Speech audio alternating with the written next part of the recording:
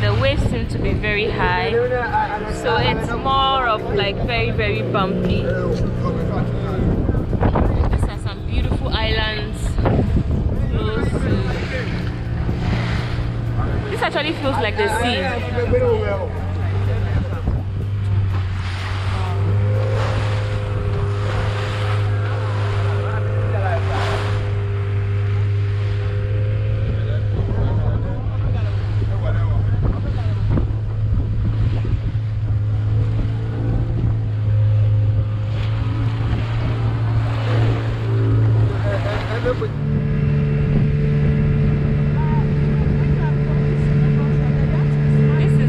This is very close to the sea now. This is the ocean and this is the river.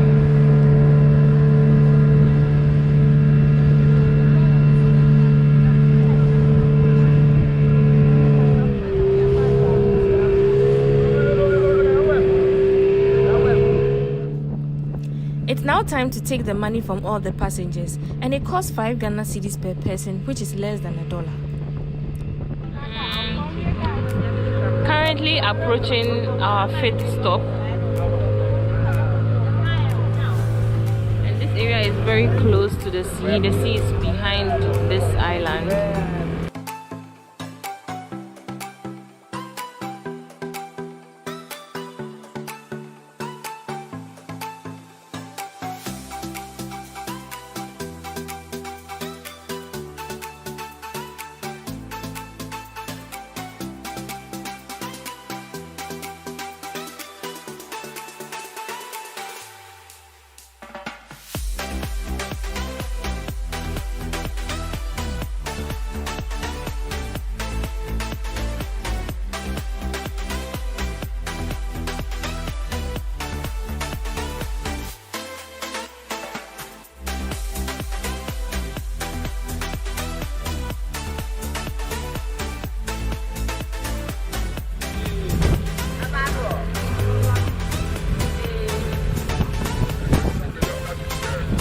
We are finally at the harbor, which is called Anyanwi.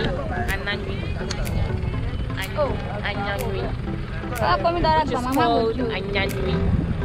So you need to tilt your mouth like this. Anyanwi. Yeah. Guys, it was an exciting one. And as you can see, a lot of people are waiting. Some of them with their goods, their load, their cargo.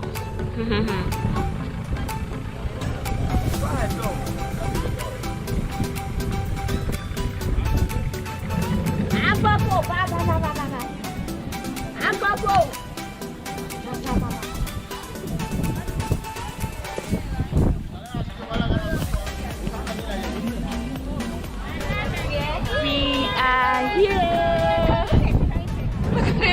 They're all tired. So guys, we are finally at Anyanwi, which is the final port. Here's like a fishing port. It's like a port for both cargo and everyone.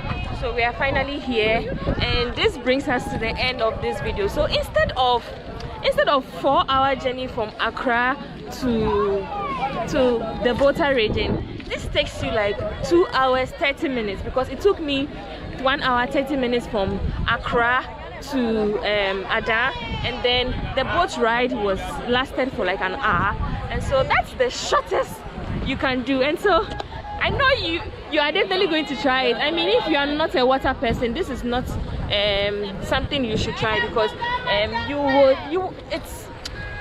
you will not even get what's it called, life jacket. And so I mean, it's a risk. If you're ready to risk it like me, why not? And so yeah, this brings us to the end of this video. I hope you enjoyed your time as much as I enjoyed being here, as much as I enjoyed documenting the entire experience with you. As at now, almost everyone is staring, but let me just turn the camera this way so you could see what's happening. And so yeah, this brings us to the end of this video. Until next time on my next video, catch you guys. I love you. He wants to show. Hey, we can tell me for. Yo, what's up, This is exciting. If you you decide to take the boat through Ada to Keta, I would advise that you carry your own life jacket because most of the boats do not have life jackets.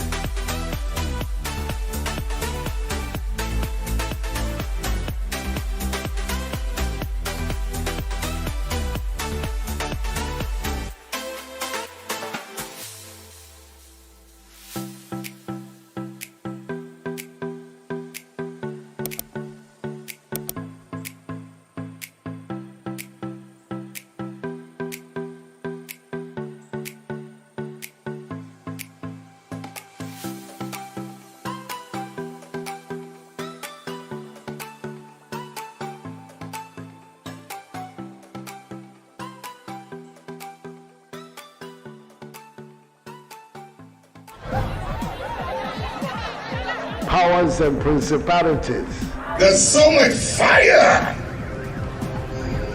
inside me. Tragedy struck when part of the largest hillside at the kosher rubbish dump collapsed. It's going to be fun to see how he goes about approaching this game.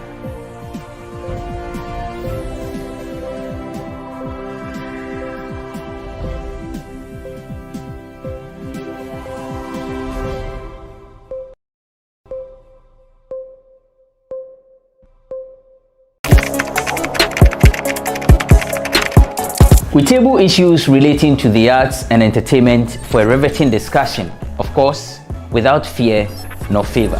The question the presenter asked them was a dumb question. You need to speak the fact and move. Varied views. We agree to disagree. So I would disagree with everything you said. I think that he's a smart guy. I think what he did. No, but I also said he's a smart guy. Yeah. I guess that I'm waiting for the what next. Yeah, I don't think that we have to wait for what next. It sometimes gets confrontational, but that's the beauty of the game. Today you deny funny face. It's not my brother. Today you deny funny face. I don't know him. You don't know funny face. It's not my brother. You don't know funny face. It's a package. We meet, we sit, we dialogue, we learn, we progress. My name is Benefo Huabin Abrantepa, a proud blogger, and this is my forum.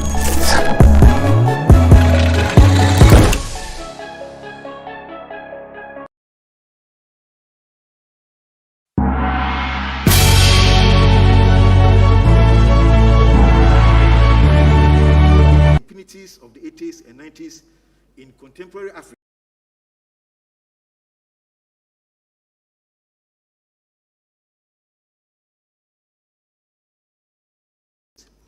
The dawn of this new era, a departure from what journalists and citizens lived with in the 80s and 90s, is best exemplified in Ghana, where the nation's 1992 constitution has created the best conditions for free speech and free press. In my view, the Ghanaian media, both public and private, are profoundly empowered to practice their chosen profession without fear or favor. Similarly, citizens of Ghana are also empowered to enjoy and exercise their inalienable right to free speech. These freedoms and rights we enjoy today are not by our might, nor by anybody's favor or grace, but through guarantees enshrined in the nation's 1992 constitution. That is the big difference between yesterday and today. And if I were a journalist today, I will exploit this freedom to the fullest without fear or favor. Going forward, there is the need for eternal vigilance to protect and consolidate the gains of the struggle. High or petty officialdom who exhibit any form of impunity against journalists must be dealt with severely by the law. Journalists also have a duty to protect press freedom through ethical and responsible journalism. To the IFJ and WAJA, I urge you to continue as you did in the past to promote greater professionalism among journalists in Africa. I advocate such programs of the past that promoted training, self-regulation, and a high sense of media accountability. What African journalism also needs as we confront new challenges such as the COVID-19 pandemic and deepening socioeconomic problems is what some have advocated public interest journalism.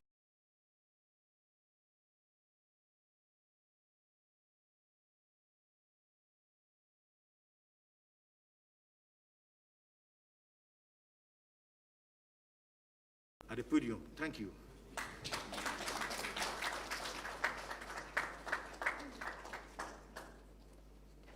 Thank you very much, Chairman Cabral Blay Ami here. Ladies and gentlemen, without any delay, shall we now welcome the President of the Ghana Journalists Association, the host country, to give us his welcome address, Mr. Afel Moni.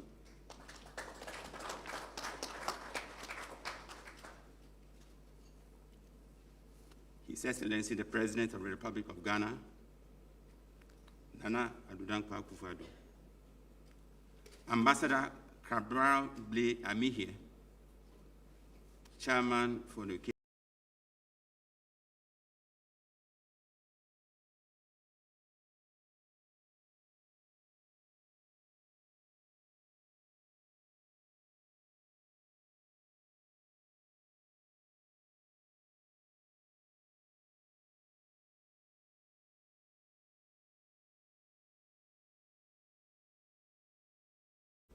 from the AU, President of the Federation of African Journalists, my boss in Africa, members of the Steering Committee of the Federation of African Journalists, members of the Diplomatic Corps, leaders of African Journalist Unions, heads of media institutions, our iconic investigative journalists, Anas Arimiyao Anas, colleague journalists, Reverend Francis Drotenyakun, Head Pastor, End Time Revival Center, Assemblies of God, Pastor Aaron Hagan, the pastor of the media in Ghana, distinguished ladies and gentlemen. Permit me to spray a perfume of welcome on you all for attending the opening ceremony of the African Journalists Leaders Conference here in Accra. A special welcome goes to our colleagues from member African countries who have to endure hellish travel experiences in their bid to get here. Even Ambassador Salah Hamad, a top AU diplomat, was not spared diplomatic embarrassment on this trip from Addis Ababa to Accra. We very much cherish your presence, which is far more important than the magnitude of frustration you have gone through. Ambassador Chairman, we note with considerable interest that the Accra African Journalist Leaders Conference coincides with a raging debate on the state of press freedom in Ghana generally, and a strident assessment specifically of our President's commitment to same. All this is healthy for a robust democracy in which viewpoint diversity must be manifestly venerated and not maliciously castigated. This is our take. The annual Press Freedom Index is an empirical tool to measure the degree of media freedom in Ghana, which is currently ranked 3rd in Africa and 30th in the world. To say that Ghana's media system is free of challenges is to play the ostrich, and to claim that the same system is deficient of freedom is to stretch the truth. Indeed, the country's universally acclaimed credentials vindicate the rectitude of the choice of the Steering Committee of the Federation of African Journalists to hold its first major conference in Ghana after the Khartoum Congress 3 years ago. In the broader African context, democratic toleration is on the wane and naked impunity is on the rise. And this cycle of impunity breeds into the attacks of scandalous frequency on journalists, over which Fudge is gravely concerned.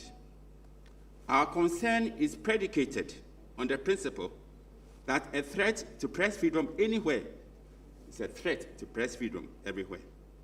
All journalists everywhere must therefore rise up and fight hard against the inclement conditions which inhibit their work and imperil their lives. A Malian proverb says, "No one finger can wash the face." Contextually, journalists alone cannot and should not wage the fight against the calcifying cancer of impunity on the continent. Civil society, democracy lovers, traditional rulers, reverend ministers, revered imams, and media consumers must all join forces with the media to win the war against impunity. We are fully aware that journalism is risk-prone but not cash-rich profession. However, the vertiginous rise in the number of at-risk journalists in Africa, the lion-like savagery and animalistic abuse of their rights are totally unacceptable.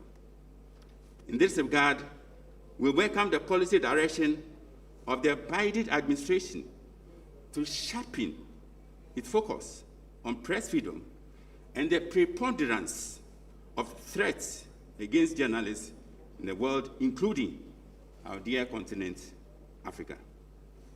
Well before this policy direction was articulated, the media in Ghana enjoyed rock-solid support from the American embassy. This support must be replicated in every part of the continent. Another issue which should be tackled with all-absorbing attention and all-consuming seriousness is the precarious working conditions of journalists in Africa. In instances too numerous to cite, even the slave wages of journalists are in arrears. And in scenarios tearfully painful to recall, some journalists are not paid at all. A famous Ghanaian parlance has it that man must eat or man must survive. And this survival instinct explains, but does not justify, the proneness of any poorly paid, heavily owed, or zero-salaried journalists to be cheaply bought, easily compromised, or willfully become a chief of mischief. The Director General of GBC, Professor Amin Ahassan, rightly asserted yesterday during a case call by 5 leaders that poorly paid journalists are a threat to democracy.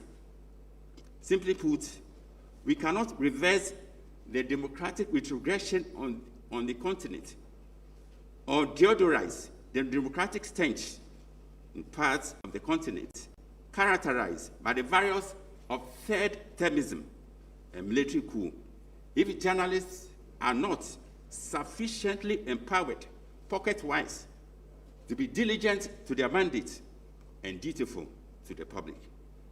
At this stage, we salute all journalists in Africa who defy daunting odds and exhibit insoluble will, manifest unconquerable spirit, and exemplify scrupulous regard for the principles of the profession as they hold people in positions of power to account, expose acts of corruption, keep the public meaningfully informed, and oil the wheels of democracy.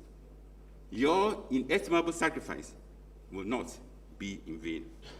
Once again, Akwaba, you are warmly welcome, and may our God of heaven bless our efforts to shape a better media system on the continent of Africa. I thank you. I think the president of the GGA deserves a bigger round of applause, ladies and gentlemen. Your Excellency, humbly, I would like to acknowledge some of those who are here with us, with your permission, sir. We have with us here Her Excellency, the U.S. Ambassador to Ghana, Stephanie Sullivan. Her Excellency, the Colombian Ambassador to Ghana, Claudia Tebe Quintero, here with us as well. Your Excellency, we also have our own chairman of the National Media Commission, Mr. Yao Boedu Ayeboafo, here with us. We have with us the ITUC Africa General Secretary, Mr. Kwesi Duamankwa, also here with us. Present here is Ambassador Salah Hamad, who is from the African Union. Mr. President, again, the President of the Federation of African Journalists, Mr. Sadiq Ibrahim Ahmed, is also here. Shall we acknowledge him as well? Thank you very much. Having said that, I'll now invite Mr. Sadiq Ibrahim Ahmed, who is the President of the Federation of African Journalists, to give us a brief statement.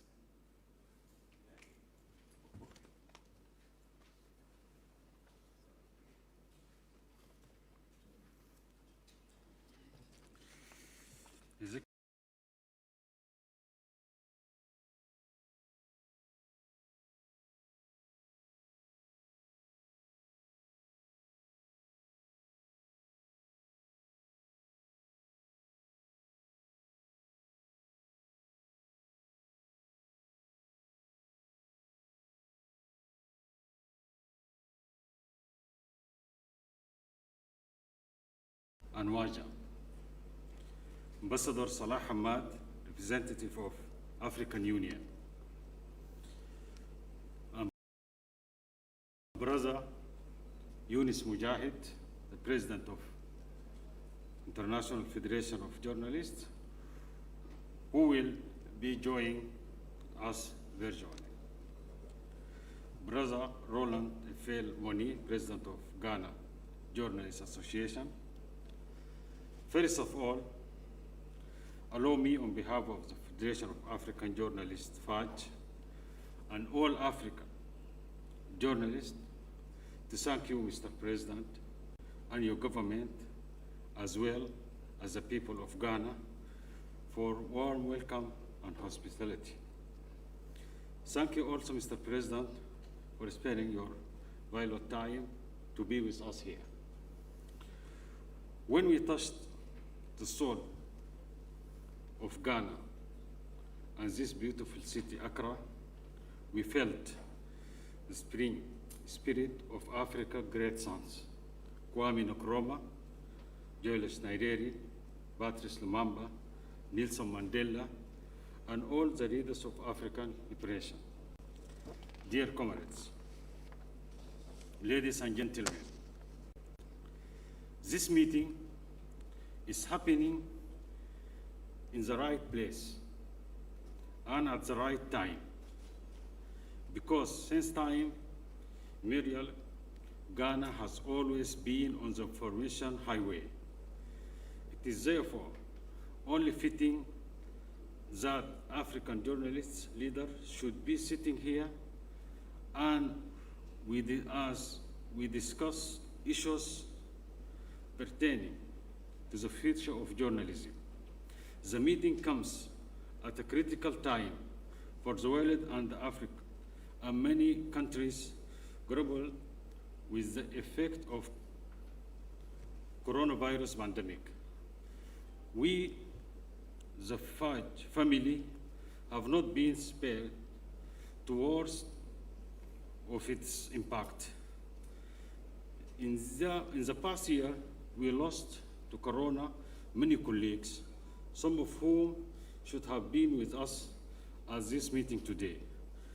Join me observe a moment of silence in memory of our colleagues, Stanis Nikomedi, the General Secretary of the Journalists Union of Democratic Republic of Congo, and the member of the FAJ Steering Committee, Comrade Foster Dunogozi, veteran journalist, Secretary General of Zimbabwe Union of Journalists, At-Tayyib Mustafa, member of Sudanese Journalists Union, and the former Director General of Sudan National Radio and Television Corporation.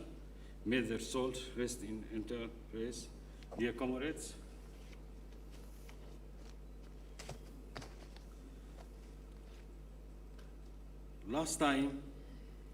last June, the Federation of African Journalists, FAJ, launched a report highlighting worrying trends for the media industry as a result of COVID-19 pandemic. The result come from a survey conducted among FAJ members. 20 unions representing 57% of FAJ affiliates in Africa participated in this survey.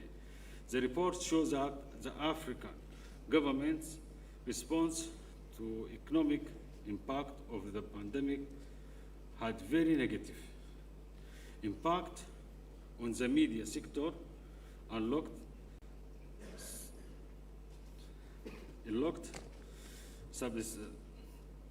take measure to support media works. In particular, unions singled out granting measures which prevented journalists from doing their job. They amended from failure in many places to recognize journalists as front-line workers who had critical role to play during the pandemic. Only 20% of governments have made inventions that specifically addressed the crisis of a new media. Dear colleagues, during this crisis, African journalists have played a critical role in creating awareness about the pandemic and the safety measures that people need to take to prevent spread. Dear brothers, comrades, colleagues, during this conference, we will discuss very important issues, including the achievement and challenges of African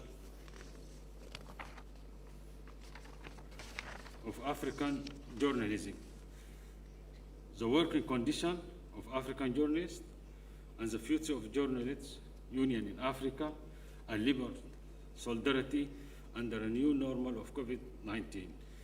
Your Excellency, the present crisis and the future call for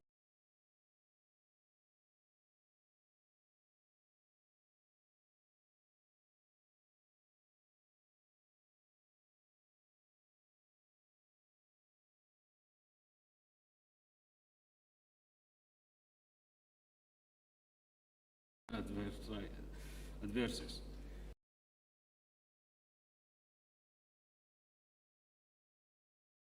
With a clear respect for the boundaries that define our different roles in society. We trust the government of Ghana can over leadership role and help the define the path for governments should take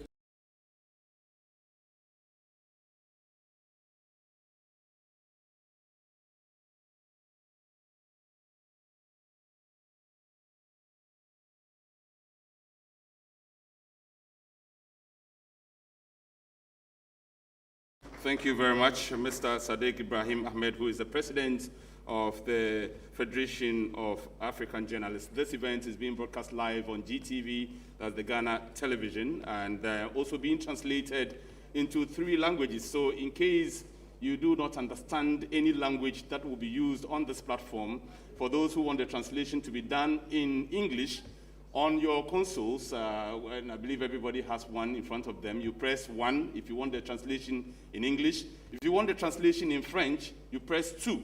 And if you want the translation to be done for you in Portuguese, you press 3. And everyone will understand whatever conversations take place here this morning.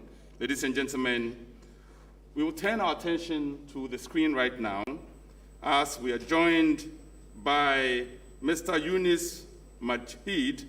He is the president of IFJ, and he is just about to give us a solidarity message. We'll turn our attention to the screen right now.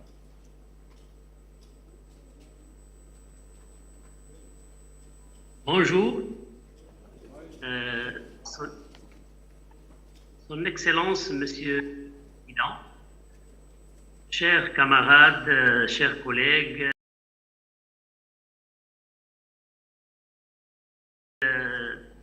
honorables responsables des institutions africaines, chers amis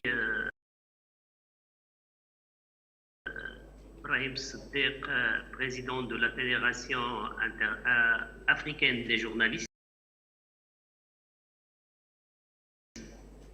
Je tiens, au nom de la fédération de votre conférence très importante, et on le sait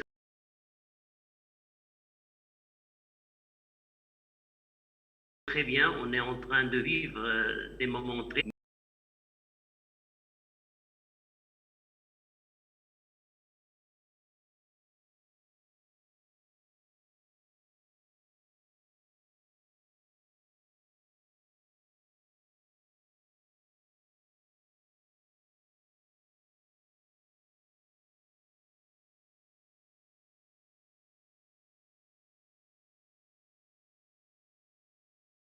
Mais, comme vous le savez, nous, surtout si en Afrique, on a organisé une très importante et grande réunion avec nos affiliés de la Fédération.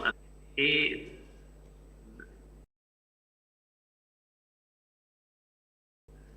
devant cette crise, les sociétés, toutes les sociétés, et ils sont revenus à la presse classique. Ils ont essayé de voir, et on a travaillé sur une plateforme au niveau mondial, et on a continué à travailler sur ce projet pour une presse de qualité. Parce que on doit offrir, nous, en tant que journalistes, mais aussi toutes les autres médias, ou les médias, à une presse de qualité pour la société. Une presse de qualité ne peut pas être produite par des amateurs, peut-être qu'ils peuvent le faire, mais c'est surtout le professionnalisme qui prime.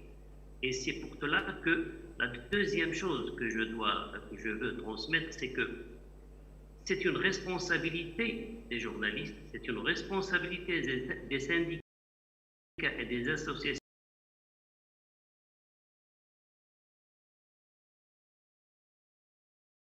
des journalistes, mais aussi c'est une grande responsabilité des médias et des médias de qualité. On ne peut pas imaginer la démocratie, la transparence, une presse d'investigation et une presse de qualité. La deuxième chose, et c'est la question de la protection des journalistes. Malheureusement, toutes les années, nous, à la Fédération internationale des journalistes, il reste une liste, pas simplement des journalistes qui ont été agressés, emprisonnés, etc., mais aussi assassinés. Ça, c'est un fléau qu'on est en train de subir et c'est une question aussi très importante qu'on doit soumettre aujourd'hui et on doit continuer à lutter contre l'impunité. On a fait tout nos possibles et on va continuer à le faire, mais s'il n'y a pas de participation ou de contribution des gouvernements, des instances internationales, ce fléau va continuer. La question de la protection des journalistes pour nous est une question primordiale parce qu'on ne peut pas travailler si on n'est pas protégé. Et la protection vient pas simplement des lois, mais aussi de l'application des lois, parce qu'on sait qu'il y a des lois dans tous les pays, mais c'est l'application des lois, c'est l'investigation quand il y a des agressions contre les journalistes, quand il y a des assassinats, et malheureusement, ça ne se fait pas comme il faut. C'est pour cela que cette question pour nous est cruciale et très importante, parce que le journalisme, c'est l'investigation, les journalistes doivent être dans tous les coins du monde pour essayer d'informer d'une manière claire les médias et les sociétés. Et aussi la question aussi des conditions du travail des journalistes. Parce qu'ils font partie des travailleurs, mais ils doivent aussi jouir de toutes les qualités possibles pour faire bien leur travail. Et on sait très bien qu'il y a avec nous d'autres responsables des syndicats au niveau africain, et je crois que c'est une question aussi qu'on doit soumettre aujourd'hui, et on doit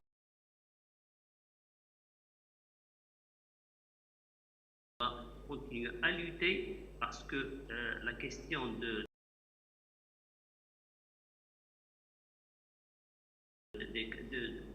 des conditions de travail des journalistes et je dois terminer pour dire que le Covid nous a enseigné beaucoup de choses très importantes. C'est qu'on ne peut pas remplacer le journalisme. Le journalisme est primordial, crucial pour toutes les sociétés.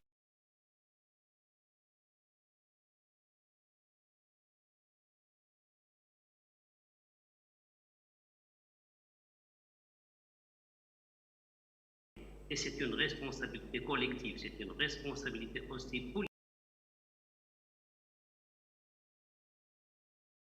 politique. On est là pour exprimer toutes nos solidarités en tant que fédération. Nos affiliés et nos syndicats sont les plus actifs, et je les salue, et je salue tous les participants à cette conférence, et merci.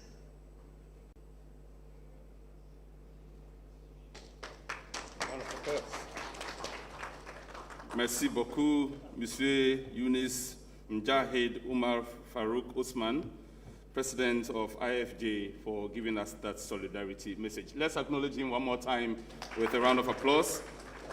Without any delay, shall I now invite you, General Secretary of ITUC Africa, Mr. Kwesi Duamankwa, to give us your brief solidarity message. Thank you. Thank you, MC. Your Excellency, Mr. President, Nana Adodankwa Kufuado, Excellency, Chairman for the occasion, Cabral Blami here, Honorable Minister of Information, Kojo Ponkruma, Your Excellency, Ambassador Salah Ahmad, President of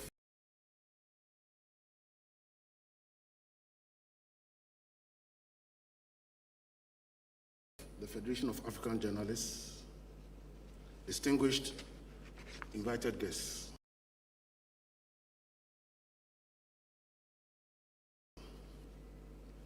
It's a pleasure to see all of you here today.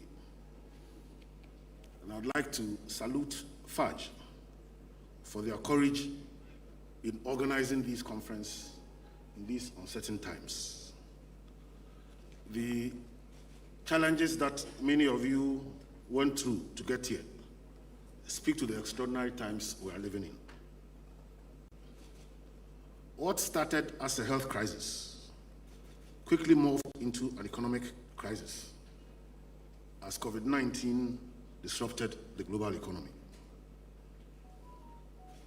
The impacts of this pandemic have been well documented, and workers, including journalists, have suffered loss of employment and income. They have been particularly hard hit on this continent because of the weakness or absence of social protection facilities around Africa. Long before COVID-19, the working conditions of journalists were already bad, and the partnership between organized labor, including journalist unions and employers, was under severe strain. When the pandemic struck, many workers were already very vulnerable. And in some places, the individual desperation caused by the pandemic has been exploited to break labor solidarity. Media workers who have become essential workers in the fight against this pandemic have been among the victims of this exploitation. For journalists, the impacts have been particularly brutal because in the pre-pandemic period, nearly 70% of working journalists in Africa were freelance. This means that there is an increase of informal economy workers in the media industry in Africa. In many cases, journalists work without contracts and with unpredictable earnings. It is actually a sad truth that in Africa, journalists are among the most vulnerable members of society and may well be among the most poorly paid professionals in the continent. Such a status quo is not healthy for quality journalism and the promotion of media freedom. Decent pay and credible quality journalism cannot be separated. And in general, that applies to all workers. Everybody deserves equitable pay that is commensurate with their contribution to the production process. And I can say that workers are not greedy, and labor unions only seek a fair balance of returns. African journalists do well under extremely difficult conditions. Through their bravery and sacrifices, they have contributed to the development of more open societies and somewhat accountable leadership. They deserve all the support from governments, from business, and from solidarity support groups to build their professional capacity and resilience. A major step will be to help journalist unions develop the internal capacities to represent their members more effectively, to grow their membership and entrench the spirit of solidarity among them. Strategic alliances with civil society networks and labor movements can strengthen their advocacy. And journalists need to strive towards stronger journalist unions in Africa. Unusual times call for unusual responses. The COVID-19 crisis is one of such times, and it challenges established ways of approaching problems and calls for innovative responses to problems. We need to save jobs, to ensure that women are not marginalized in the current situation, that youth get jobs, and that low-wage earners are accorded adequate protection. In furtherance of all these, the International Trade Union Confederation has called for a new social contract to respond to the vulnerable situation of workers made worse by the pandemic. The main pillars of this new social contract are employment, and we look more to climate-friendly jobs with just transition. Rights, protection of labor rights with freedom of association and collective bargaining at their core.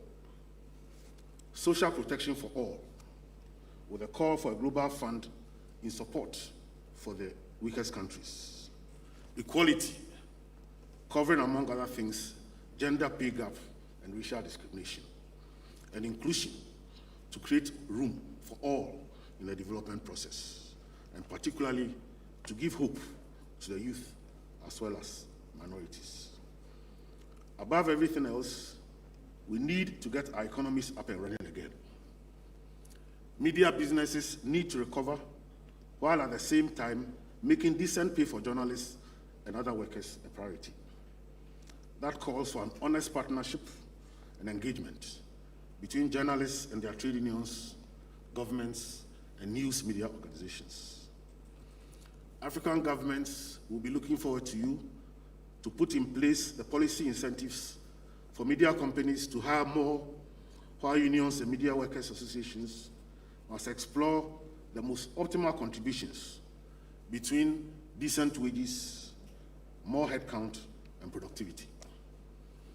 Enterprise survival and growth is basic, but this should be tied to the well-being of those who make this happen.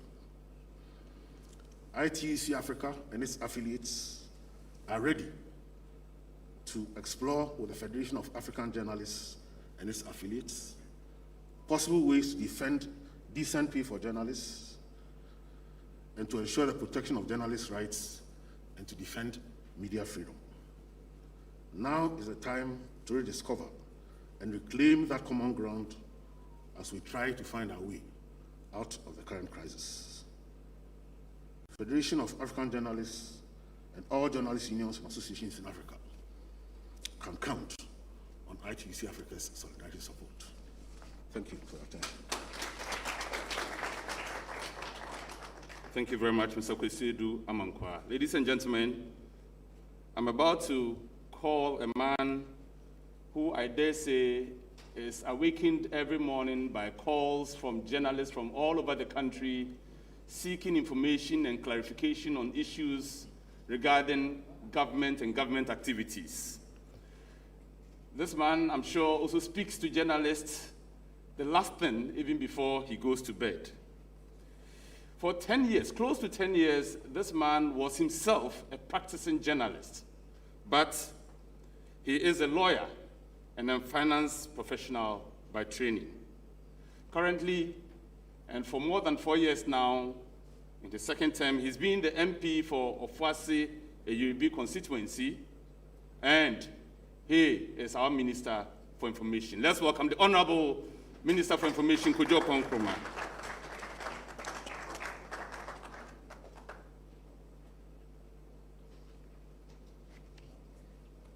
President of the Republic, Nana Addo Dankwa Akufo-Addo, Ambassador Cabral Bliami here, Chair of the occasion, representative of the African Union, members of the Diplomatic Corps, NMC Chair, President of the Federation of African Journalists, Sadiq Ibrahim Ahmed, DJ President Afilmoni, colleague journalists, ladies and gentlemen, good morning.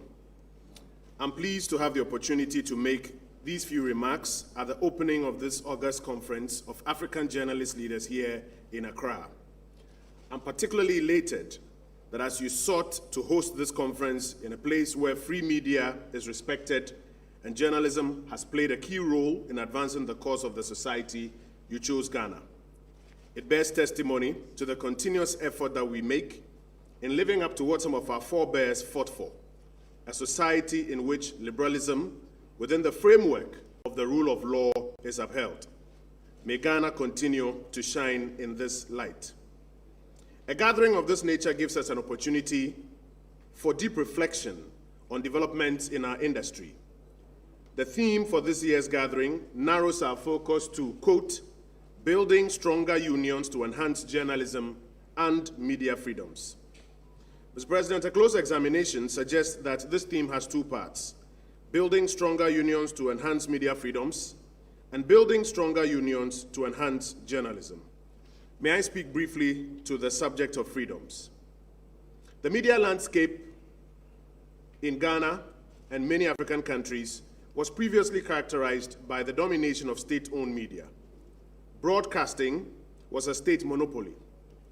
Today, Ghana, for example, boasts of over 500 radio stations, over 140 television stations, hundreds of registered newspapers and publications, and our internet space is awash with scores of online audiovisual productions by several Ghanaians, broadcasting from home and abroad and expressing divergent, sometimes heated views on all matters of our daily lives. Ghana's people, or Ghanaians, freely agree and disagree with government, civil society groups, and even media today. Since the year 2020, your government, Mr. President, is implementing the Right to Information Law and has further introduced a number of support programs to assist journalists in their practice, including the Media Capacity Enhancement Program. These freedoms that Ghana and other African countries enjoy, however, have come after long years of struggle and ideological differences and must be guarded jealously. I have no doubt that in addition to the many voices that have stood for and fought for media freedoms, including the then lawyer Akufo-Addo, who happens to be President Akufo-Addo today, the media fraternity itself will, as it has always done, close ranks and preserve the freedoms that we enjoy today. For our colleagues who have joined us from other countries, it goes without saying that uniting to fight for and preserve the freedoms is a sine qua non for media growth and development. Though the odd, unfortunate, sporadic incidents of impunity against any journalist may not be the norm in Africa today, it must be condemned and addressed if it occurs anywhere. And now to journalism. Mr. President, one of the biggest threats to journalism is the infiltration into the industry of persons who use journalism as a cover to practice all sorts of unethical, unacceptable acts that are known to our industry. It must be of interest to us and our leaders in the industry to constantly set the standard on what is ethical and acceptable and be quick to uphold same while calling out boldly, without fear or favor, that which is not journalism but masquerades as such. If not done by we, the journalists ourselves, and our unions, it sets the stage for others to take us on and by effect undermine what is true journalism. The African proverb is that one nut not taken out sours the taste of the entire nut gel. Tied to this, Mr. President, is the need to support journalists with capacity building programs to ensure that our skill set, our ethical considerations, and professionalism are always upheld. This calls for regular investment by all stakeholders, including journalist unions, civil society groups, and even the state. Ghana's Media Capacity Enhancement Program, which we expect to roll out this year, may be a good model from which others can learn. And by so doing, we can contribute effectively in enhancing true journalism and preserving its hallowed role in the development of our nations and our continent. In conclusion, Mr. President, it is our hope that by the end of this conference, we would have had an honest, forthright introspection of our industry on the continent and arrived at ways through which we can achieve the twin objectives that we have set for ourselves during this conference, which is to build a stronger union to enhance media freedom and also to build a stronger union to enhance journalism. I thank you, Mr. President.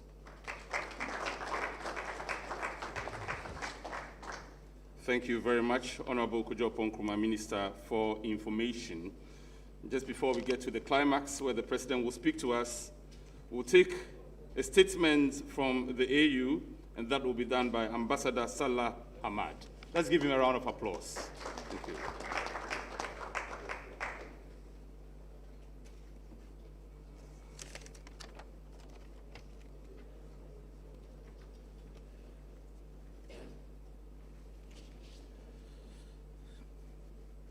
Your Excellency, the President of the Republic of Ghana, Honorable Minister of Information of the Republic of Ghana, Honorable Ministers and Members of Parliament from the Republic of Ghana present with us this morning, the Honorable Chairperson of the proceedings and the session of today, Your Excellencies, Ambassadors and members of the Diplomatic Corps, and allow me to recognize Her Excellency the Ambassador of the US and Her Excellency the Ambassador of Colombia,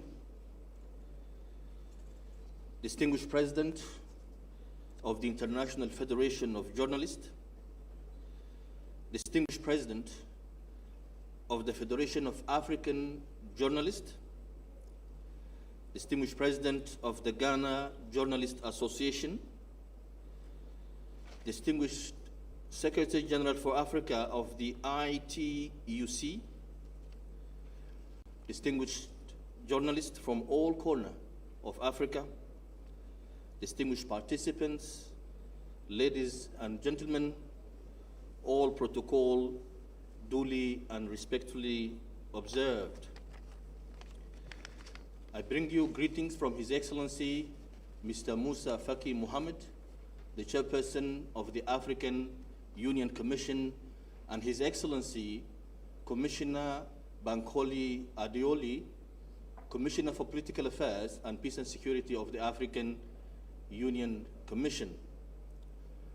We are quite honored and delighted to be invited to this important conference of the Federation of African Journalists, taking place here in this beautiful city of Accra.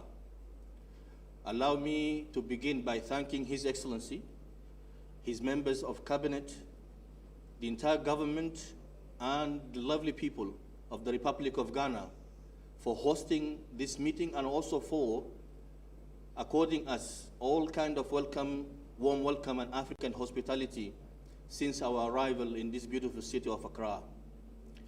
Indeed, as it has been mentioned earlier, there is no better place for this conference to take place than Accra. Accra, the birthplace of African Renaissance and African Pan-Africanism. And when we all come to this city of Accra, it is the only city out of our own countries where we feel home. And we feel that the dream of Nkrumah, of an Africa that is united, prosperous, and peaceful, will certainly come true.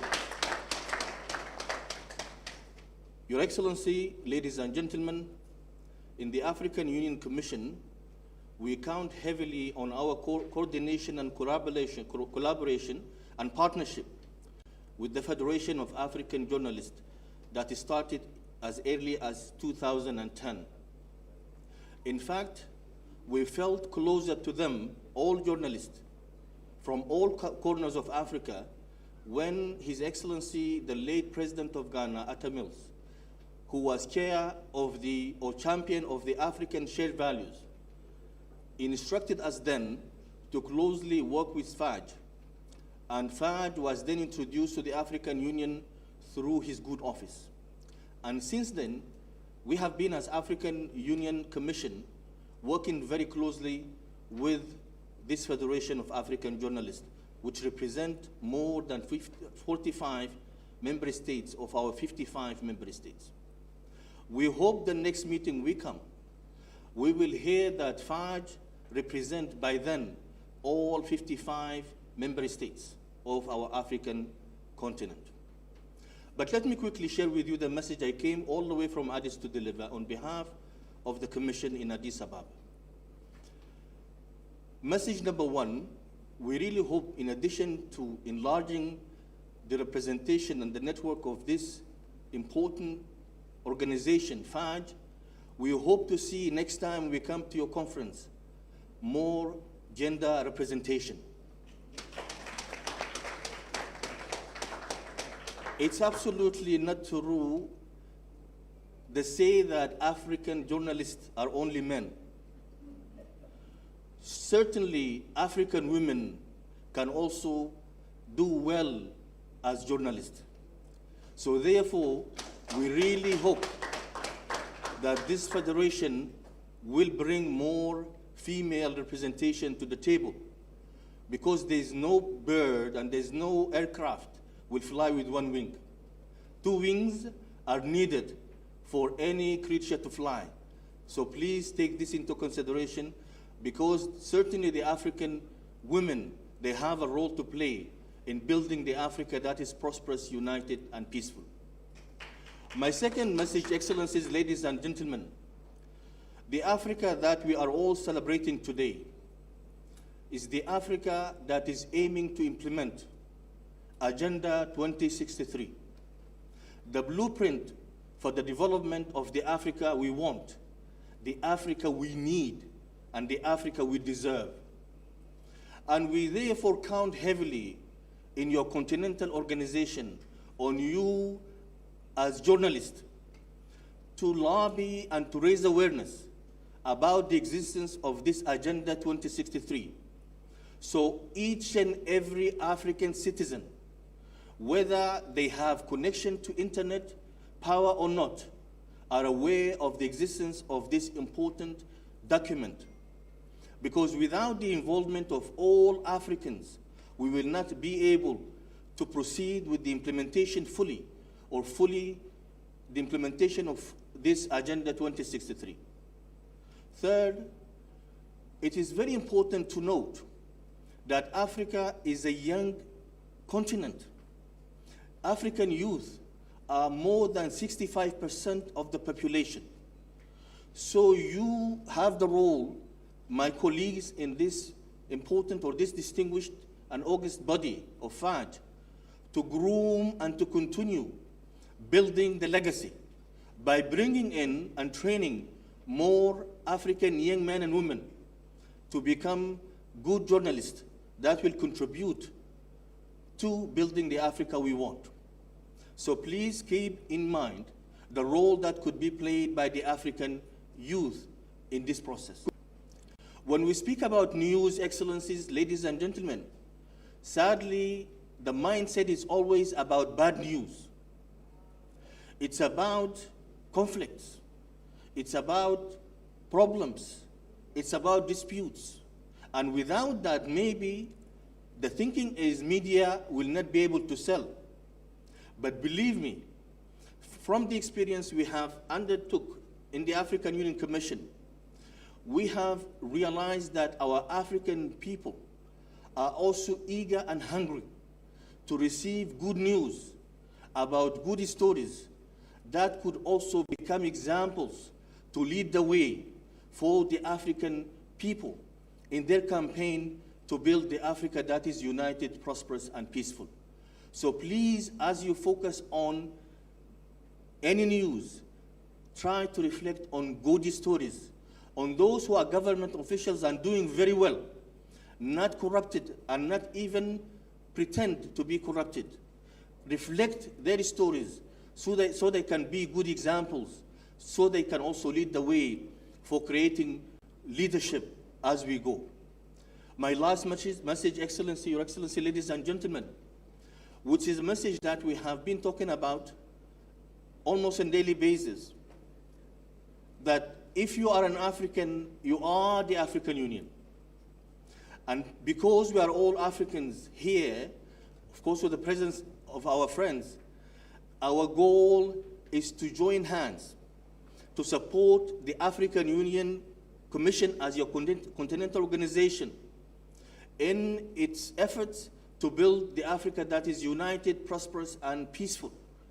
And with that, we thank His Excellency, the President of the Republic of Ghana, his government, and the people of Ghana for hosting the Secretariat of the African Continental Trade Agreement here in Accra. Please write about this achievement.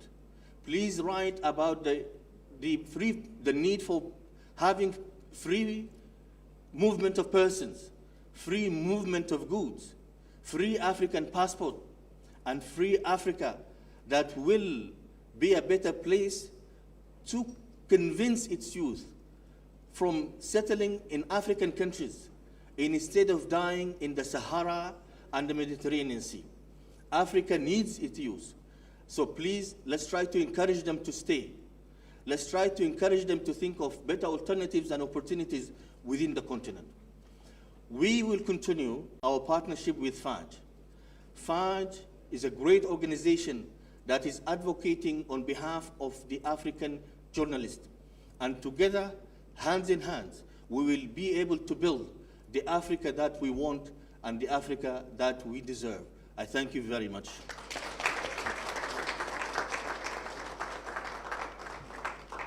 Thank you very much, Your Excellency, Ambassador Salah Ahmad, for that message from the AU. Your Excellency, distinguished ladies and gentlemen, with us here is Professor Kwame Nakwanse-Edu, Rector of the Ghana Institute of Journalism. Thank you very much, sir, for coming.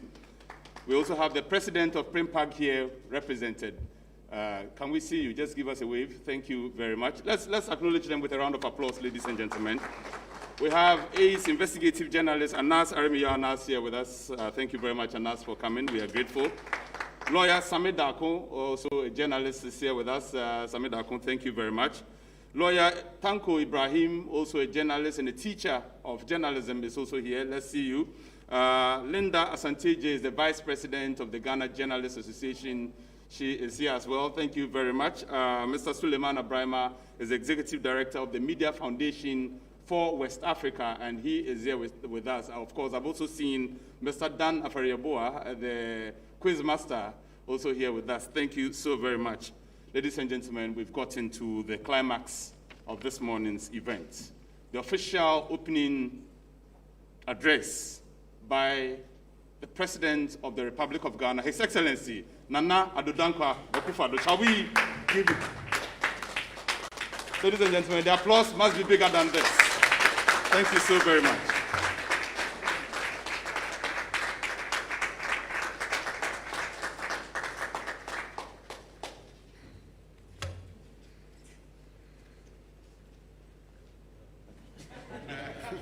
Please be seated now. Thank you.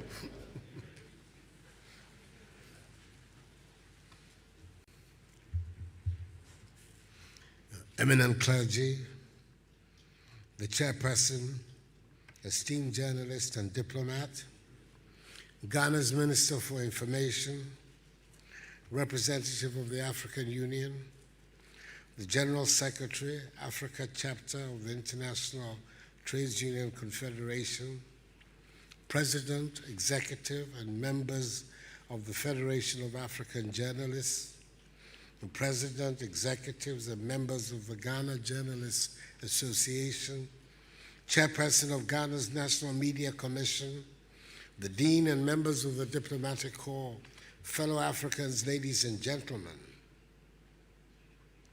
I'm grateful to the African Federation of Journalists and the Ghana Journalists Association for the invitation to open this year's African Journalist Leaders Conference, which is being held in our vibrant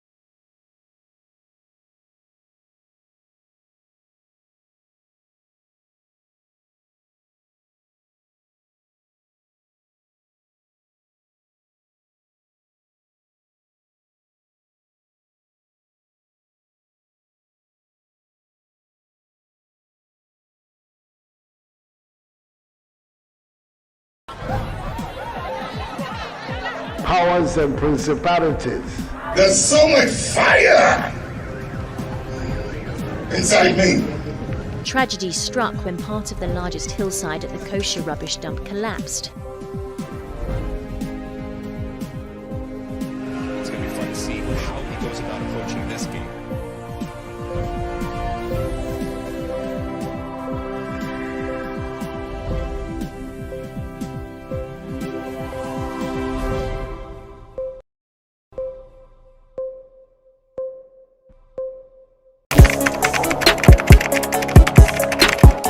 We table issues relating to the arts and entertainment for a riveting discussion, of course, without fear nor favor.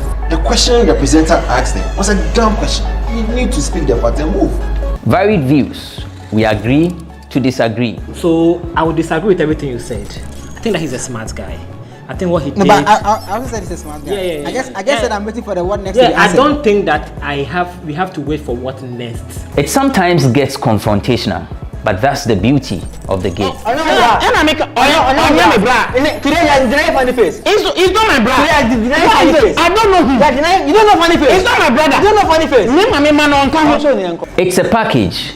We meet, we sit, we dialogue, we learn, we progress. My name is Benefo Huabin Abrantepa, a proud blogger, and this is my forum.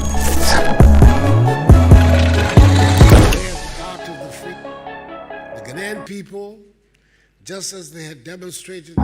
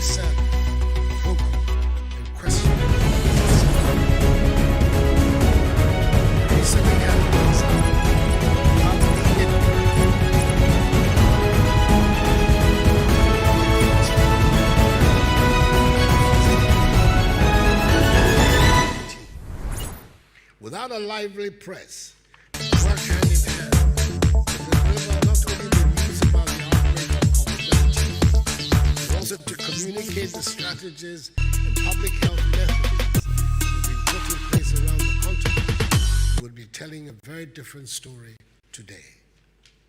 Journalists did and continue to do a yeoman's job in the public education of the citizenry about COVID-19 and vaccination efforts across the continent. Journalists in this instance were and are partners to government across the continent, and through this joint effort have helped save the lives of hundreds of thousands, if not millions of African citizens. And I pay homage to the efforts of our journalists. There are three other matters of continental and national significance for which I appeal for the committed partnership of government and the media. The fight against terrorism and violent extremism, which are threatening the stability of all regions of our continent. The fight against climate change, including the preservation of the integrity of our environments and the sanctities of our water bodies. And thirdly, the fight against the illicit flow of funds from our continent, which the Thabo Mbeki Commission estimated conservatively, currently, at 80 billion United States dollars a year. These are all menaces to the health, progress, and stability of our nations and continent. We should stand shoulder to shoulder in ridding our continent and nations of them. I believe a vibrant and unfettered media is the most effective way to hold government and society to the highest standards of honesty, self-discipline, and delivery. Indeed, on 2nd August 2001, in the government of that outstanding Ghanaian statesman, His Excellency John Agyekum Kufuor, the second president of Ghana's Fourth Republic, a historic victory was won in the struggle of the Ghanaian people for liberty, and especially for freedom of expression by the repeal of the criminal libel law. This brought to an end more than a century-old regime of colonial laws repressive of free expression. I'm proud of the modest role I played in the process of repeal of the criminal libel law. As the Attorney General who piloted the repeal through Parliament, I was also responsible for the discontinuation of the then pending prosecutions under the criminal libel law of notable Ghanaian journalists Tommy Thompson, Kofi Kumson, and Ibn Kwaku for publications against personalities of the then government. The repeal of the criminal libel law has had a very positive impact on the development of the Ghanaian media, freeing it from unnecessary self-censorship and promoting a robust and critical media culture. In the process, It has contributed to the growth of a vibrant media that has won Ghana the reputation of having one of the most media-friendly and liberal climates on the continent. It has also contributed significantly to the deepening of democracy in our country, enhancing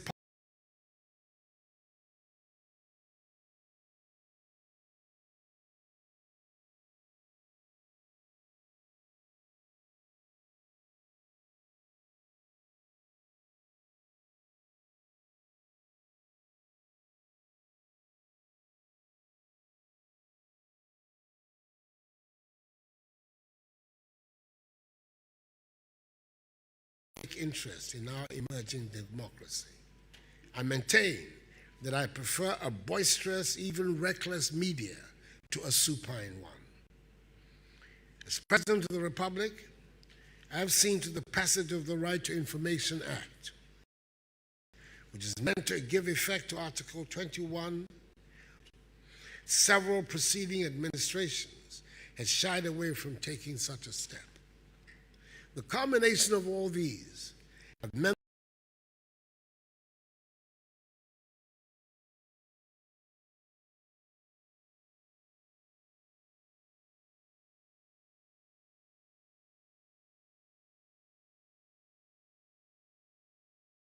that the Ghanaian citizen, through the presence of a dynamic media, is able to give boldly and freely his or her feedback on policies and programs of government. Civil society groups are able to interrogate fearlessly government actions and positions, compare them to best global practices, and offer views and critiques aimed at complementing the efforts of government. And the political opposition is able to raise dissent openly, canvass for alternative viewpoints, and by so doing, offer our citizens alternatives to consider on all key issues of our national discourse. Nonetheless, we recognize the need for training, critical engagement by society with our media, self-regulation, and insistence on high media ethics and journalistic standards by media houses, practitioners, and their organizations. As part of the process of building a culture of high standards of professionalism in the Ghanaian media. This has been largely accepted as the means of enhancing the quality of media freedom in Ghana. As we gather in Accra for this Leaders' Conference, it is still disheartening to note that though proven to be a catalyst in spurring the advancement of societies in the 21st century, we still have several countries that frown on or even criminalize free speech. On a day like this, it is also important to consider some of the emerging challenges to media freedom. One of them is what constitutes an attack on media freedom.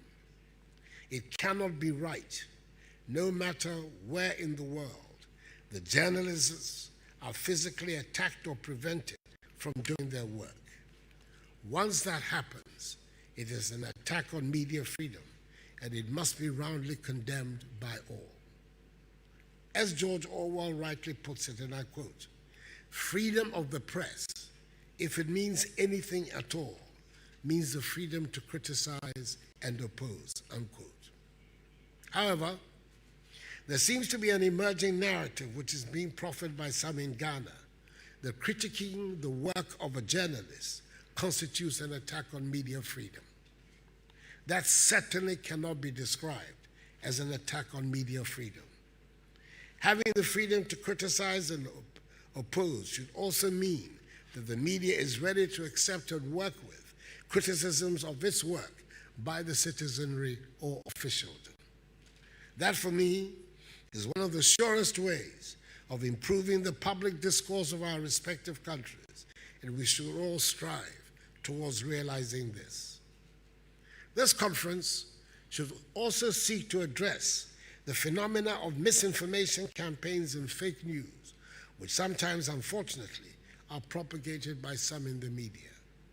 The tendency to report on only one side of a story and pass judgment on it without wanting to learn or give a fair amount of reportage to the other side, stifles the truth. The media should only be concerned about reporting the facts and should not lend themselves to being bought or being used to destroy the reputation of others.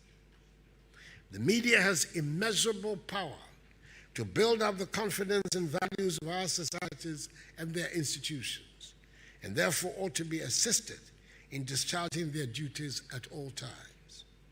I appeal to media practitioners on the continent to take a second look at the immense power they wield and the responsibility they owe their societies and their peoples, and ensure that they do not sacrifice integrity and the future of our societies on the altar of an instant scoop or ill-considered publication. The Rwanda genocide in 1994 presents probably the best example of the calamity that can befall a country when the media is oblivious or chooses to ignore this particular sacred role. In Rwanda, a radio station became a catalyst for fueling the genocidal atrocities in which 800,000 people were tragically slaughtered. Although the country has picked itself up under the strong leadership of President Paul Kagame, there is no doubt that many Rwandans continue to suffer from the trauma. African journalists and media practitioners and organizations must not and cannot take the national cohesion of our countries and their stability for granted. As was proven in Rwanda, all it takes is for a radio station to broadcast a few provocative and ethnocentric catchphrases to alter completely the course of a nation's history. Ladies and gentlemen, the government I lead remains committed to empowering the citizen, media, and civil society so we can all play our roles in realizing our vision of building a progressive and prosperous Ghana, a Ghana beyond aid. As President of Ghana, I assure you that the Ghanaian people will continue to exercise their right to free expression to the very end because of their determination to build a free, open society with accountable governance, no matter the cost. Once again, I thank the African Federation of Journalists for honoring Ghana with this event, and I wish you a successful conference. May God bless Mother Africa and us all, and may God bless our homeland Ghana and make her great and strong. I thank you for your attention. A huge round of applause, ladies and gentlemen, for His Excellency, the President of the Republic of Ghana. Nana Addo Dankwa Akufo-Addo, thank you very much. Please be seated. For those of you who may have missed the news, let me announce to you that over the weekend, the Council of the University of Cape Coast conferred a Doctor of Philosophy degree in educational leadership on His Excellency, the President, Nana Addo Dankwa Akufo-Addo. A round of applause. It was in recognition of the President's leadership and support for the educational sector in Ghana. And so I think he deserves another round of applause for that, ladies and gentlemen. I'd like to acknowledge Madame Adjoa Yeboah Afari, a veteran journalist, former GJA president, and a columnist. She's here with us. Thank you very much, former president of the GJA. Nana Yaa Jantwa is the general secretary of the CPP. The CPP is Nkrumah's political party, and she's here, Nana Yaa Jantwa. Thank you very much. Mr. Bright Bleu is also a member of the National Media Commission. Thank you very much. And of course, Latif. Let me just, the members of the high table here and the members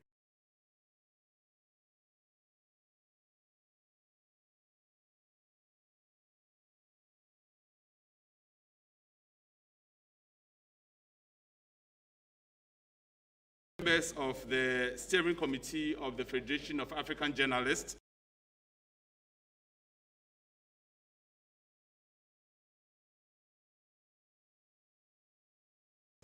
as well as we humbly invite Your Excellencies,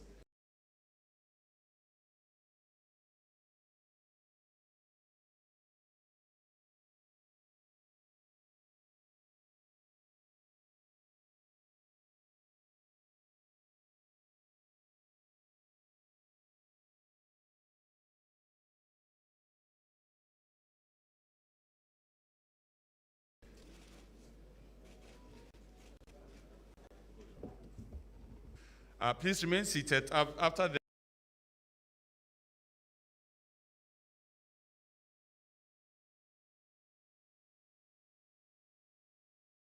the group picture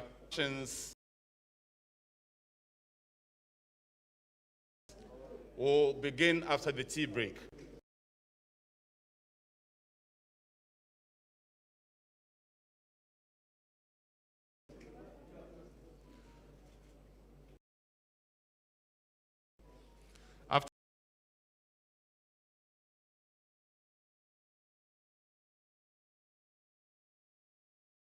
After the picture is taken, please, the rest of us remain seated.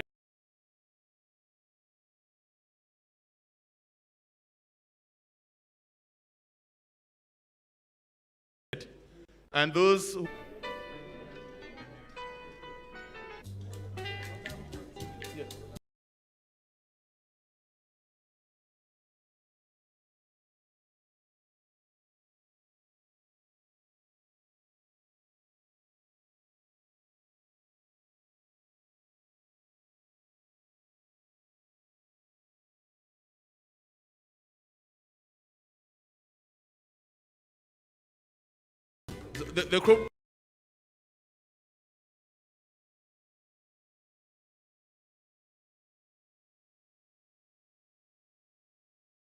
the program continues after the tea break, right? Yeah.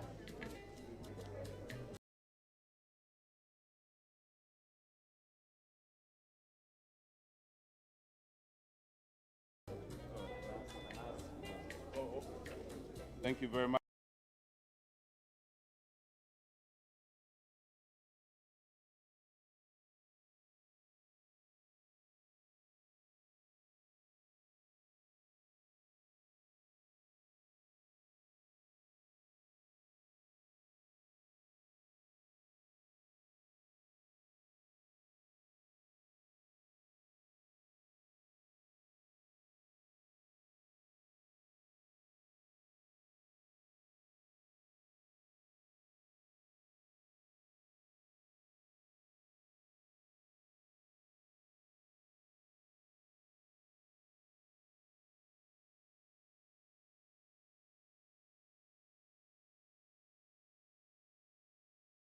We sit, we dialogue, we learn, we progress. My name is Benefo Huabin Abrantepa, a proud blogger, and this is my forum.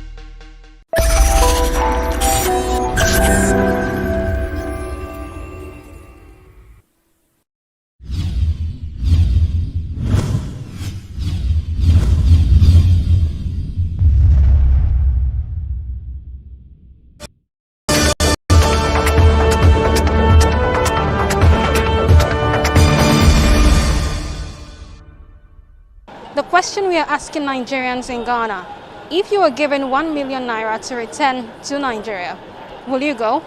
Let's find out. David, if you are given 1 million naira to return to Nigeria, will you go? Yeah, I will go. Let me say, if you give me if you give me 500,000, I won't go, because from here to Nigeria, by the time I will go there, the 500,000 it is finished. So the 1 million is okay. Yeah. Oh, I will go because I will be satisfied enough. I can start the business. That one is enough for me to start a new life. Like seriously, I will be so happy to go back. Even just right now, if I should have at least 800,000, I will go. Not even the 1 million exactly. If I can have 800,000, I will be on my way right now. No, 1 million naira will not take me to anywhere. After transportation, what will I remain? It can, I will not go, man. Oh, 1 million naira will not be enough for you? No, at all. It will not. Man, I have a target. Before I will go to Nigeria now, maybe I will be taking off like 150 million naira, 250 million. Yes, at least when I reach there, I will start up with something, build my house, buy a car, start my business, then take off to settle it down. But 1 million naira now, it can't take me to Nigeria. How much is 1 million naira now? 1 million naira is a change. Just once you buy cement, wait again now. You don't even used to mold blocks, even to buy land. 1 million naira don't even buy land. No, 1 million naira, I can't go back to Nigeria, So you rather stay here in Ghana than take 1 million naira? I'm hustling in Ghana, and I believe Ghana is a motherland, and you do bless people, yeah. And I believe it will bless me, then I will go back to Nigeria. The 1 million naira, what I will use do? You can't reach anywhere. Yeah, it's better for me today and suffer. On a very good day, God will show me opportunity to become someone on my own. So don't believe anybody on 1 million naira, this, that. Nah. Are you sure 1 million naira can't do anything for you? Nah, it can't do anything for me. Seriously, since when I'm in Ghana, I'm already touched more than 1 million naira. I know that I'm not used to keep it, but I know that I'm already touched more than 1 million naira. Yeah. If they can give me almost 10 million, I can return back. Yeah, 10 million naira I can return back. Maybe I'll buy my house, I'll buy land, build small house, start a small business, me and my family, that's all with me. Yeah. So 1 million naira, what can you do with 1 million naira? No, I can't do nothing. I don't see what he can do. You can't start a business for you? 1 million naira right now, if you come out 600,000, money don't finish. You check now. If you go back to the Nigeria now, say 1 million naira. Okay, mom no even reason transport. Say yeah, if you just reach the 1 million naira a day, you go buy land. You no go build that. You go build. Yeah, you no go sleep for bush. Or you go, if you just come, you put the 1 million naira for business. That one quite still there, but that 1 million naira there is not enough. To me, I will not go yet. The reason is because the 1 million naira will not be able to start up a business of my trade, because I have a trade, I have a handwork. If I want to do it, I have to gather more so that it could be able to enable me to open a business and manage myself. I can only use that 1 million naira to send to my siblings in Nigeria. You understand? To take support themselves, because as it stands now in Nigeria, I heard that things are more costly because of the rate of situation of things in Nigeria now. So I don't think that 1 million naira could be able to help me to go back to Nigeria. I'm targeting something like 5 million naira. At least could be able to buy me a land, establish a business, and maybe settle down. You understand? I need to settle down as a man so that it will be able to enable me to focus in life. 1 million naira is money, but The other side to return money. I will go in one condition. Maybe I will stop by Eco Hotel. I will lodge like 1 week. Enjoy myself as I like. If you meet Chioma Davido and wife, at least we can, we can go together. Then after that, I know say 1 million I will finish. I come back together. And so no problem. You then bring up, no problem. Just to stay 3 days in Nigeria. I know how to finish the money. Yes, I be chop money that one. God help me for that one. That is not money. Why will I return to Nigeria because of 1 million? Oh, come on. How much is flight to Nigeria? So I can't return to Nigeria because of 1 million naira. It's too small. So how much would be enough for you?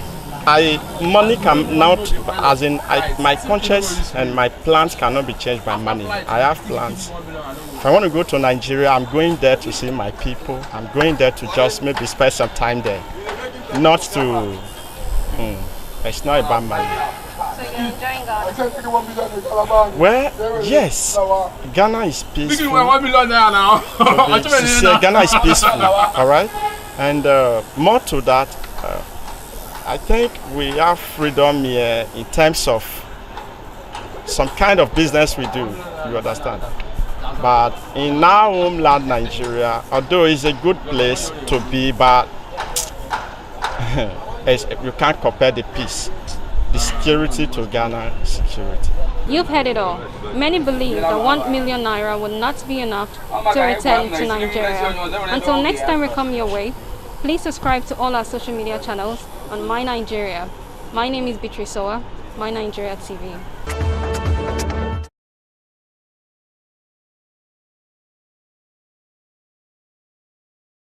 Okay, thank you very much.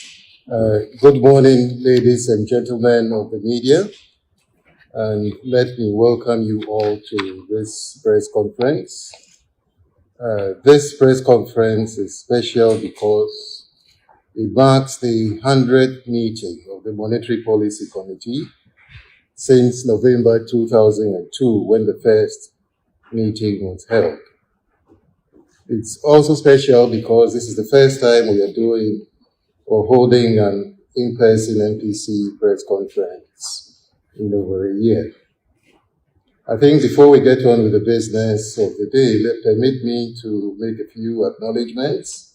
The story of how far the Bank of Ghana has progressed regarding the reforms to its monetary policy framework, following a sustained period of macroeconomic imbalances characterized by high and volatile inflation. I'm sure most of you will recollect when the bank shifted away from the monetary targeting framework at the time to the new inflation targeting framework, which we think has delivered in allowing us to be able to bring inflation down to the single-digit levels. Let me acknowledge Governor Paul Akwa, who took the initial steps in putting into place the institutional arrangements to support the inflation targeting framework in 2001.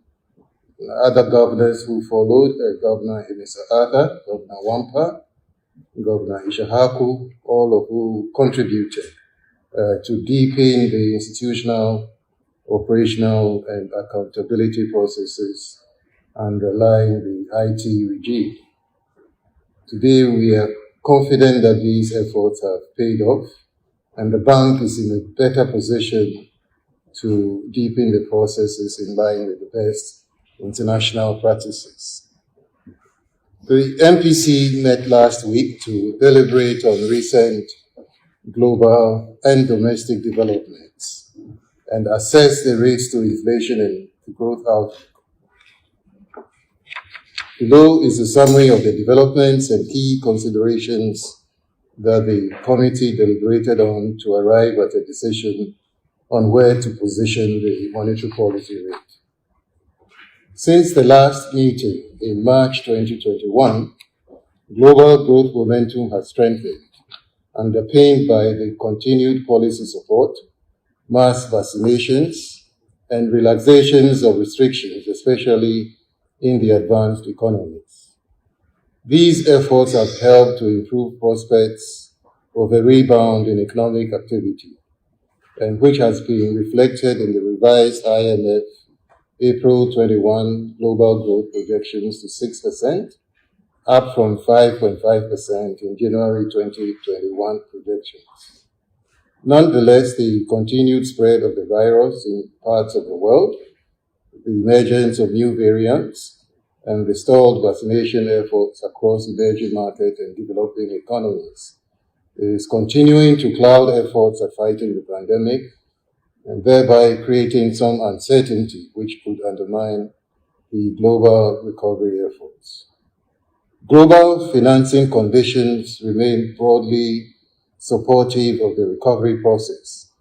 The persistence of low borrowing costs, declining long-term bond yields, and compressed sovereign bond spreads reflect a reaffirmation of accommodative monetary policy stance by the major central banks. Also, equity markets have strengthened further, sustained by the continued policy support and optimism about global growth prospects, while portfolio flows to emerging market economies rebounded in April 2021. Market participants expect these favorable financing conditions to persist for some time. Global inflation pressures have risen in some advanced and emerging market economies, driven by the sharp rise in commodity prices, especially crude oil prices, and a combination of a surge in demand and supply constraints as economies reopen. Over the medium term, these pressures are projected to ease as the rebound in crude prices is moderated by the projected increase in production by OPEC Plus members beginning May 2021. In addition, the still sizable spare capacity and the significant slack in labor and product markets are expected to weigh in on underlying inflation.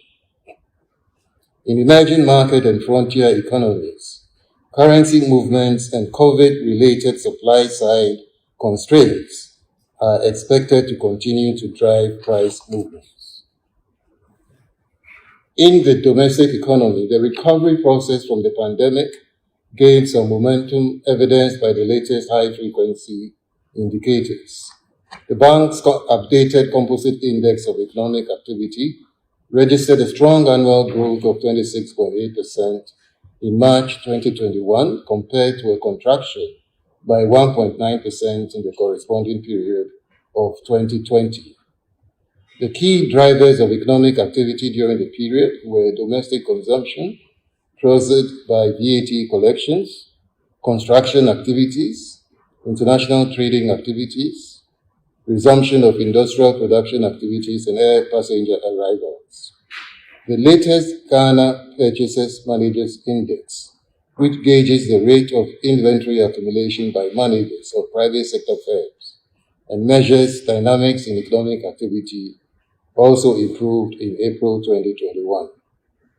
However, the bank's latest confidence surveys, conducted in April 2021, showed some dip in both consumer and business sentiment. They dipped slightly on account of recent increases in petroleum prices at the pump, new taxes, and transportation fares.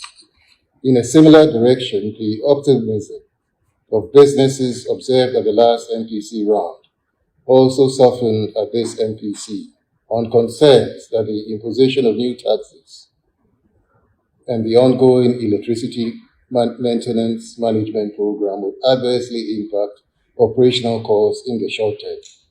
Businesses, however, expressed optimism about their company and industry prospects.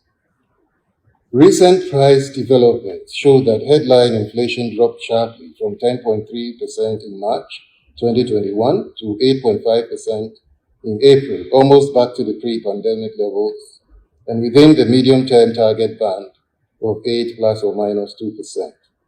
The decline in the April inflation rate was driven by lower food prices and base drift effects.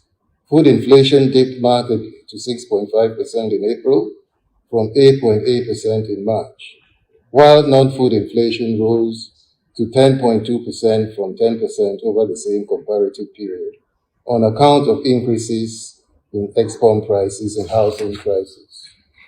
Similar to the trends in headline inflation, underlying inflation pressures eased substantially in April 2021. The bank's core inflation measure, which excludes energy and utility, declined to 8.6% in April from 10.9% in March 2021.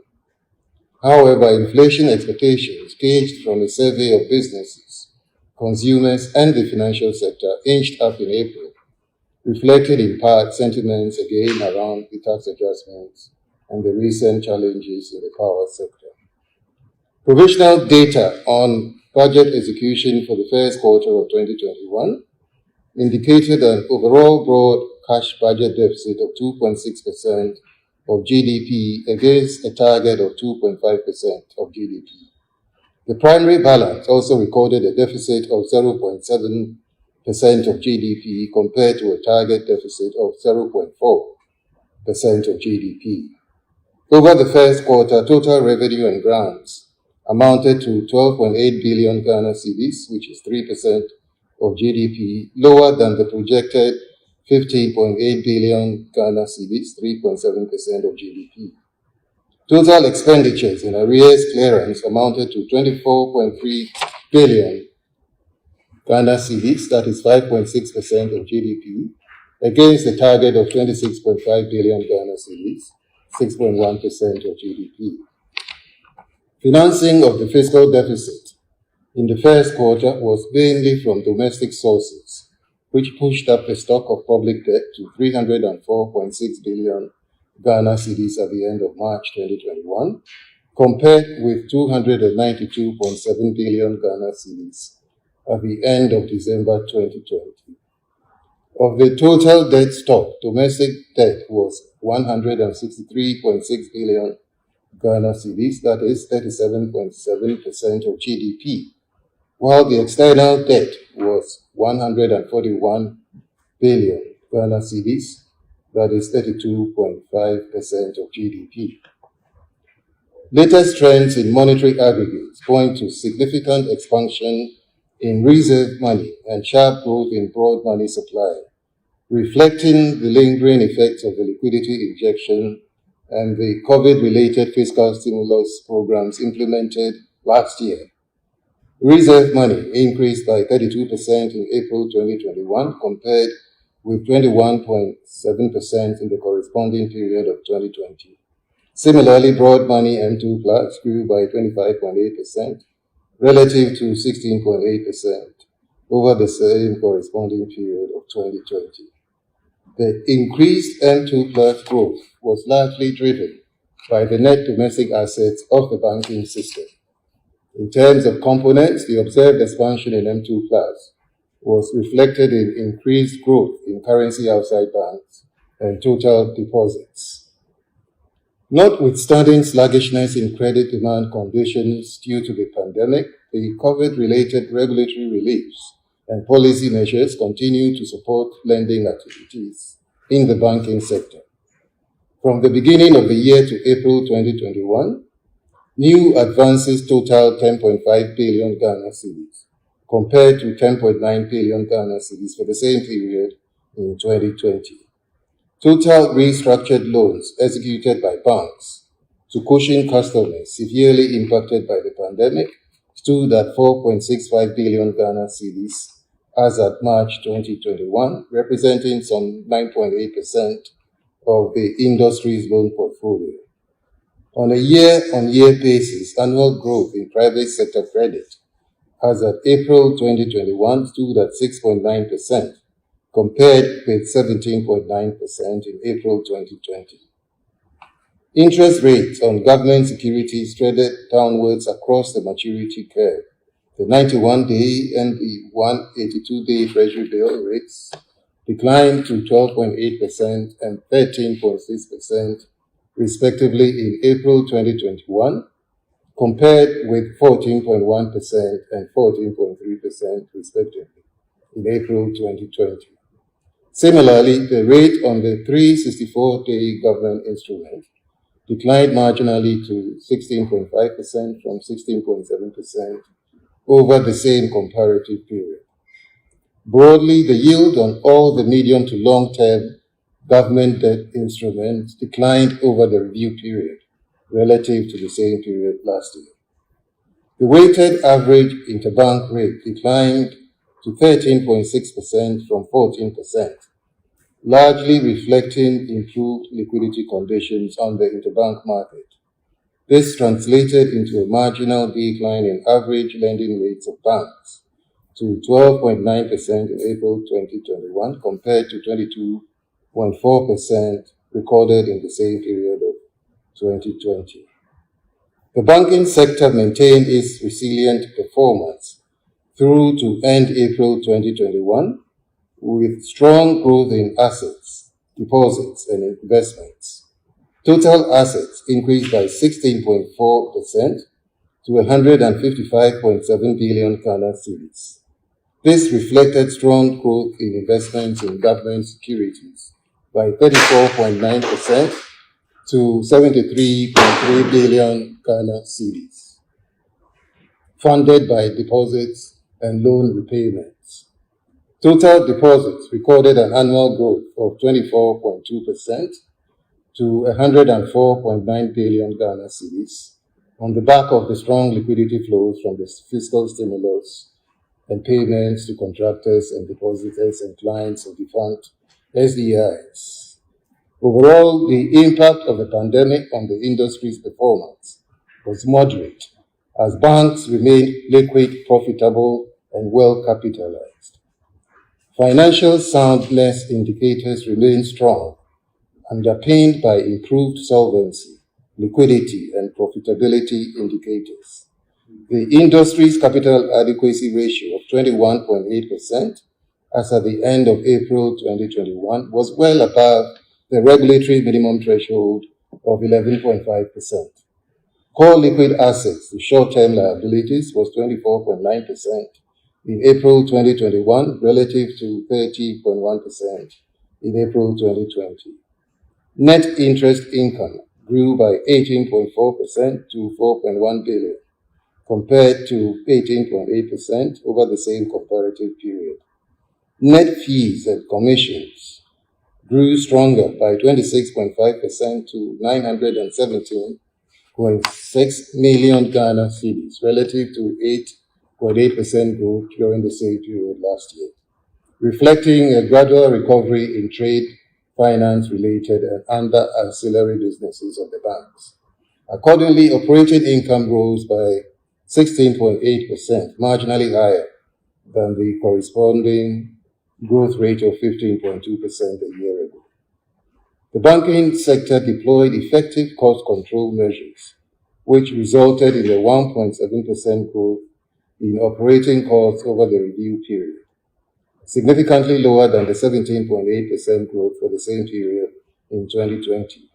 Loan loss provisions, however, increased by 29.4% compared with 7.1% a year ago on account of continued elevated credit risks.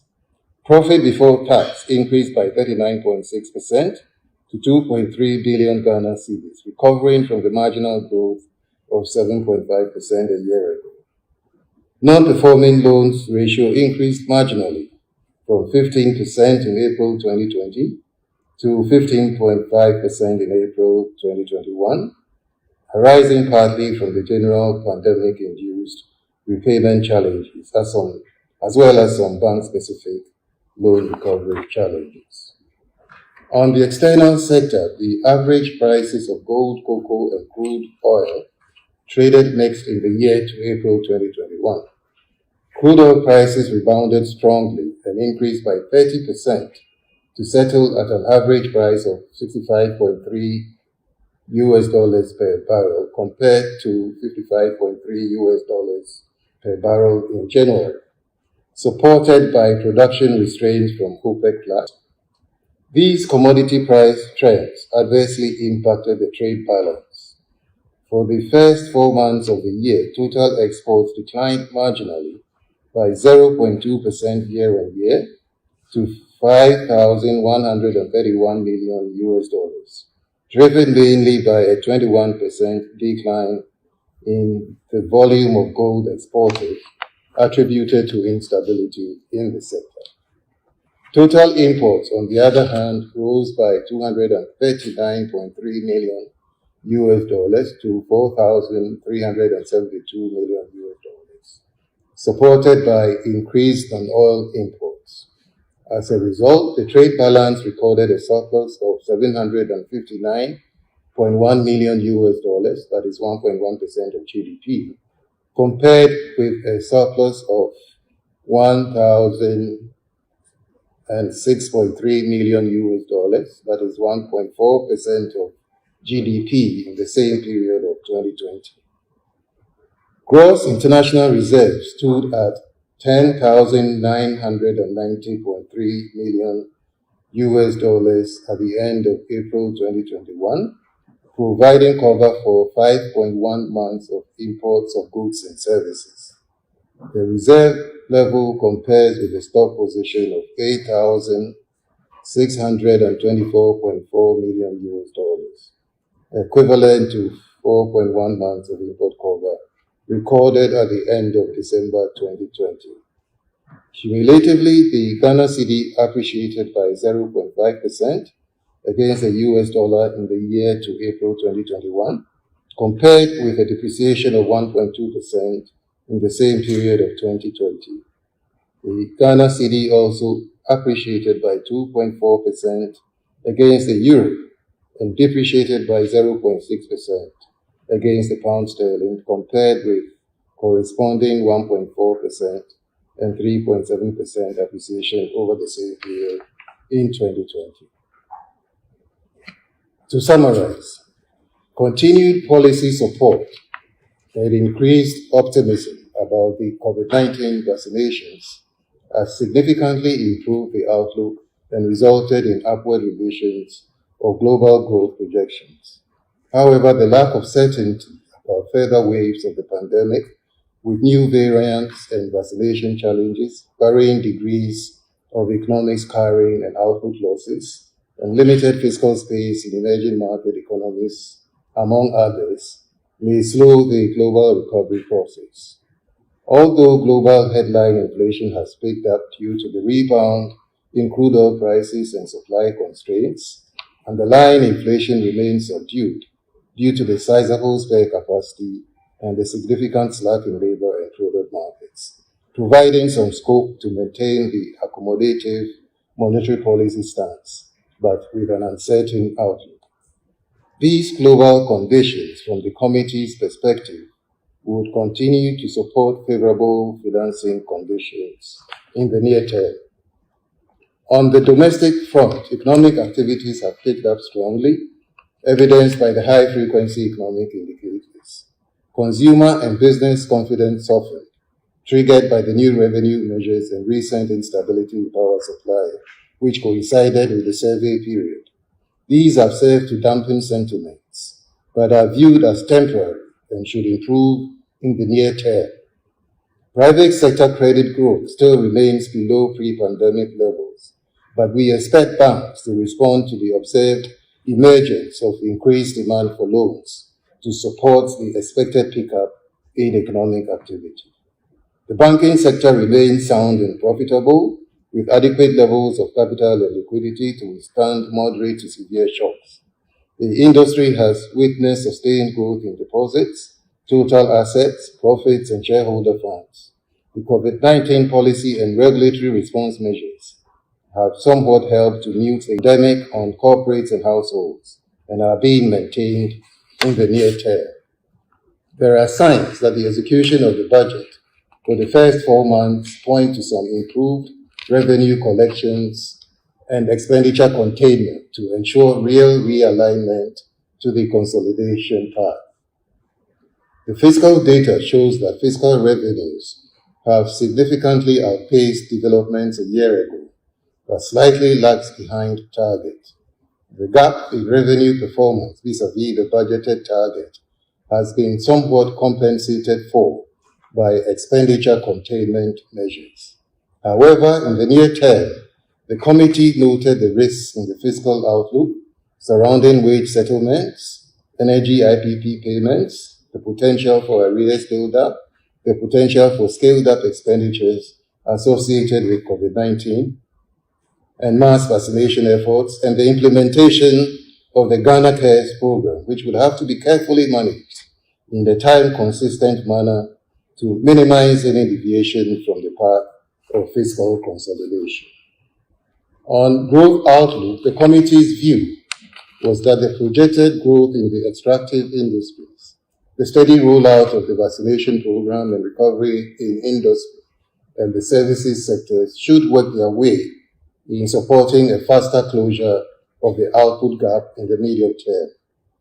Headline inflation eased sharply to within the medium-term target band, driven mainly by lower food prices and base drift effects, a tight monetary policy stance, and stable exchange rate conditions. Since the initial shock to inflation in April 2020, the forecasts show that inflation will be close to the central target by June 2021. These forecasts remain broadly unchanged, and inflation would remain within the target band in the next quarter. Rates to the inflation outlook appear muted in the near term, but pressures from mostly rents and transport fares would require some monitoring to anchor inflation expectations. Under these circumstances, the committee decided to lower the monetary policy rate by 100 basis points to 13.5%.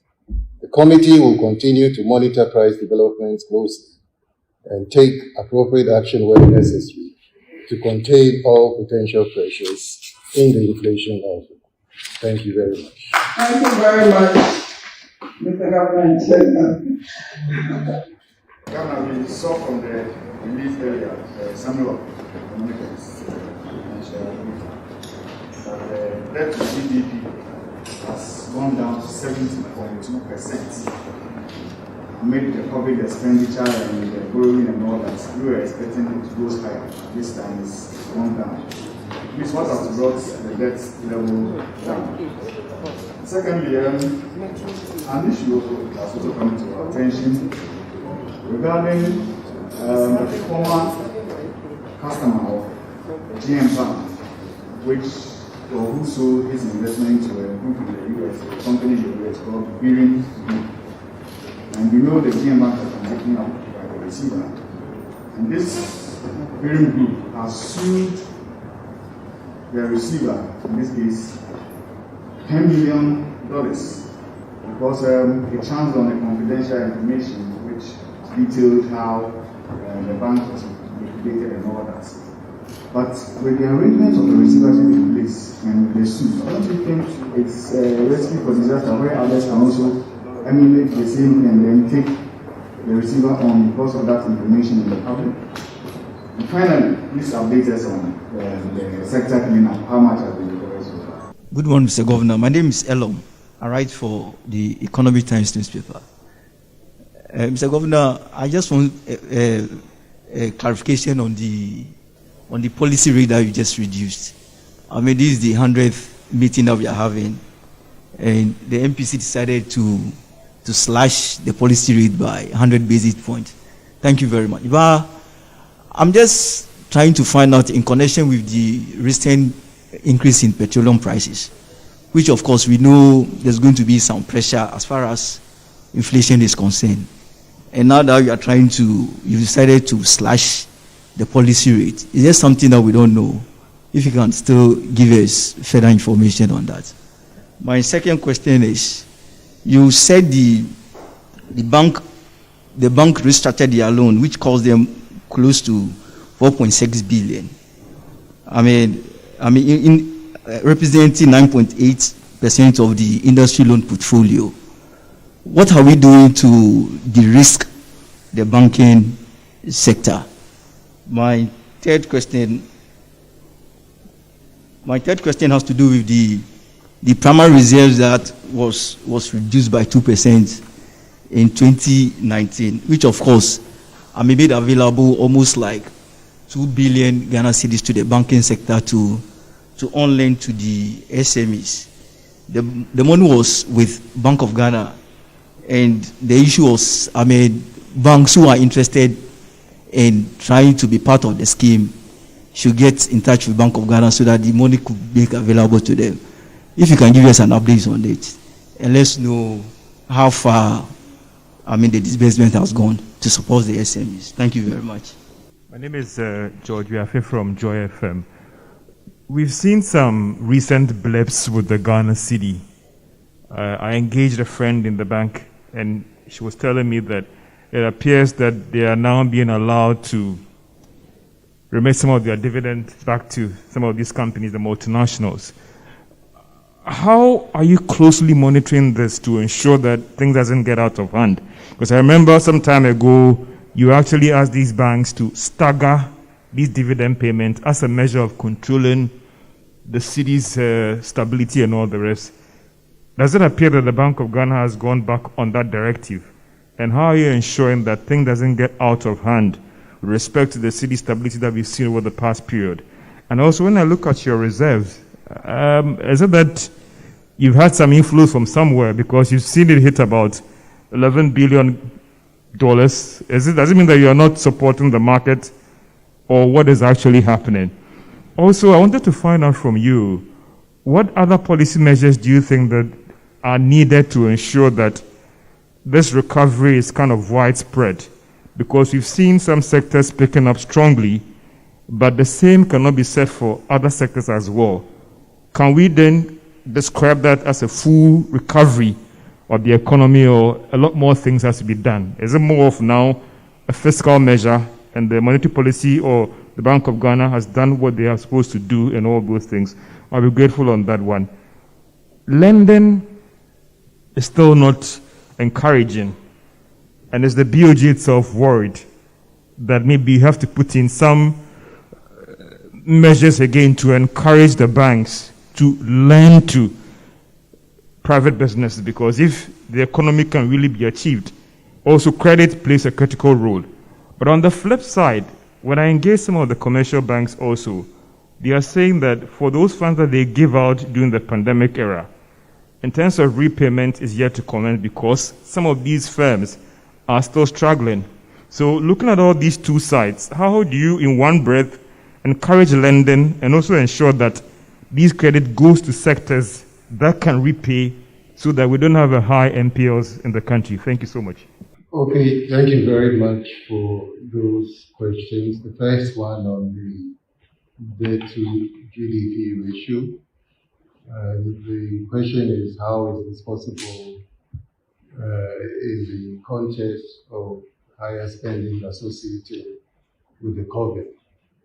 I think if you look at the statistical data part that was released by the Bank of Ghana, the decline from the end of December to, I believe this is the March data, is driven by the new projected GDP for 2021.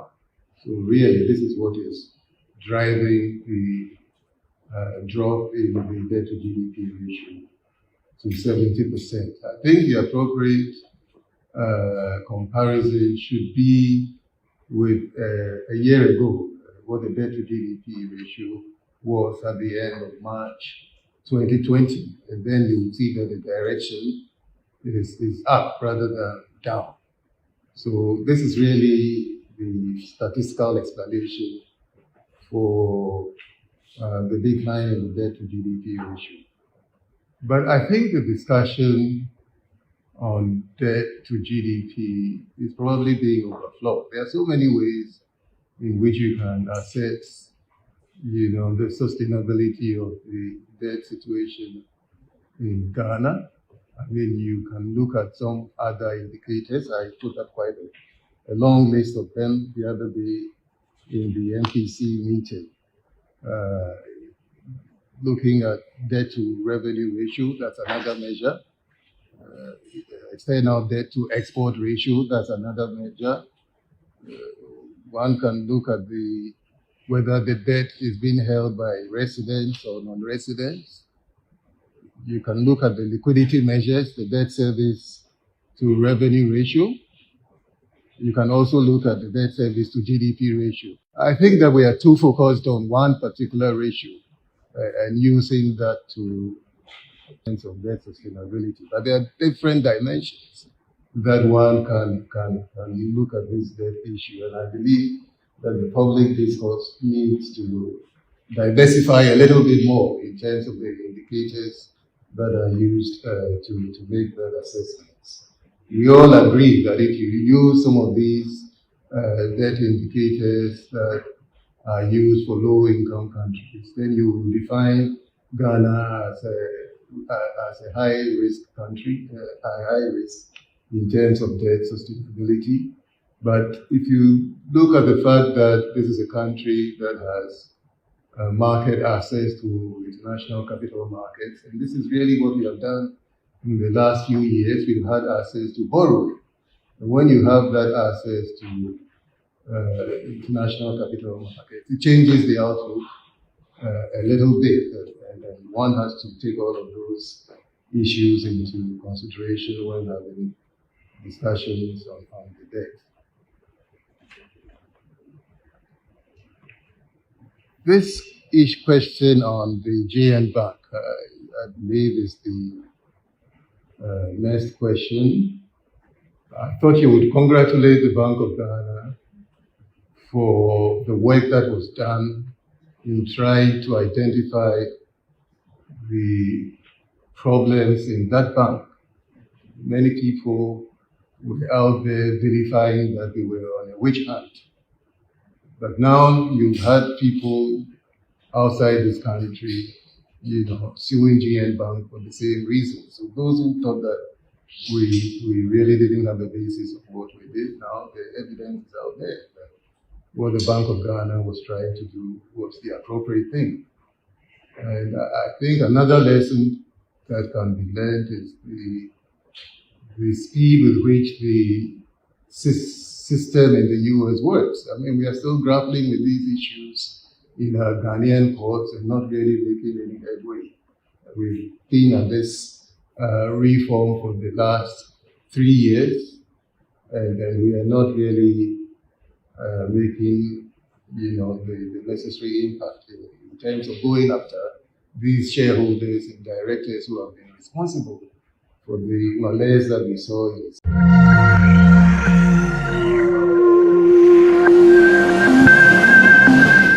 This is why I said I'm not clear about what he's saying. So it should be clear. It should tell us the position. Is the July date certain or not? So what is the question? Is the July certain or not?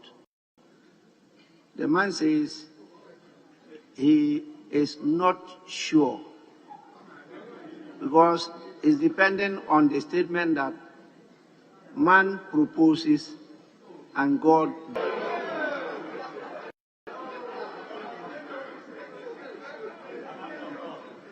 I thought that I heard some of you talk like my very good friend Lakabel running away, and that would have been sufficient. Then we move on. This one you are compelling him to come and give an assurance that he is not sure about. I think I will sympathize with the minister. He is being truthful, he is being candid. He will not come and speak untruth to the House, and the next day he comes here apologizing. That's not good. That's why I go with him. So let's move to the next question. Deputy Minority Leader, yes. Mr. Speaker, with all due respect, if the position of the minister is accepted, then we are creating an avenue for all ministers to come here and give us dates. And if they don't deliver on the date, they come back and said, well, we could not deliver on the date because of A, B, C, D, and that. So, Mr. Speaker, let us not create an avenue for them to come and give any information at all to the House, which they know that that information they are giving is not certain. So, Mr. Speaker, I beg to differ that the You differ minister, from the position of the Speaker. I'm not challenging Mr. Speaker. I beg to differ. The minister should come and give a date, and at the same time say that he is not certain about the date, which he did not even include in the question in the answer. If he was not probed further, he will not reveal that position to us. Honorable Deputy Minority Leader, we are dealing with the execution of a project. It's a project, and project deals with projections, and those projections are not certainties. And so when you come saying assurance, it's difficult for me to encourage somebody to come and say some certainties about dates in a projection. That is why I decided to go with him. Yes, Honourable Member for Bole Bamboy. Mr. Speaker, taking it from where my leader ended me, anytime there's a minister here who says that I'm not certain about something, I'll go and come back. They never come back. You don't have any means of getting that information. And so whatever that you seek achieving, you don't achieve it. Honourable Member, there's a procedure of getting the ministers back. Once you note it down, go through your orders. There are ways of getting them back to the floor to answer. There are ways of doing so. So please employ those tools. Question number 36. Sorry, Majority Leader. Mr. Speaker, I believe that we must get this understanding clearly. Ministers come to this House. They strive to be as candid as possible with us. There are matters, perhaps, that may go beyond the control of the ministers. For instance, in this particular case, the minister is telling us that the polyclinic is practically complete and technical team is currently undertaking testing and commissioning process. In the event, we could experience some shocks, including maybe some breakdown of some of the equipment. What happens?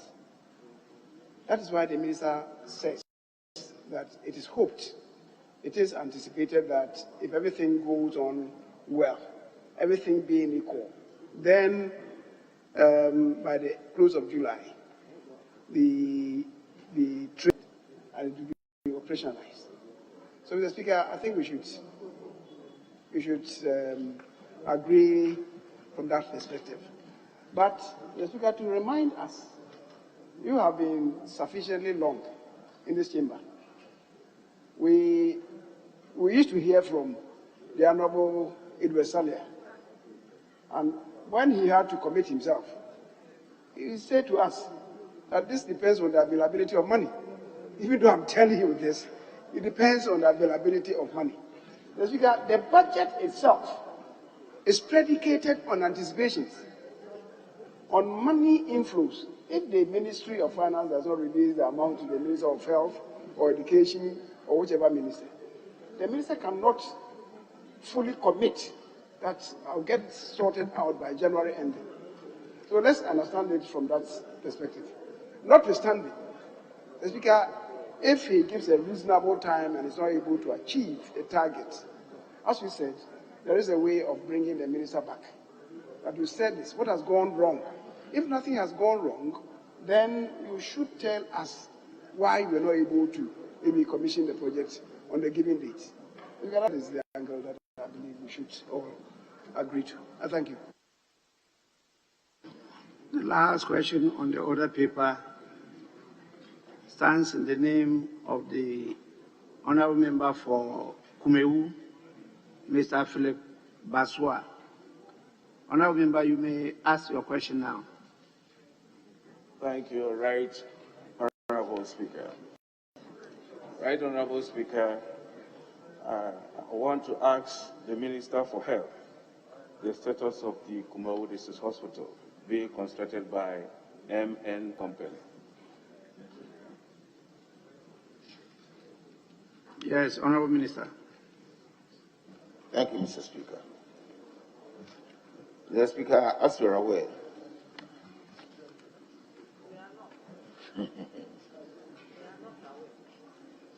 Kumawu is one of the three sites. He's talking to the Speaker. The Speaker is aware. Thank you, Mr. Speaker. I was at the Ministry of Health. So you say, Mr. Speaker, as you are aware. And Mr. Speaker is aware. Aware. Thank you, Mr. Speaker. Kumawu is one of the three sites, including Formina and Takoradi European Hospital, under this project, that has recently received parliamentary approval for their completion. Mr. Speaker, the Ministry of Health made a joint submission of the amendment to the loan agreement and supply contracts to Parliament. The resolution passed by Parliament inadvertently amended supply contracts. The lawyers of the UKEF have raised issues about the omission, and the Ministry is currently in talks with Parliament to resolve the matter. In spite of this, Mr. Speaker, the contractor is already on site, and it is expected that after the resolution, the project execution will move at a faster rate. Thank you, Mr. Speaker. Yes, any supplementary question? Right Honorable Speaker, I want to ask the Minister, looking at the answer given, it seems the work could continue only when this loan agreement that we talk of in Parliament here is approved before the work can continue. I want to know whether the initial money allocated to for the construction of the contract or project has been used, or there are still some money over there. Because the contractor used to say that the LC was an issue, that is the letter of credit, which had been expired, of which it needed to be reactivated, and that was causing the delay. So I want to know whether the work can only go on if only this loan agreement is approved, or there are still some money which were initially allocated for the project, some are still there to be used. Yes, Honourable Minister.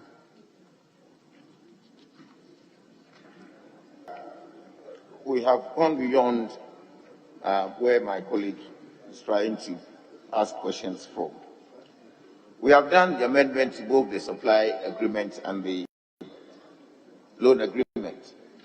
And if it hadn't been this omission, the lawyers will have taken what Parliament has approved, and by now, the contractor will be able to assess some of the funds that were left sitting account.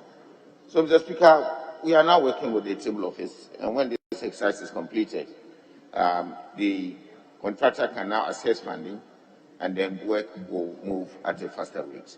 Thank you, Mr. Speaker. Any further supplementary question? Okay, right, Honourable Speaker. I want to find out from the Minister, because the expiration of letter of credit, the whole of last 4 years, because of that, nothing was done on the project. And with this new omission issue which has now risen, I want to know the effort which the ministry is putting in to ensure that the work will be done on time. Yes, Honourable Minister.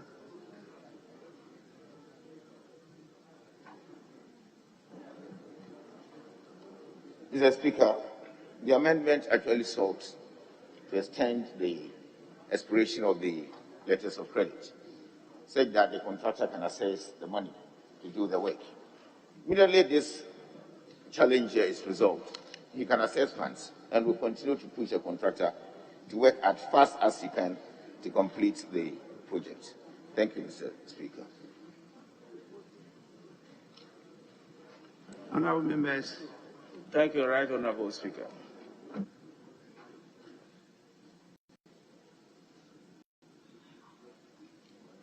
A supplementary question? Yes. Thank you, Mr. Speaker. On Minister's answer to the question, paragraph 2,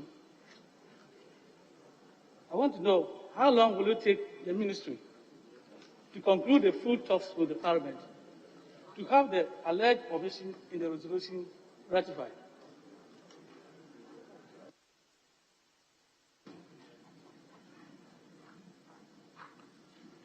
Honorable Minister. Mr. Speaker, I didn't hear clearly. Honorable Member, I repeat your question. The question is, how long will it take ministry to full talks with the Parliament to have the alleged omission in the resolution ratified?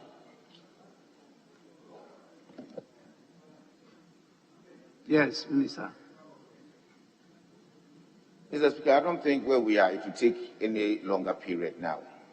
But I've always tried to shy away from giving specific deadlines, especially on the floor of the chamber. On the sidelines, I may want to have a chat with you, but this is a House of Records, and I don't want to be held for things that I do not control. Thank you, Mr. Speaker. Well, the issue is not only in the hands of the minister. The minister is in discussion with Parliament to see how to resolve it. So Parliament also plays a role. Yes. Thank you, Mr. Speaker. Mr. Speaker, may I refer you to page 6, answer 36, paragraph 2, the second paragraph, line 3. The minister says that the lawyers of the UKEF have raised issues about the omission and... Honourable Member, that's line 4. Line 4. Yes. Thank you, Mr. Speaker. The lawyers of the UKEF have raised issues about the omission, and the ministry is currently in talks with Parliament to resolve the matter. Mr. Speaker, what does it mean by the ministry is in talk with Parliament? Mr. Speaker, I sit on the committee, and I don't know whether it's at the leadership level, but I don't know anything about that. Yes.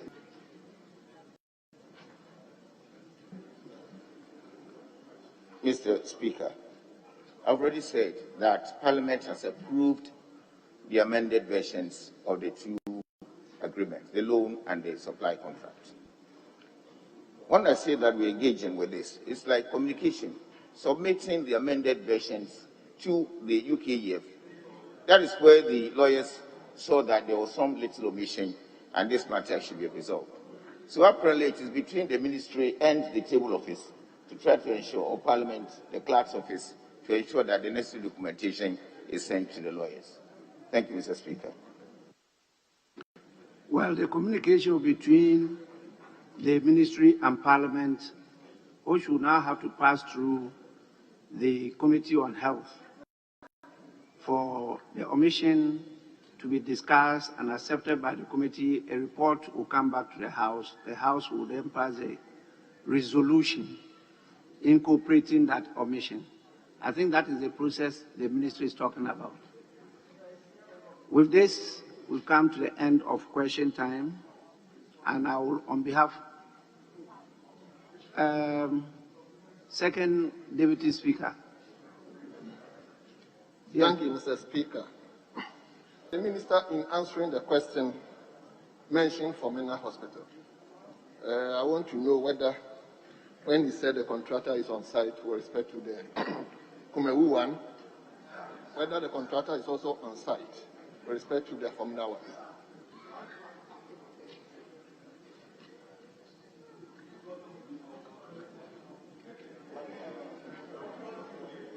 Mr. Speaker, on my last check, the contractor was actually on site. But it's about a month or two back. So I wouldn't be in a position to say whether as at yesterday or so. The contractors, since during the COVID time, when we actually wanted to utilize some parts of Fomena and Kumawu even for COVID treatment and quarantine centers, the contractors actually mobilized to site, and they haven't left site. They're only waiting for regularization of this documentation to enable them actually moving seriously. She is aware of this, Honorable Akando, about the amendments we made and all that to try to make them access funding. So, Mr. Speaker, that is it. Honorable Speaker, they are on site. Only that you wouldn't see very fiscal arrangements. For the contractors, after 4 years, have run out of cash, and they are waiting to access money to continue vigorously. Thank you, Mr. Speaker.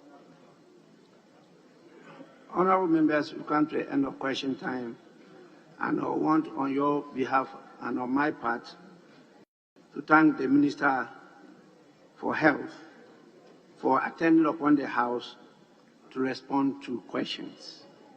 Minister, you are accordingly discharged. Honorable members, item 5 on the order paper, statements. I have admitted 3 statements for today. These have been outstanding for some time, and since we have the Minister for Health, I want us to take those statements, 3 of them. The first statement that will get priority is the statement standing the name of Dr. Nana Ayew Afriye, which is to commemorate the well-known Tobacco Day 2021. It should have been made yesterday, but the House did not sit yesterday. So the honorable member may do so today.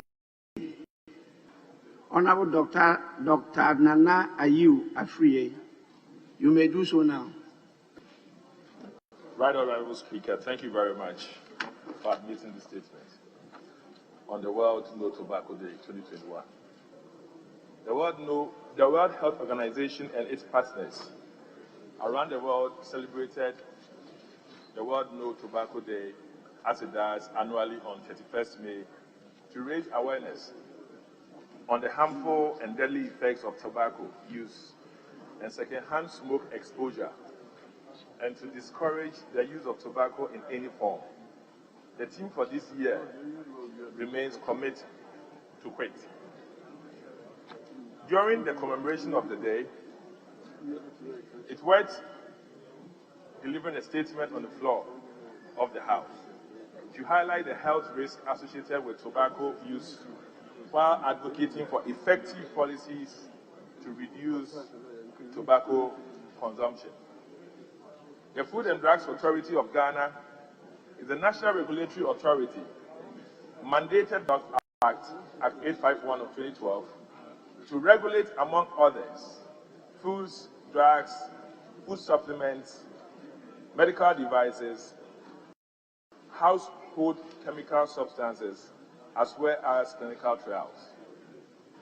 The passage of the Public Health Act and the Tobacco Control Regulations, LI 2247, are cardinal examples of what we have done to help in the enforcement of the tobacco control measures. Mr. Speaker, tobacco pandemic is one of the biggest public health threats the world has ever faced. It affects the respiratory system, making the immune system susceptible to other diseases. Tobacco use is also associated with non-communicable diseases, such as cancer. According to a WHO report, a lot of tobacco users are determined to quit smoking as a result of COVID-19 pandemic. As you are aware, the coronavirus attacks the lungs of its victims, affecting those with weak immune system, which has a toll on their respiratory system. In view of this, the theme for the year is Commit to Quit, and it was chosen timely.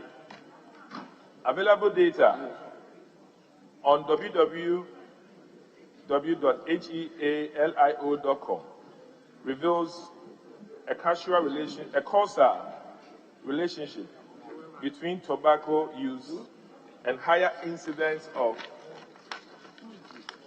worsened COVID-19 clinical outcomes and mortality. with current smokers at increased risk for in-hospital death compared to non-smokers. Globally, tobacco kills more than 8 million people annually. More than 7 million of these deaths are from direct tobacco use, and around 1.2 million are due to non-smokers being exposed to second-hand smoke. Statistics available in Ghana indicate that over 804,000 people smoke cigarettes, shisha, and other tobacco products, with about 7 million men recorded every week from smoking-related illnesses, making this a serious public health threat.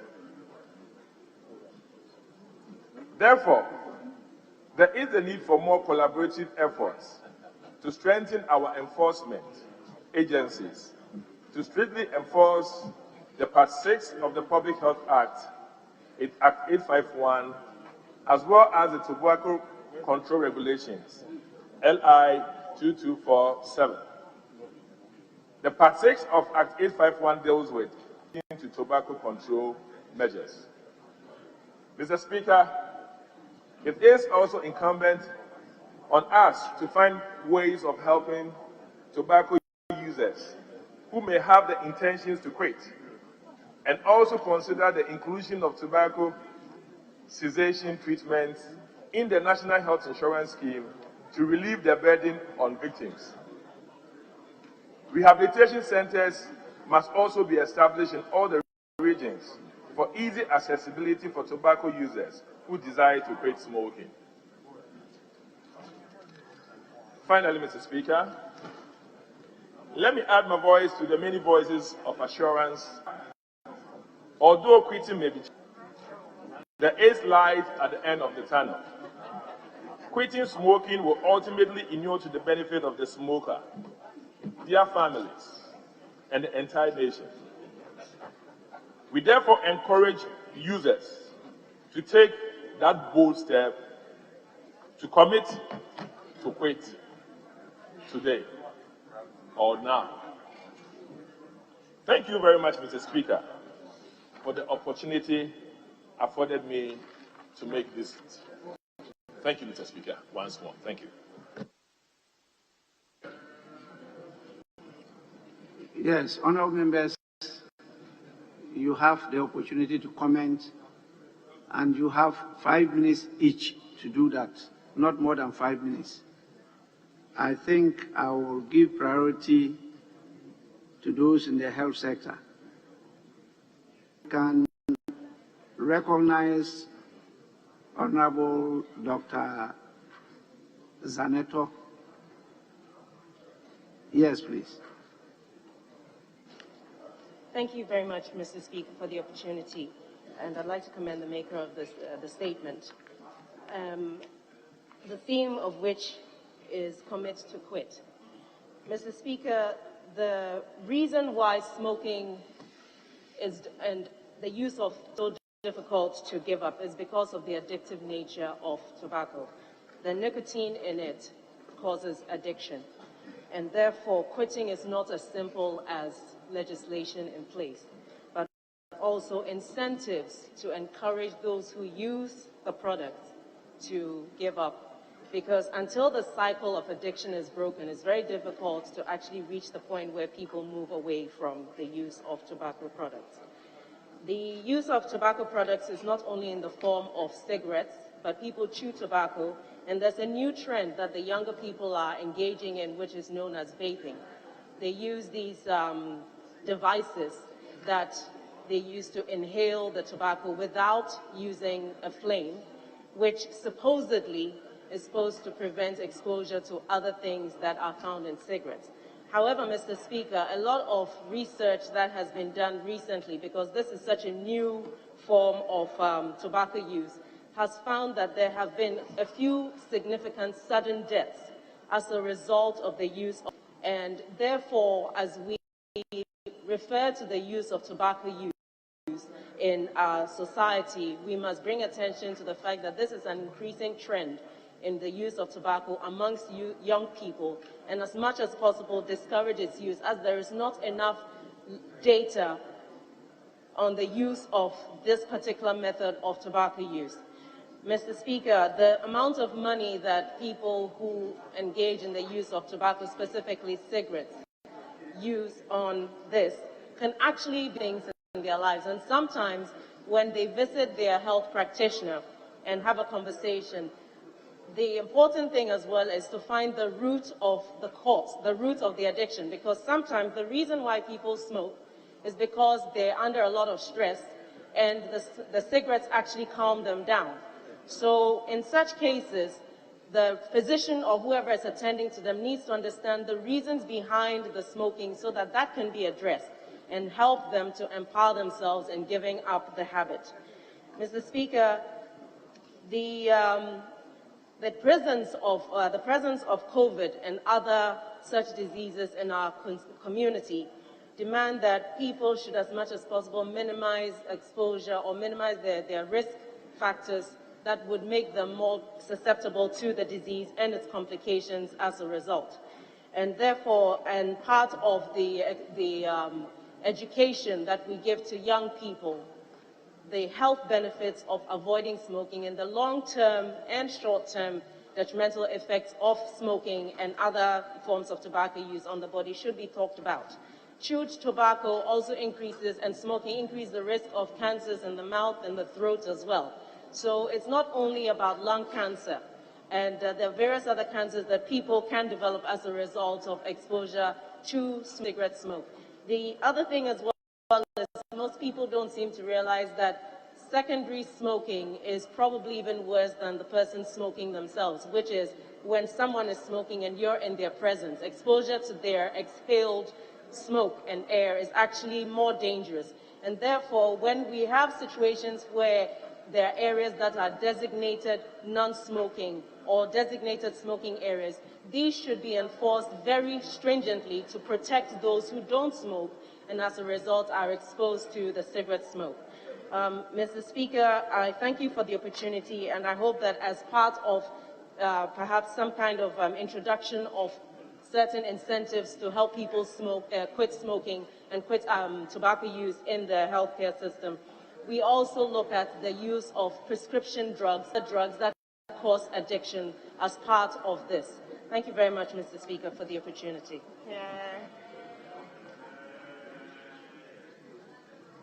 Yes, Honorable Minister for Environment, Science, Technology and Innovation.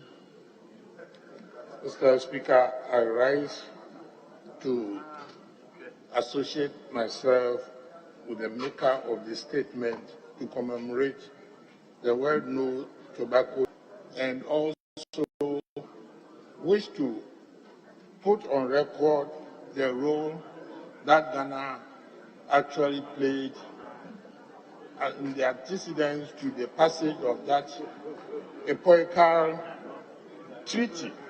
In fact, the treaty, the FCTC, Framework Convention on Tobacco Control, which was passed in the year 2003, was the first treaty that was among the nations that were under the WHO system. And that treaty was speedily, endorsed by some 181 countries, if my memory serves me right. Yours truly was then the chairperson of the executive board of the World Health Assembly. And I remember in that session, it was chaired by the Honorable Dr. Shabalala of South Africa. And there was a huge celebration in the chamber of the World Health Assembly because we knew that we were up to a very epochal decision. Mr. Speaker, at that time, yours truly made a statement, I made a statement, that those who smoke, we shall not criminalize them, but we shall make them outcasts. And truly, it has come to pass. When you look at throughout the world, at airports, in hospitals, and so many public places, smokers have truly been outcast.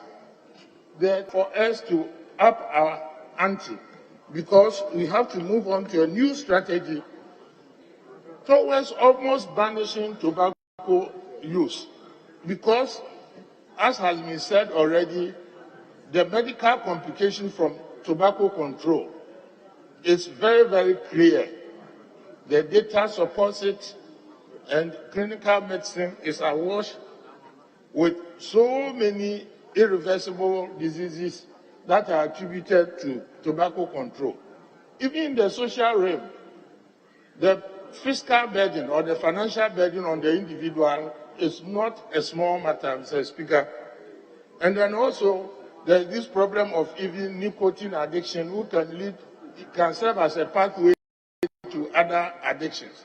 Suffice to say that tobacco use must be entirely, if not because of its social ramification and economic ramification, we should the end game.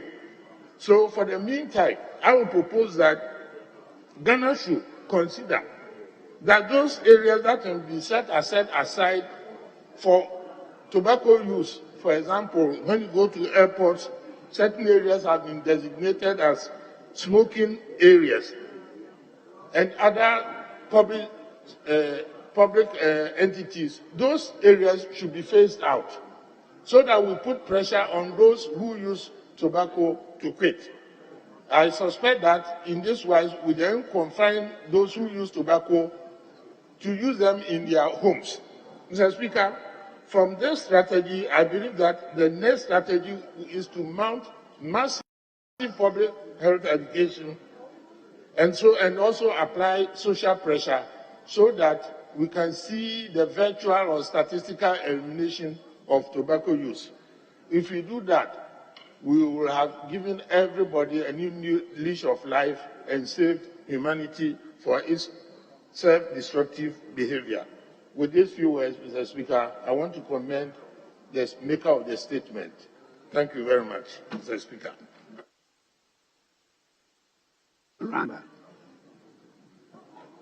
I'm most grateful, Mr. Speaker, for the opportunity to contribute to the statement ably made by the Chairman for the Parliamentary Select Committee on Health, Honorable Dr. Ayu Afriyi.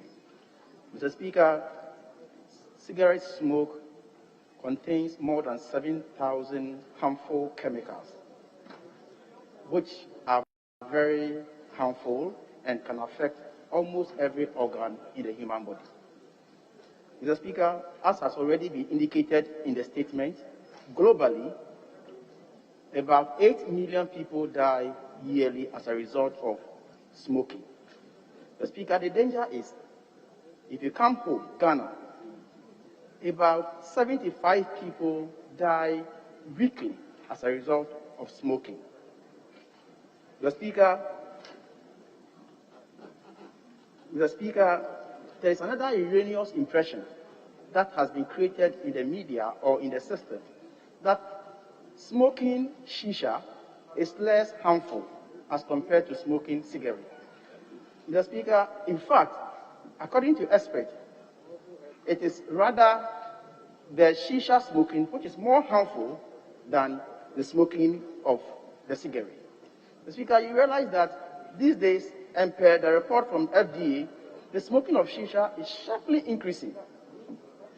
Mr. Speaker, according to FDA, about 8.1% of boys are smoking.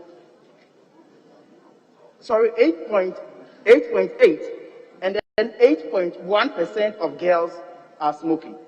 Mr. Speaker, there are enormous negative effects of smoke on the reproductive system of females. And Mr. Speaker, that is where I get worried. Mr. Speaker, damage the reproductive system of a woman.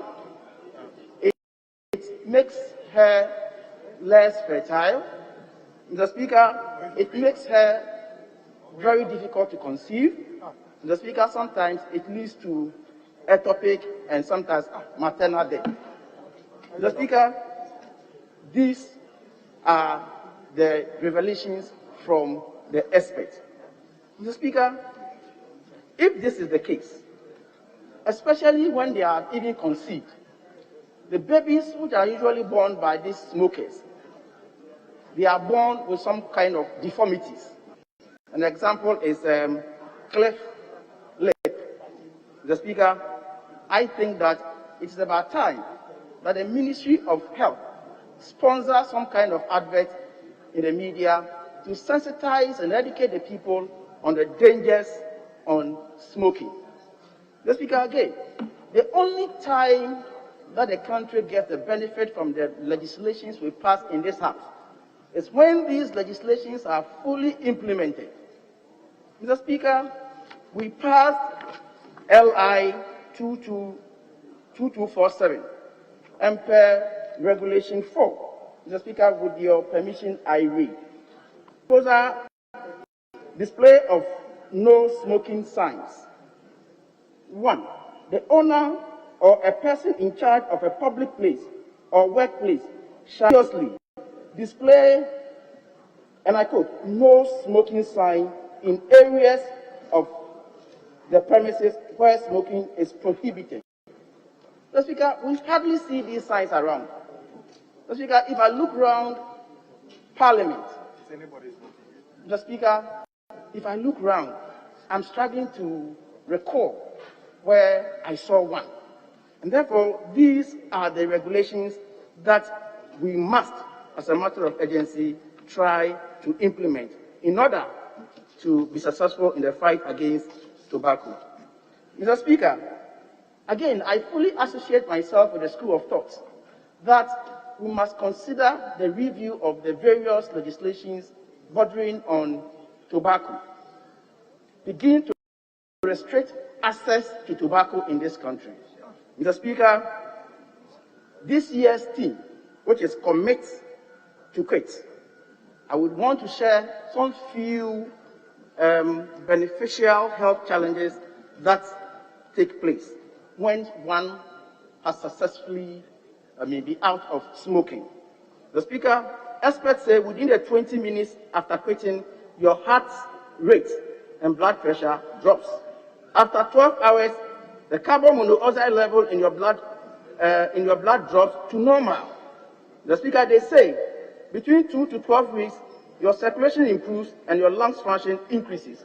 The Speaker, they say between 1 month to 9 months, coughing and shortness of breath decreases.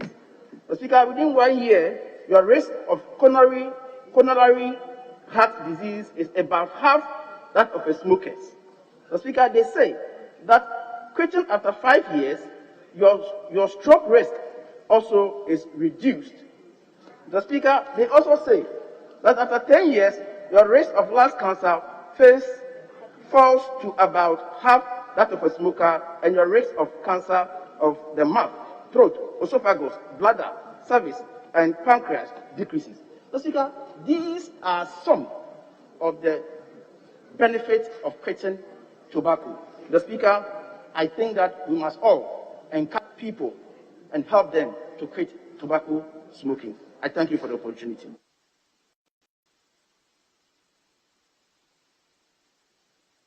Yes, Honorable Ofosu Ajari. Thank you, Mr. Speaker, for the opportunity to contribute to the statement ably made by Honorable Dr. Nana Ayu Efiye.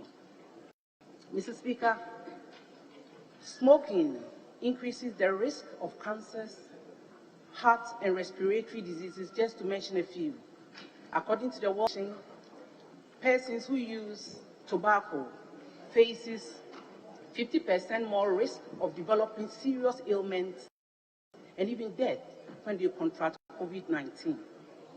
In Ghana, there are laws that provide a variety of interventions to reduce the use of tobacco and even discourage it.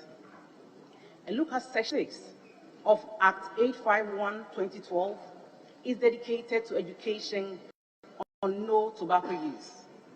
The section entreats the Ministries of Health and Education to embark on educating the populace on the no tobacco use, expatiating on the harmful effect that it has on our health.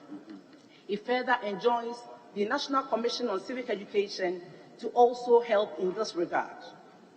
Mr. Speaker, it is obvious that quitting smoking, especially tobacco, is not an easy task. Therefore, there must be the need to encourage people to do so by the creation of treatment centers as enjoined by Section 67 of Act 851/2012. In Ghana, these centers are sparse, and it makes it difficult for people who are committed to quit, difficult to do so.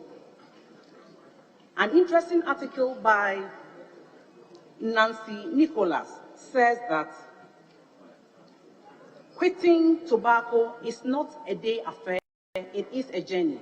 Mr. Speaker, the more reason why we need these centers for people who are willing to quit, embark on this journey successfully. I want to use this occasion to pray that World No Tobacco Day should not be reduced to statements and mere rhetoric, but government should take the opportunity to establish more cure centers for people who are committed to quitting smoking. This will go a long way to making this year's theme, Commit to Quit, a reality and feasible. I thank you for the opportunity, Mr. Speaker.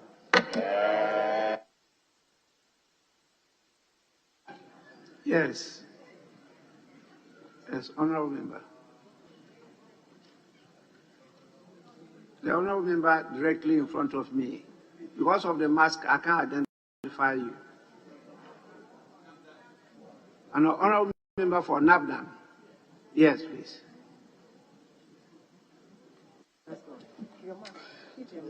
My voice doesn't go far. So you're exposing your voice. Thank you, Mr. Speaker. I want to commend the Honorable Dr. Nana Ayo for a nice research statement.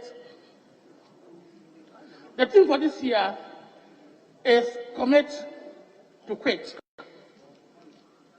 And the World Health Organization even terms it Quit Tobacco to be a winner. It is not surprising, Mr. Speaker. Coronavirus has killed a lot of people in millions. And so the smokers, they themselves even want to stop smoking now. It is estimated that around 100 million smokers want to quit. So the harvest is big, or the expected harvest is big. And now they need the workers.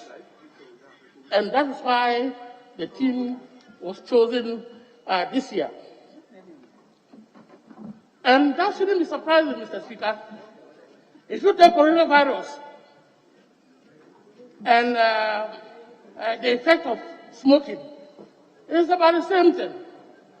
Smoking affects the lungs, it affects the heart, it affects the nervous system, etc. Practically the systems. Coronavirus do the same thing. The lungs, the nervous system, the heart.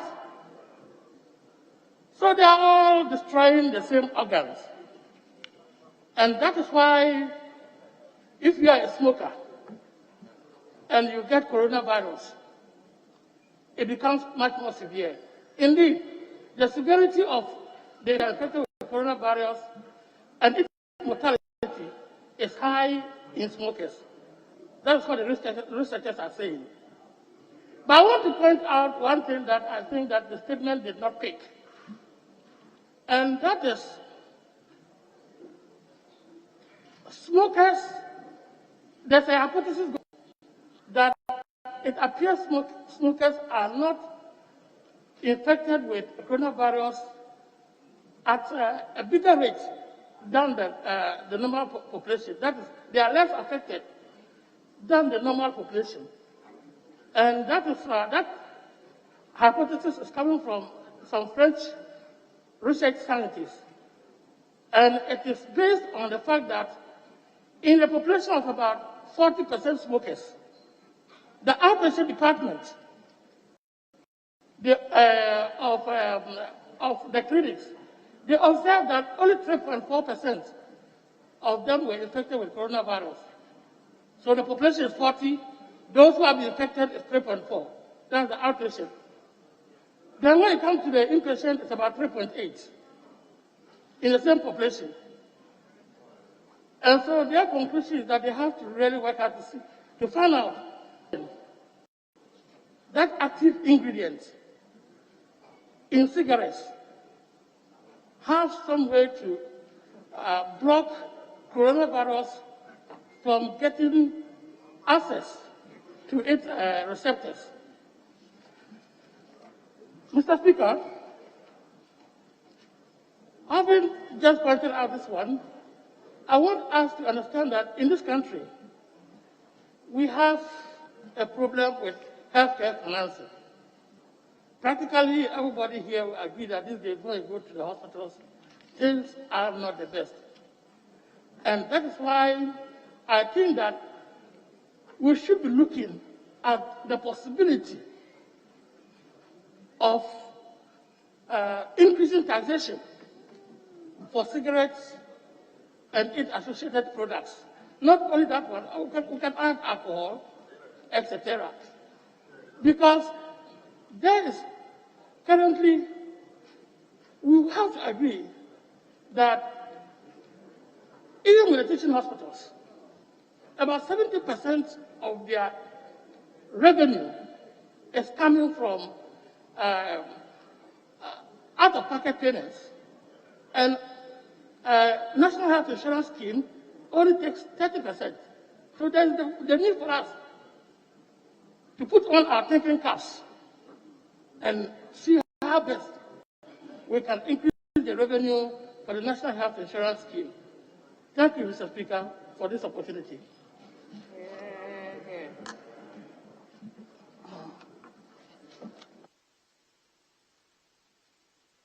Honourable members, we have another statement in the name of Honourable Isaac Ajay Mensah, the MP for Wassa East constituency. Honourable member, you may make your statement now.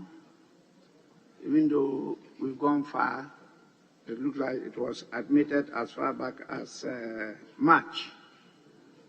If it's still relevant, you want to make it, you are permitted to do so now. They are not around, so we'll move on to a current statement who was just submitted today by the Minister for Environment, Science, Technology and Innovation on the World Environment Day. So, Minister, you may make your statement now. Thank you very much, Mr. Speaker, for the opportunity to make a statement commemorating the World Environment Day. Mr. Speaker, World Environment Day is the United Nations flagship day for promoting worldwide awareness and action for the environment. Since 1974, it has been celebrated every year on the 5th of June, engaging governments, businesses, celebrities, and citizens to focus their efforts on pressing environmental issues. The theme for this year's celebration is ecosystem restoration. In Ghana, the slogan has been amended and it is, "Let's unite to save the environment." The World Environmental Day also serves as an important platform for promoting the environmental dimension of the Sustainable Development Goals. Mr. Speaker, I must say that this year's day will be commemorated in Jabin, in the Ashanti region. Speaker, this year's celebration will kick off the UN Decade on Ecosystem Restoration, slated for 2021 to 2030. And this is a global mission to revive billions of hectares from forests to farmlands, from the top of mountains to the depth of the sea. And this year's theme, ecosystem restoration, means preventing, halting, and reversing this damage to go from exploiting nature to healing it. Therefore, we must take all measures available to ensure this objective is realized. Mr. Speaker, the importance of ecosystems cannot be overemphasized. And as we celebrate this day, we acknowledge that ecosystems are the main support systems of life on Earth. The health of our ecosystems is directly proportional to the health of life on Earth.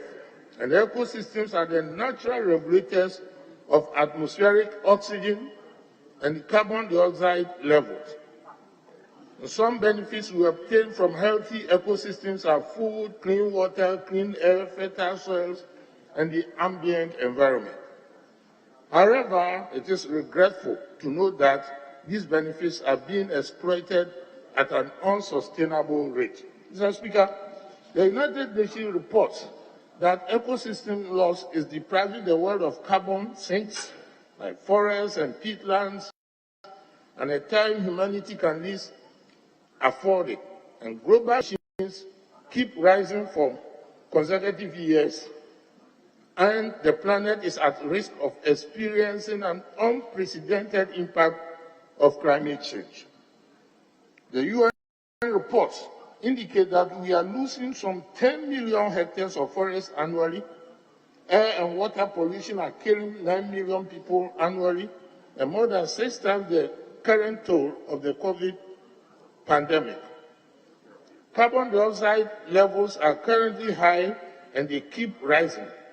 These indicate that we are at a critical point of our existence on this planet. Today, Mr. Speaker, we have seen our appear before our very eyes. Our glaciers are melting and the heat waves are being experienced more often.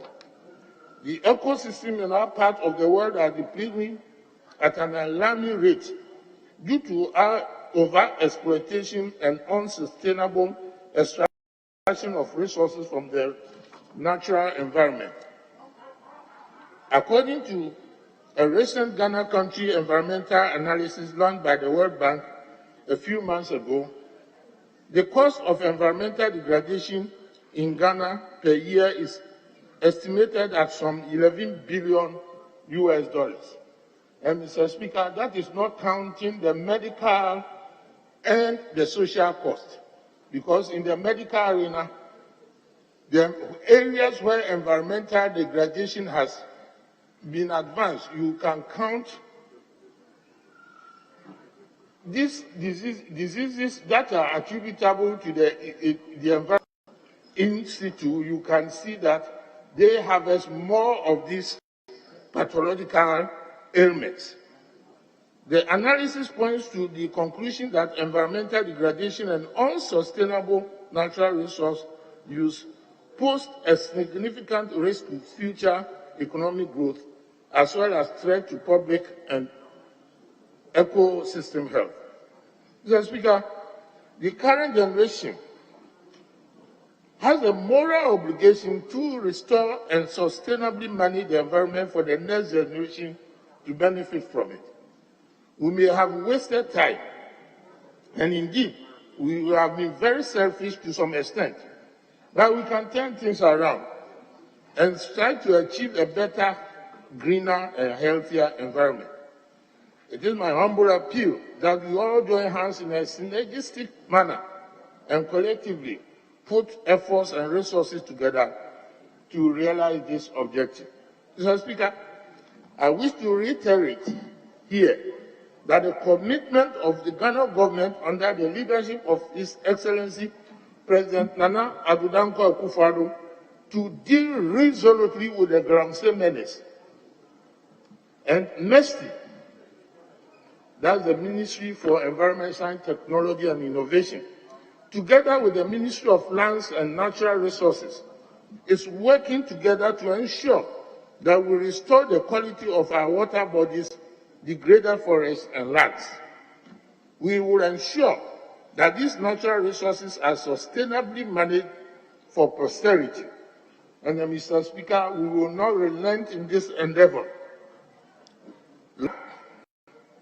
Let me use this opportunity to remind Ghanaians that the Minerals and Mining Act of 2016 has been amended and sanctions enhanced, and persons will serve a minimum of 15 years and a maximum of 25 years, together with a fine, if found guilty by the court for engaging in galamsey. Mr. Speaker, this has not been publicized, and the Ghanaian polity is not aware of this step that was taken under the just ended dissolved parliament. And I believe that all members of parliament here should broadcast this to Ghanaians, because we intend to embark on that track, and anybody who is found during galamsey, particularly under the environmental agency, under my ministry, will be put to the courts. And it is not only individuals, entities who breach the law will also be put to the courts. Mr. Speaker, we must move from free riders, because essentially, galamsey is a free riding activity, and it is not lost on me that the profit margin, free ride element, that is the profit margin. That is why when we remove this free ride element, as a physician, I'm not an economist, but I believe that that is the main area that we must focus. Because when we say galamseyers should cover their tracks, their pits, it becomes a very, very expensive undertaking. And so there's a moral hazard to this phenomenon called galamsey. We all own a resource, and some people take advantage, have a free ride at our own expense, and government will have to go and cover it. That is a double whammy. Mr. Speaker, we must move from free riders to generation of ethical utilization of resources which impact on the environment, and this, like I said, we will do exactly. Mr. Speaker, the government of Ghana, through the Ministry of Environment, Science, Technology and Innovation, is ready to ensure that directed toward the achievement of the global agenda of ecosystem restoration. The Ministry, with the support of development partners, have invested some $50 million in the northern Savannah area in particular in the last decade under the Sustainable Lands and Water Management Projects, SWLMP, through afforestation projects, dugouts, mechanized boreholes, alternate livelihoods like projects such as Gari processing centers, shea nut processing centers, crop drying platforms, beekeeping, improved seeds and appropriate farming techniques, and so on.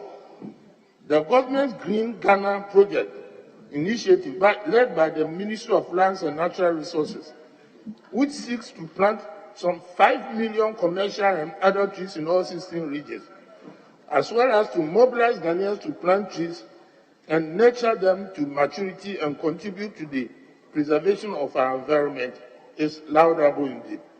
Mr. Speaker, you hear about the deplorable state of our environment. When we hear about the deplorable state of our environment, we tend to think only the huge industrial facilities are to blame. But we forget that our little actions, such as leaving beaches, cutting down a tree in the backyard of a house, using less energy efficient appliances in their homes, over application of chemicals on our farms, all congeal to contribute to the degradation of the environment.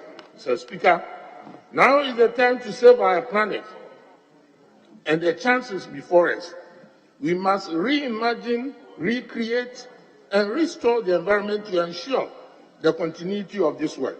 Mr. Speaker, this is a moral imperative. This year's theme, ecosystem restoration, speaks to the fact that the world is in a critical state and there is the need for collaboration to restore or to help restore the damage we have already caused. Mr. Speaker, the Ministry has observed the current trend of ecosystem degradation with great concern and is poised to act to overturn the damage caused. The Ministry, through the Environment Protection Agency, is intensifying regulations formulated to effectively manage, protect, and enhance the country's environment. The Ministry is also gearing up to implement projects with the primary aim of regulating activities of the extractive sector and introduce solutions to accelerate restoration efforts in Ghana's landscape. We realize that we do not own this mandate alone, but we own it with other sectors like land and natural resources, water and sanitation, local government and others, and our collaborative efforts have been geared in this, and indeed, we also will do it with the President. Mr. Speaker, as His Excellency, the President, has said on a number of occasions, the issue before us is not a burden to be carried by one person or one institution. The restoration of our ecosystem requires a collective effort and collaborative approach. I, therefore, urge each one of us and every one of us to first and foremost change our mindset. We must understand that the health of our ecosystem will define our health as a country. The adoption of simple, innovative, environmentally sustainable technologies in the various sectors of the economy will go a long way to halt degradation and restore the environment. Mr. Speaker, we must know this. And with this, I thank you for your kind attention. Thank you. Honorable Minister, because of the importance of the statement, I give you more than 10 minutes. Now we are limiting statements to 10 minutes and then comments to 5 minutes.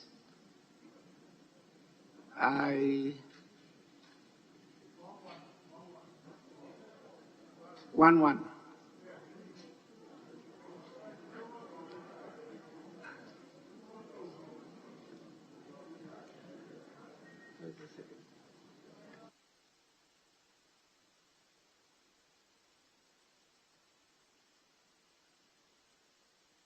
Well, let me start with the ranking member on environment, science and technology. Ranking member. Thank you, Mr. The maker of the statement, the Minister for Environment, Science and Technology. Second Deputy Speaker to take the chair. The Speaker, the statement before us is not new to us. It is something we have been speaking about. This morning we spoke about air pollution from smoking. Mr. Speaker, I have always held the view that if we want to indigenize our fight against what is happening to the environment, then there's a need for us, Mr. Speaker, to really have a very collaborative and cooperative approach. Mr. Speaker, today, our problem has to do mainly with destruction of our forests as a result of illegal mining and even legal mining, Mr. Speaker. Mr. Speaker, I am saying coordination because we have a situation in this country where today, if you go to, is it Tantra Hill or McCarthy Hill? Mr. Speaker, if you go to the assembly, they have given license or permit for people to build on the mountain. Mr. Speaker, the Geological Service is complaining about the effect of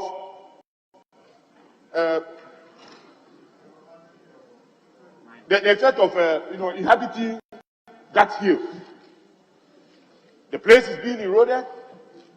But on top of that, Mr. Speaker, today as I speak to you, Electricity Corporation has extended this.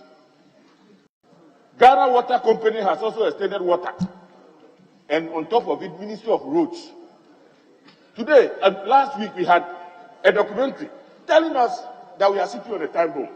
My question is, Mr. Speaker, what informed the extension of electricity? If indeed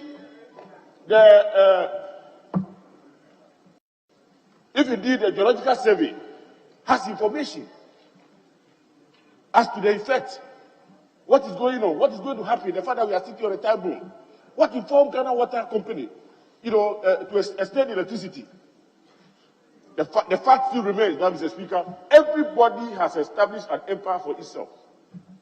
And that is the reason why today, Ministry of Roads will extend roads to Makati Hill, in spite of the fact that we know that putting up buildings there is exposing the people.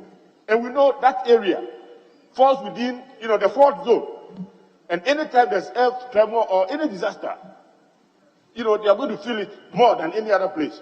But what we see, there is development going on in that area without regard to, the consequences.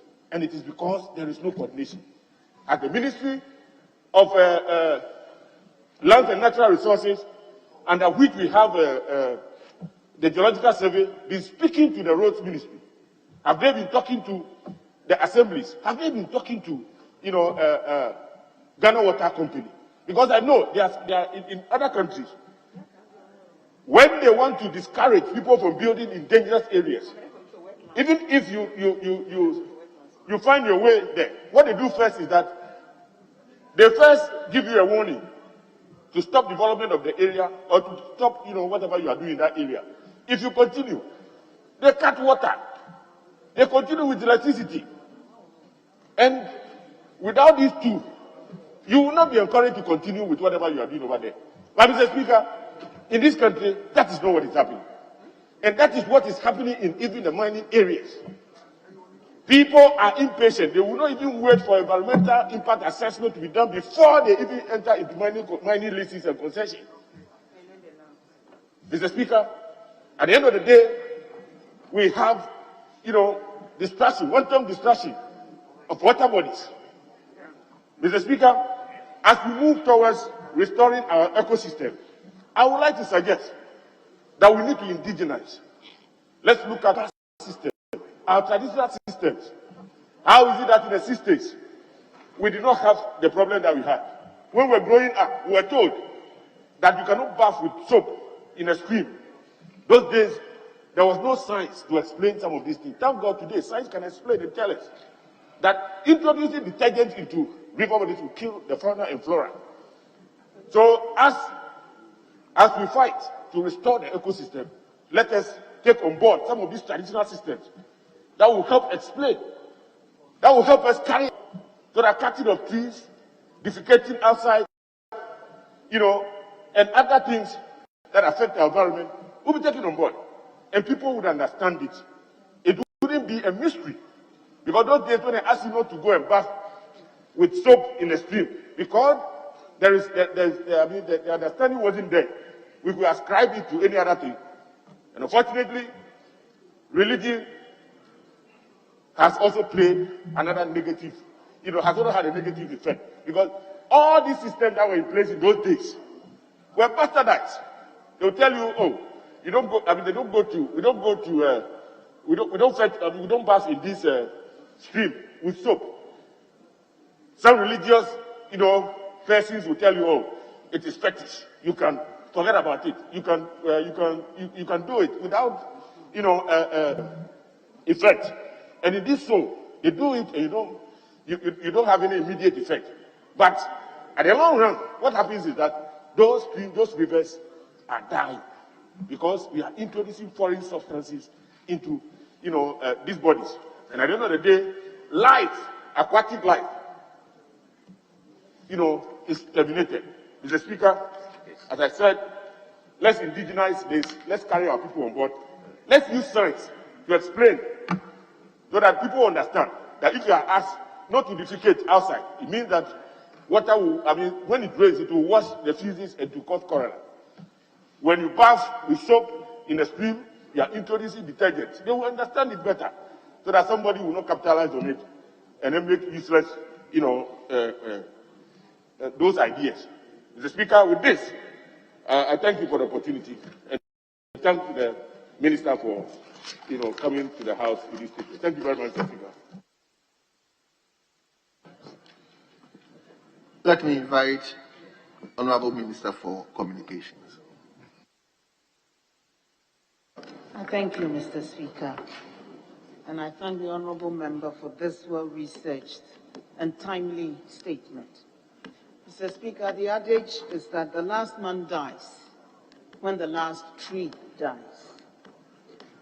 Through human activity, we have degraded our environment and destroyed ecosystems. Loss of habitat has devastated whole environments and species and led to their extinction from rivers, water bodies, our forests and savannas, overfishing in our waters, industrial and other pollution. It appears Mother Nature is under siege from human beings. We have destroyed and are destroying our environment, and we can work together to reverse the trend and repair the damage, and the time is now. Mr. Speaker, extreme weather systems are causing havoc around the world, from floods to hurricanes and cyclones, tidal waves, heat waves, freezing weather and snowstorms. Nature is fighting back. It seems the COVID lockdown and cessation of human activity gave the earth a breather, and we must learn lessons from the clearer skies, cleaner waters, and greener growth. 2020 slowdown in economic activity created as our economies reopen with the fight and the battle against the COVID pandemic appearing to be won. We can all do our part. Let's use biodegradable materials and ban single-use plastics. Let's promote recycling materials and source separation of waste to reduce the amount of garbage that ends up in our landfill sites. Let us green energy and promote solar systems and other renewable forms of energy. We can plant trees. I have lots of trees in my garden, and I'll be planting more. Let's take advantage of the Green Ghana project. To see this letter from the Green Ghana project in my pigeonhole, and so I know every member of parliament has received one. It talks about 5 million trees being planted on 11th June and calls on all of us to help plant a tree in our constituencies on 11th June to help promote and preserve and protect our country's forest and vegetation cover for a balanced ecology. We need to take rapid action to reverse the trend. Mr. Speaker, the time is now, and so I'm happy that in Ghana we've adopted the slogan, "Let's unite to save the environment." Each and every one of us has a part to play. And by doing the simple measures that are mindful of the impact of our human activity on the environment, we can all help to roll back the devastation which is causing so much damage across our planet, our backyards, our waters, our river bodies, and our seas. I thank you, Mr. Speaker. Thank you, Honorable Member. Let me give the lady at the corner there. Please, your constituency. No, the lady. Salaga South, please. Okay, thank you. You can take this. Thank you very much, Mr. Speaker. I will want to highly commend the Sector Minister for that very elaborate and educative statement. Mr. Speaker, my contribution to this statement, however, seeks to wonder why in our part of the world it takes the lawmaker, the Minister of State, to lament the very issues that are devastating to our environment. I think that ministers of state, legislators have a duty to ensure that the right and appropriate things are done in order to secure our environment. When we turn around and lament, it seems to me like we are throwing our arms in the air and asking God Almighty to come down and resolve these issues for us. There are environmental degradation issues which go a long way to affect the ecosystem are not conducted by any other persons other than us. And it starts with our everyday way of life. You go around the city, and the whole city is littered with plastic, with debris, with garbage that should be properly disposed of. That we have institutions in this country to ensure that these are done properly. That is not done. You go to our communities and it is worse. You drive into Salaga and the first thing you see is plastic. As soon as you begin to approach any area in this country where there are human beings, the first thing that welcomes you, Mr. Speaker, is plastic. The plastic didn't find itself there. Human beings use the plastic for one reason or the other, and afterwards decided to dispose of them in any way, in any manner. In fact, Mr. Speaker, let me use this opportunity to commend the people of Ho in the Volta region. When I was there the last time, I made a private pool that was the cleanest city I had seen so far in this country. Mr. Speaker, I don't know how they've done it, but I will encourage the Minister for Environment and his team at the Environment Ministry to maybe find out from Ho and maybe the Greater Volta region how they are managing to keep the environment there clean, so that whatever activities or efforts they are putting into it, we can seek to replicate them in other parts of this country. Mr. Speaker, in some jurisdictions, you are not allowed to cut down a tree that you yourself planted. You can plant a tree, and after 25 years, it becomes a nuisance in your compound. You need permission from the local authorities. Indeed, you even have to pay the tree doctor, so-called.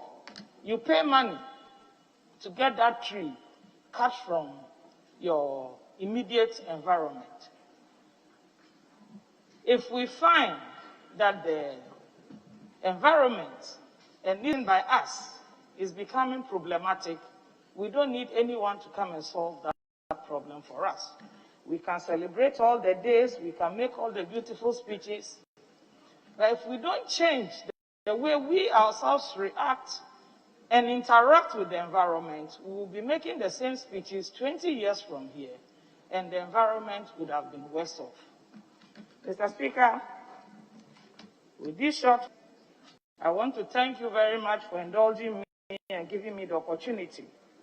And I'm hoping that Parliament, as an institution, will take up our oversight responsibilities and make sure that if there are bylaws regarding the protection of the environment which are being flouted, we should make sure that the laws work to protect all of us. Thank you very much, Mr. Speaker. Thank you very much. Another lady, honorable member for Asopa. Thank you, Mr. Speaker, for the opportunity to contribute towards the statement ably made by our Honorable Minister for Environment, Science, Technology and Innovation. It is very insightful, and contributions so far received have spoken about the issues, looking at how we are being affected. But I think it's about time that as a country, we own up and know that nobody can take this issue, nobody can run away from this issue which is being discussed over here. The reason being that, as people, we shouldn't consider that it's too late in the day not to address this problem. The minister reiterated that this year's theme, eco-restoration, means preventing, halting, reversing this damage. What are we to do as people or citizens of this country? It is not too late to prevent the galamsey that is going on. We should know that the issue about galamsey is not a political issue. It is an issue whereby each individual contributing to these things belongs to all parties in the country. And therefore, it is up to us to own up and say that we don't want to engage ourselves in this way because we are destroying our land. So we have to take a measure that will halt it and then find a way of addressing the land that has been damaged. Mr. Speaker, it is noted on the second page of the minister's statement that US $11 billion is spent by Ghana per year on environmental degradation. Have we considered the fact that destroying our ecosystem or the ecosystem collapse will result in our economic growth collapse? It is very important that we know that if we are spending so much money on restoration of the degradation, environmental degradation that we are suffering, you haven't considered the fact that these funds could have given us more hospitals, it could have given us more road network, it could have constructed railway lines, we could have undertaken social industries that will bring down the poverty line or the poverty that exists in our economy. We need to be more nationalistic than we are at the moment, Mr. Speaker. We need to be more nationalistic and commit ourselves to ensure that these natural resources are sustainably managed for prosperity. It is therefore my suggestion that if we look at the Sustainable Water and Land Management Program, that has been $50 million has been spent on it. Mr. Speaker, last 2 years in the North, I was highly impressed with the kind of vegetation that has resulted out of this program. It has actually given the northern part of our country a green look, unlike what we are experiencing here in our urban centers. The urban sprawl is just too much. What we are experiencing is very dangerous for our health. If we are experiencing an urban community where there are no trees, then it is up to us to accept that it is now time to take up the challenge and grow and green our nation. So I'm not surprised at all. And I'm highly encouraged by the program, Green Ghana, which is coming off on the 11th of June. I have inquired into this program, and I'm very much aware that the Ministry of Lands and Natural Resources is coming up with a strategy where each of us here in this house, I'm talking about all members of parliament, will be given the strategy areas to concentrate, to plant these trees to ensure that we will improve on our ecosystem. Mr. Speaker, I'd like to commend the minister for drawing our little actions that causes environmental degradation. What am I talking about? I am looking at the situation where, when it rains, people take it upon themselves to drop their refuse in the drains.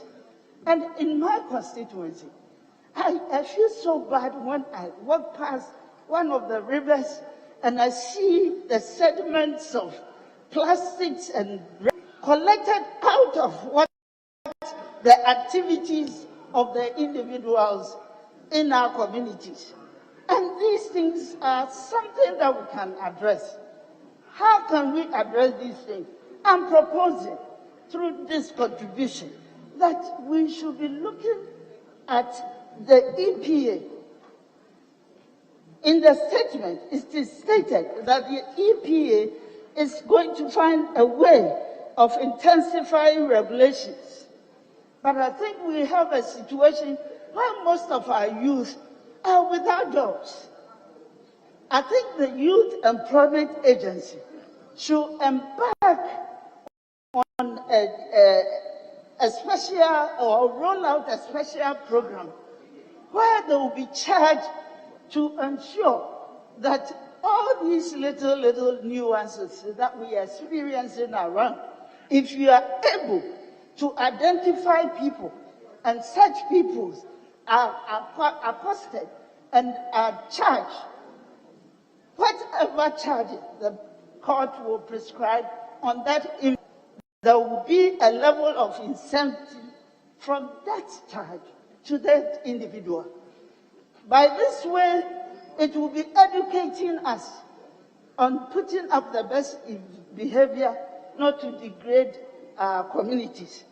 At the same time, the youth who are our future will also be learning something about ensuring that our communities, what we are responsible for our own actions, and therefore it is very important that each and every individual should behave responsibly towards our environment. Mr. Speaker, the time is now. I will also entreat members of this nation, citizens of Ghana, ensure that we try, go back and build our ecosystem. Thank you very much.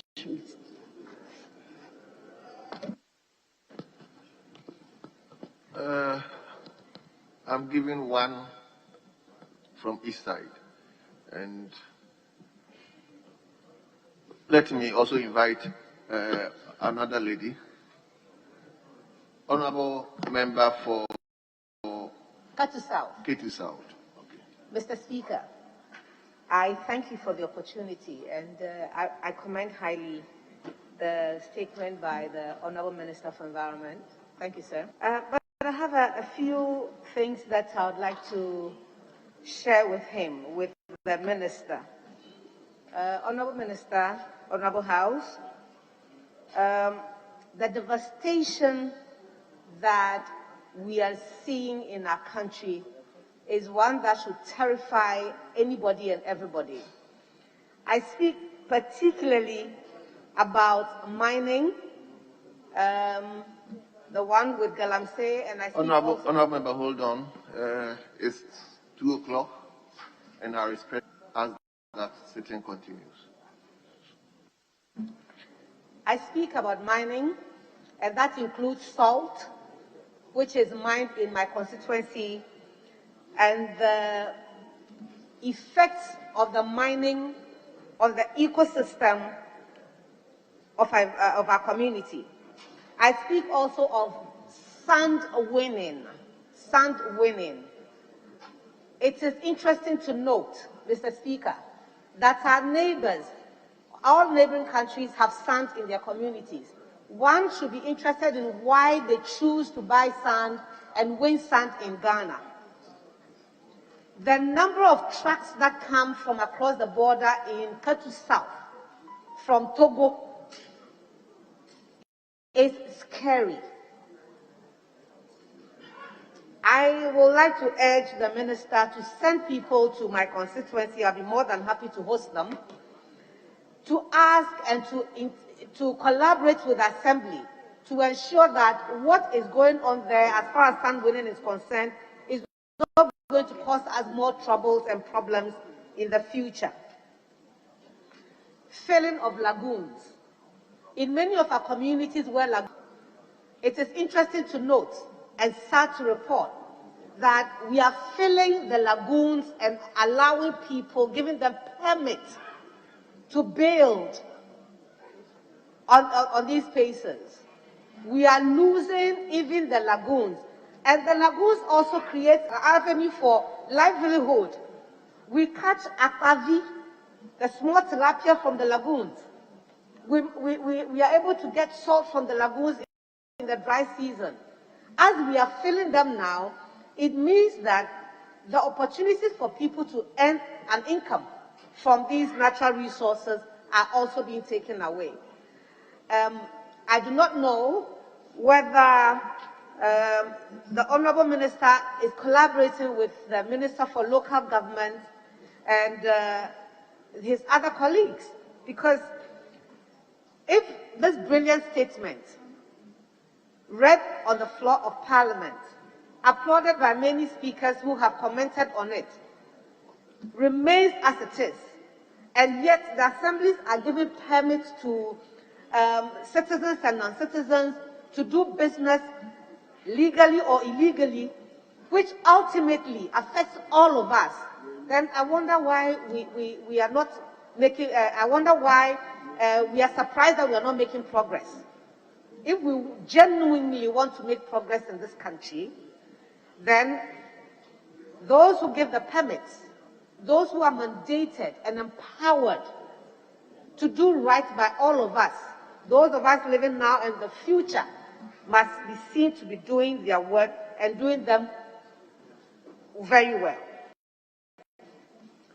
The importance of the ecosystem cannot be underplayed and should not be underplayed. As we speak now, Mr. Speaker, all the coconut trees that we planted along the beaches in Ketu South, tidal waves annually cause devastation in my community. This morning, I know that the youth have organized a demonstration because they have not seen any response to the devastation going on in the community since the beginning of this year. We cannot be celebrating and giving slogans, beautiful slogans by the way, to the devastation of our communities, when the real problem is left unsolved. Who's responsible? As a parliamentarian, I can only stand up and when I catch your eye, as I've done today, talk about it. But I am limited in what I can do to assist the state. If the state does not allow me and the people that we elect and appoint to do their work, If the state does not empower them to do the work, then we will be applauding each other and the devastation will continue to go on. Mr. Speaker, on behalf of the people of Katu South, I appeal to you at this August House that what is needed is action. Action now, action tomorrow. Because if we do not save the country today, I don't know what will be handed over to our young next generation. With these comments, Mr. Speaker, I thank you and I say, indeed, we must restore the ecosystem of our country. Indeed, we must be seen to be working.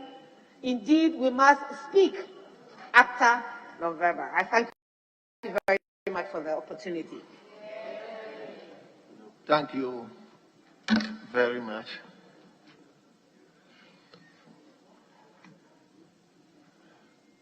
Mr. Speaker, let's do one each because we still have more. Yes. Honorable members, let me give the minister, deputy minister, text for lands and natural resources. Thank you, Mr. Speaker. Mr. Speaker, I want to add my voice to the maker of the statement, my good uncle, the Honorable Kwaku Afriye, MP for Sashi Yoso, for a good statement ably made by him. Mr. Speaker, we cannot overemphasize the importance of the environment. And as such, it is good that we all rise to contribute in reversing the current state of environmental degradation.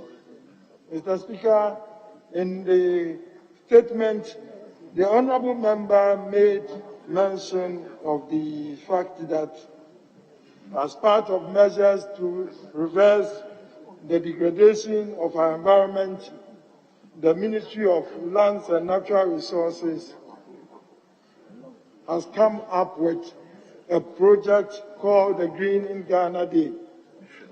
Mr. Speaker, the Minister for Lands and Natural Resources, the Honorable Samuel Abujinapo, in coming up with this project, decided to involve Parliament.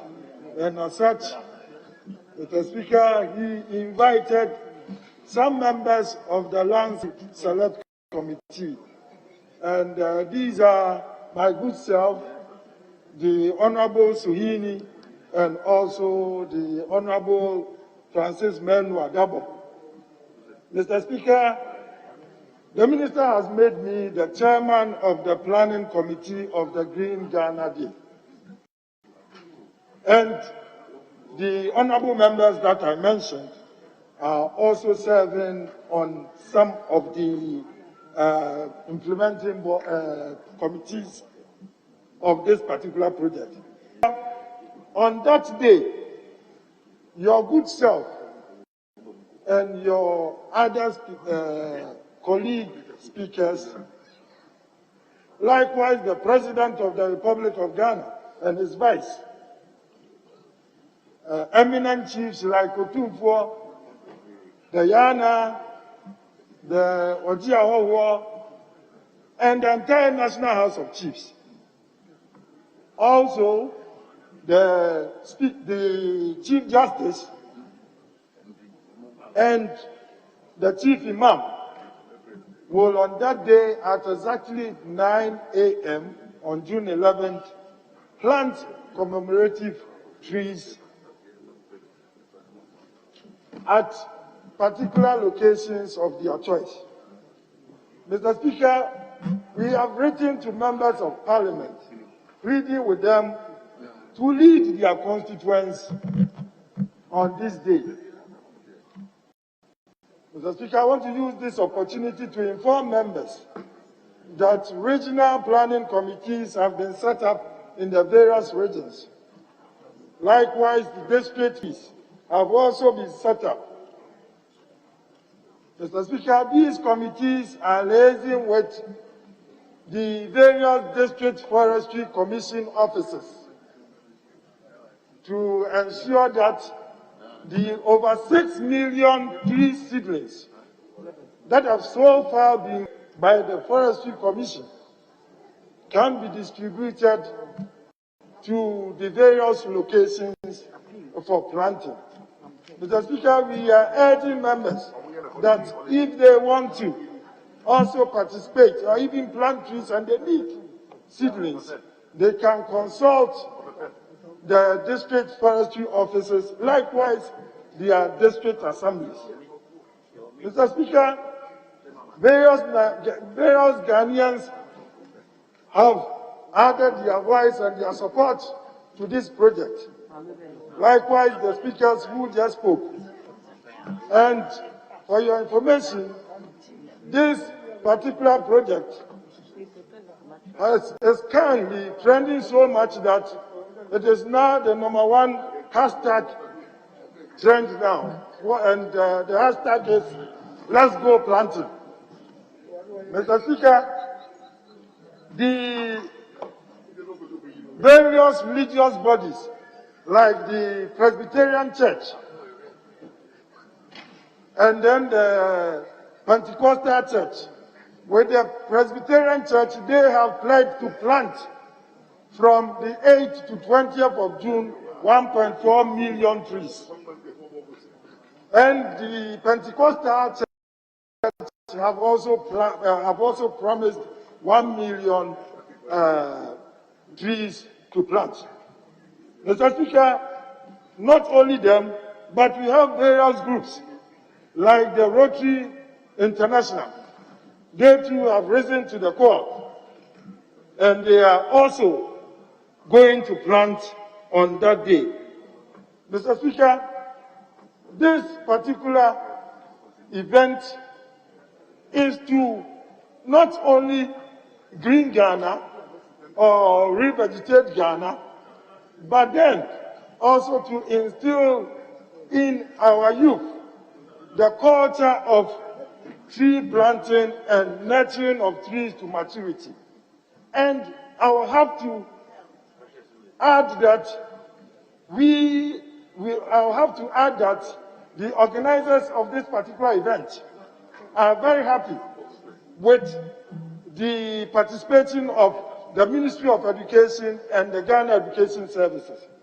Mr. Speaker, the Ministry of Education has also risen up to the call, and as we speak now, have set up another team to help the students to also come on board. And they call this team "One Student, One Tree." The Minister for Education has promised us that there are over 5 million school children in Ghana. And as such, on that day, each of these school children will be planting 1 tree. What it then means is that we can now say that on that day, we are going to plant more than 5 million. Because even the children are going to plant 1 tree each, and they are over 5 million. When we, the elders on board, it means that at the end of the day, we would plant more than our targeted figure. Mr. Speaker, others have also informed us about the fact that they don't want to plant just a tree, but they want to plant economic trees. Some even want fruit trees.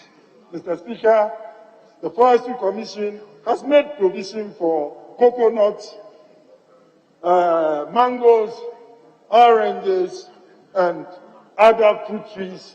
And so anyone who is interested can also consult them for this. We are aware those in the urban areas particularly prefer these fruit trees than the usual forestry. Mr. Speaker, looking at how the entire citizenry of Ghana has appreciated the need for us to green the country and the environment, and looking at how they intend to get involved on that day, Mr. Speaker, I will plead that, if possible, Mr. Speaker's good office to appeal for maybe a holiday on that day, a national holiday on that day, Mr. Speaker, so that we all can get involved, especially even we, the parliamentarians. There is the need for us to be seen in our communities and in our constituencies, leading the effort. Because at the end of the day, what we are asked is that everyone should take a selfie of the tree that he or she will plant.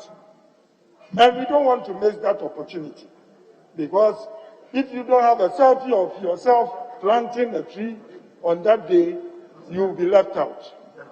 On this note, I'll add that, Mr. Speaker, we thank all members who have added their voice to this statement.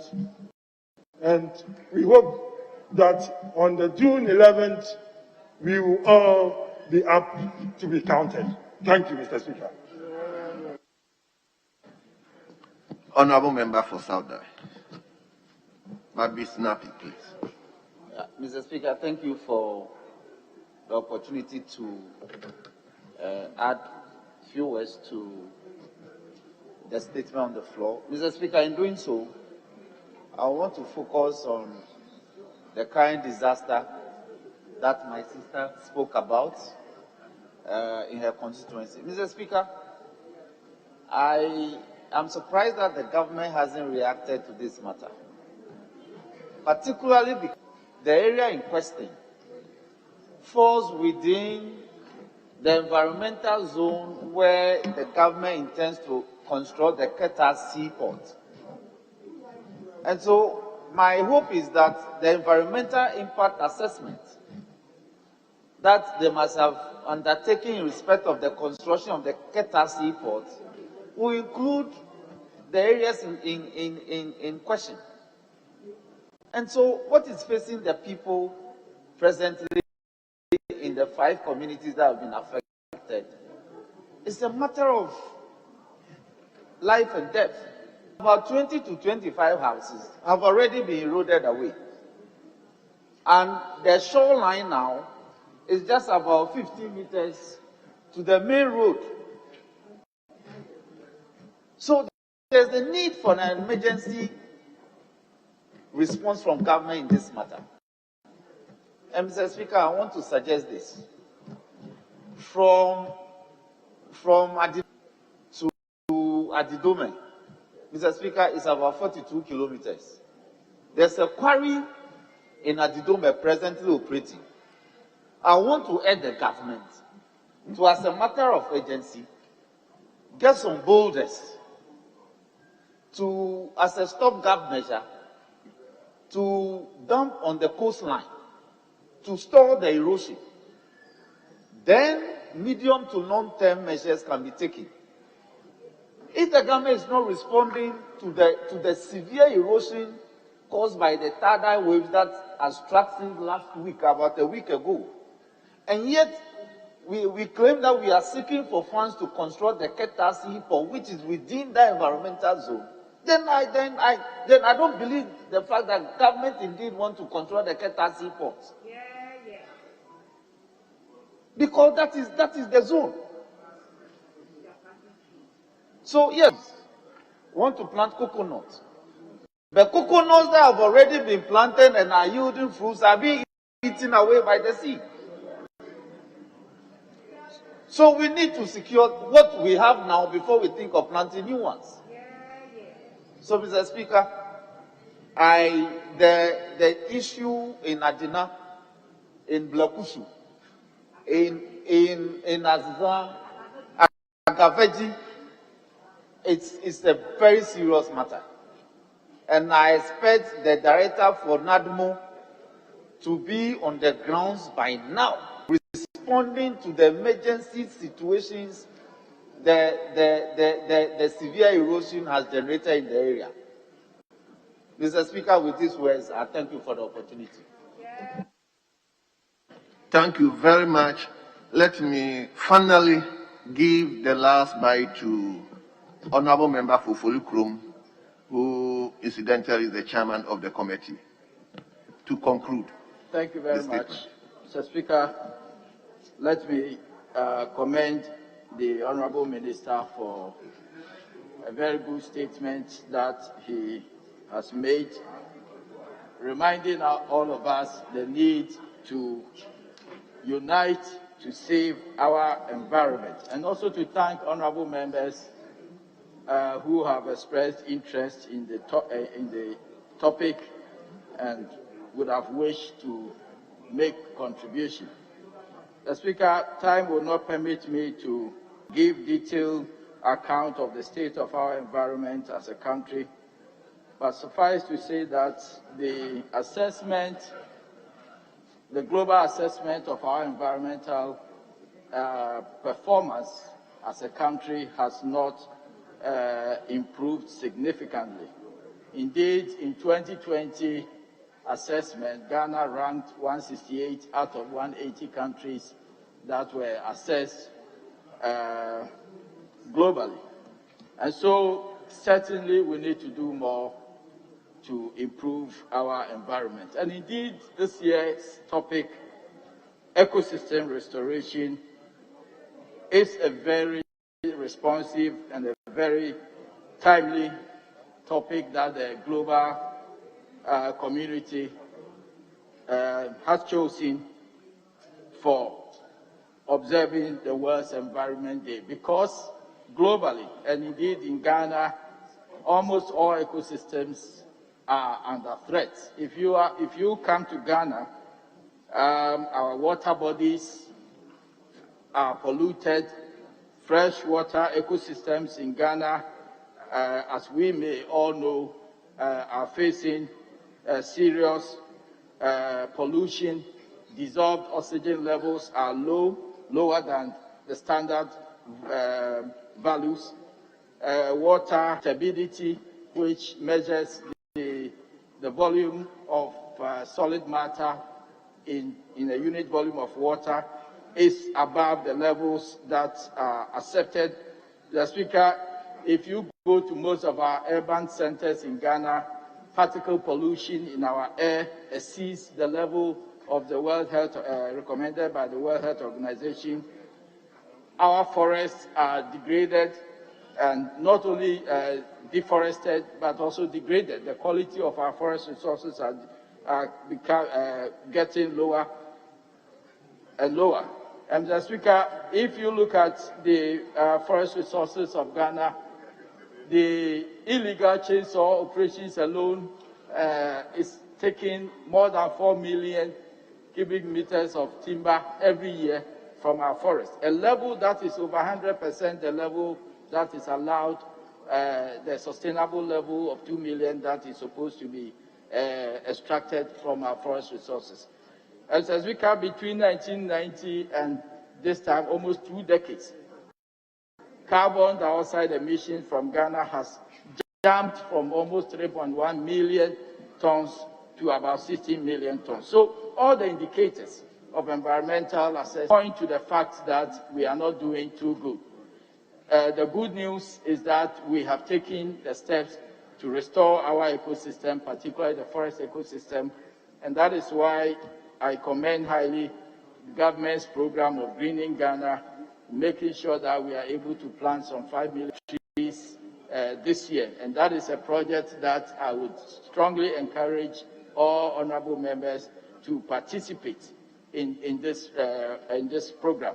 So, Mr. Speaker, just to conclude my comment on the statement, I just want to say that we as members of Parliament can, in our own small ways in our constituency, start environmental projects, start environmental clubs in our schools, so that we kind of put environmental consciousness in the minds of our young people, so that they will grow to be environmentally conscious and contribute to the development of our nation. Mr. Speaker, I want to thank you and thank the Minister for such a timely and wonderful statement. I thank you. Thank you, Honorable Member. Leadership, will you like to conclude? Mr. Speaker, Honorable Hamza will do the outside. Thank you very much, Mr. Speaker, for the opportunity to contribute. Go ahead. All right. And to commend the Honorable Minister for making a very good statement relating to the World Celebration of Environment. If you look at the theme for Ghana, it reads, "Let's unite to save the environment." And the question I want to pose is that, are we really ready to reunite as a country? At the time when of issues relating to environmental degradation are being taken on, and His Excellency the President himself comes out to say that those who don't subscribe to the burning of the 49 excavators should go to court. Is that the path to uniting as a country? I think it is important we allow stakeholders to make inputs into the way forward for us to all deal with a global canker that affects everybody. If you look at the cause of environmental pollution, human activities remain the greatest parameter responsible for environmental pollution. We continue to do mining,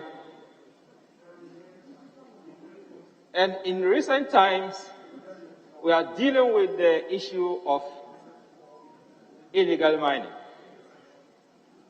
And are we really trying to fight the cause? It looks like we are failing to deal with that menace because of the fact that the people who are leading the process are not trusted by the people who are doing the mining. And trust is very important. The various methodologies that we involve cannot be part or the solution. We have the Operation Hold, Operation Vanguard, which mainly employ military methodology. I think that is not going to work. The mining is related to their livelihoods. And it is difficult. People are always prepared to die for their livelihood, no matter what. So the best solution to it is to dialogue, is to involve stakeholders who are respected, the stakeholders who will talk to the people and they hear. Then we employ the dialogue process. I think that is very important. Our official folks, our farmers, the industrial activities, all play roles in polluting the environment. And we see that the fishers continue to use chemicals to conduct their activities, which leads to the pollution of our water bodies. farmers continue to employ the chemical fertilizer, inorganic fertilizers, and all these things pollute the environment. I'm happy that the minister has mentioned that they are rolling out more of the SLM, Sustainable Livelihood, Sustainable Land and Water Management Technologies for farmers. I'm only hoping that the farmers will adopt this, because the last thing on the SLM revealed that the farmers are not interested in doing that, because the greater majority of the farmers were not adopting those technologies up north. Way forward, we need to way forward, Mr. Speaker. As a country, a more sustainable way to deal with the environmental pollution is to ensure that we our waste. Let's take steps to encourage more of the recycling of the waste. We also have to look at the issue of renewable energy. It is important that as a country we try exploring the renewable energy, which is more environmental approach. We also have to ensure that those who flout environmental issues are dealt with by the law, because the impunity has existed over time, and that is making a lot of people to not to be deterred in involving in those activities. Then lastly, we have to do a lot of planting of trees. Let's encourage more for people to plant more trees as a way of trying to renew our environment. I think with these few words, I thank you, Mr. Speaker, for the opportunity to contribute. Honourable members, there is another statement. On the occasion of World Preeclampsia Day, and the statement stands in the name of a member for Tema Central, Honourable Ni Noi Hansen Norte. Honourable, you may take. Thank you, Mr. Speaker. Thank you, Mr. Speaker, for giving me this opportunity to make a statement on the floor of this Honourable House about preeclampsia. Throughout history, the central role of women in society has ensured the stability, progress, and long-term development of nations. Their role as caretakers and as educators in the workforce cannot be overemphasized. Mr. Speaker, while every issue that affects women is important, health is arguably one of the most important. It is therefore not surprising that the calendar month of May primarily focuses on women, childbearing, and issues of maternal health. Important dates such as 5th of May for the International Day of the Midwife, Mother's Day on the 9th of May, World Pre-Eclampsia Day on the 22nd of May, as well as the International Day to End Obstetric Fistula on the 23rd of May. Mr. Speaker, although Ghana's maternal mortality rate has declined significantly from 760 per 100,000 live births in 1990 to 308 per 100,000 live births in 2017, the pace of decline in maternal mortality has been slow, and this has led to Ghana's inability to achieve the Millennium Development Goal target of 190 per 100,000 live births in 2015. The maternal mortality ratio remains high and requires strenuous efforts if Ghana is to achieve a Sustainable Development Goal target of 70 per 100,000 live births in 2030. One of the top 5 pregnancy-related causes of maternal death in Ghana is preeclampsia. Preeclampsia is a pregnancy-induced hypertension condition and is a major cause of maternal morbidity and mortality worldwide. Yet, perspectives of the patients are not well understood. Preeclampsia has been identified as a significant public health threat in both developed and developing countries. However, the impact of the disease is felt more severely in developing countries. In lower medium income countries, Healthcare providers and patients are faced with unique challenges, including lower general education levels and health literacy, and limited access and utilization of antenatal care services. Mr. Speaker, according to research, 15% of all maternal deaths worldwide is caused by hypertension disorders in pregnancy, and it is unfortunate to state that almost all, about 99% of such deaths occur in developing countries, especially in sub-Saharan Africa. Doctors at the Kolebu Teaching Hospital were able to establish that 1 out of every 5 pregnant women had gestational hypertension, which developed into preeclampsia, and the latter had a fatality rate of about 7.5%. Another research at the Konfanochi Teaching Hospital also showed that these hypertensive disorders were the main cause of maternal deaths at the hospital for the past 2 decades. This is no good news for our women, Mr. Speaker, our mothers, our wives, female children who want to.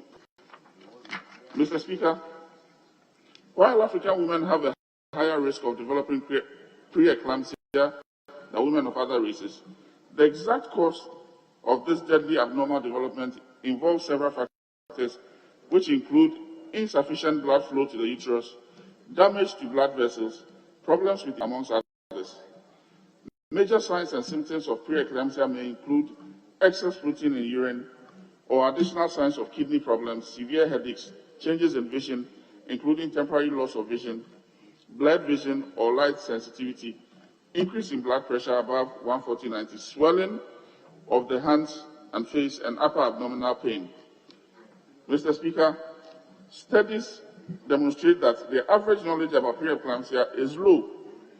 It is imperative, however, that patients are abreast with the conditions and may identify warning symptoms of new or worsening disease, improve healthcare seeking behavior, and make informed healthcare decisions. Centered on this year's campaign theme, Stay Alert, Screen Early, we are enjoined to add our voices in creating awareness about this horrific condition amongst pregnant women. Right Honorable Speaker, on the commemoration of the World Preeclampsia Day, I join the many across the world, including one of my constituents, who herself is a survivor of this condition, Nana Ifwa Sapon, and her Ifwa Sapon Foundation, to continue with their outreach and advocacy on this deadly condition, to encourage our women to take antenatal care serious and do away with the myths around pregnancy, and be inspired to speak about any concerns relating to their pregnancy. Early risk assessment and effective prevention saves lives. Right Honorable Speaker, thank you once more for this valuable opportunity. I'm most grateful. Thank you. Thank you, Honorable Member. Yes, Honorable Member for Southern. It's Ketu South, Mr. Speaker. I'm sorry, Ketu South. Yes. Mr. Speaker, I want the maker of the statement and declare that what we need is many more he for she's in gender advocacy and gender studies in the UN women circles. We call men who understand the issues of women as he for she's, men who speak for women's cause.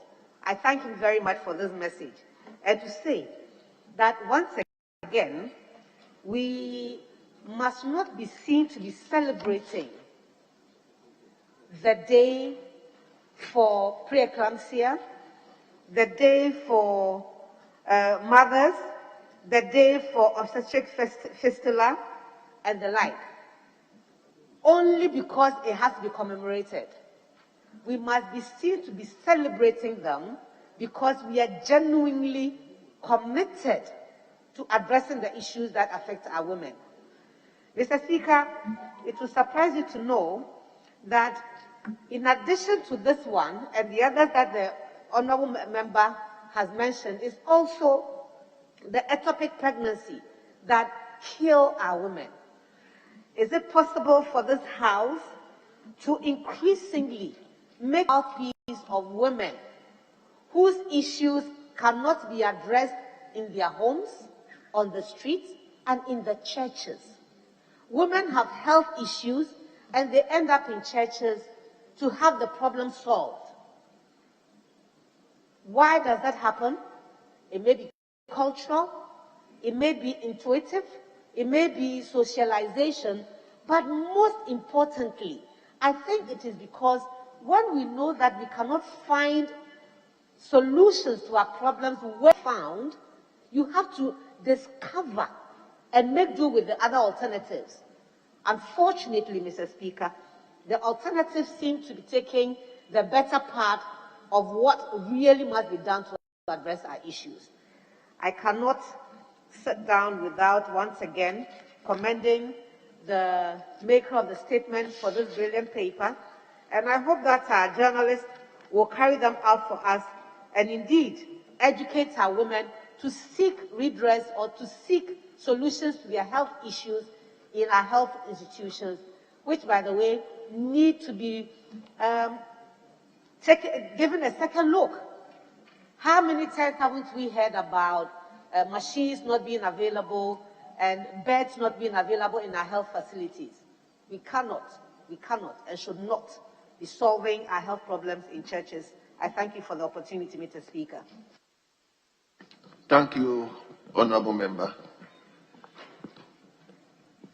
Honorable Member for Sehuvioso. Thank you very much, Mr. Speaker.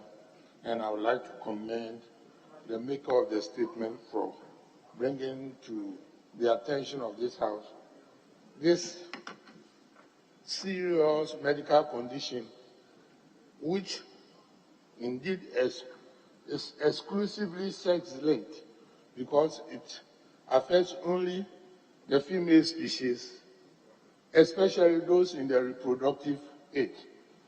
Mr. Speaker, preeclampsia is not known to many Ghanaians, but it is something that gives every doctor a major headache, because the determinants, there are so many imponderables in its causation and even in its evolution. Suffice to say that they are associated with the genetic factors, blood vessel problems, autoimmune disorders have been cited, but it's associated with being pregnant as multiple fetuses, being over the age of 35 years, that late pregnancy, and also early teens, that means at the extremes of the reproductive age, and also being pregnant for the first time, and also it's associated with obesity.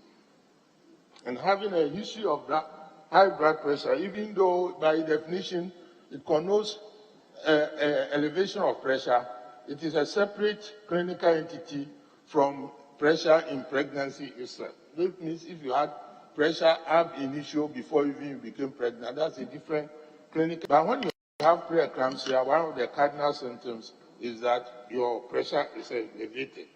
And also those who have history of diabetes are also very susceptible, so as well as those with kidney problems. Suffice to say that some of the critical symptoms are persistent headaches, abnormal swelling of the hands and face, and that's the periphery, and then sudden weight gain, and then changes in vision. Mr. Speaker, if intervention is not made, it can proceed rapidly to the eclamptic syndrome itself, in which you may have convulsions and attendant complications like kidney failure, and so many things. The definite management is intervention of some sort, which means when you are pregnant and you are diagnosed, the doctors manage you well conservatively until they make a determination that it is safe to deliver you after the 20th. And most of the time, eclampsia starts after the 20th week. But it's been documented I can start a bit earlier too.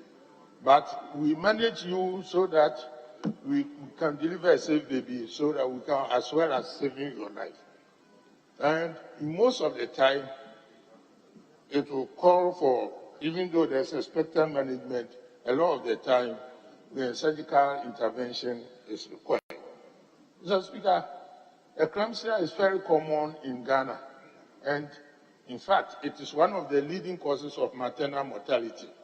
So a lot can be done through prevention, and we urge all expectant mothers who become pregnant as soon as possible to attend maternity antenatal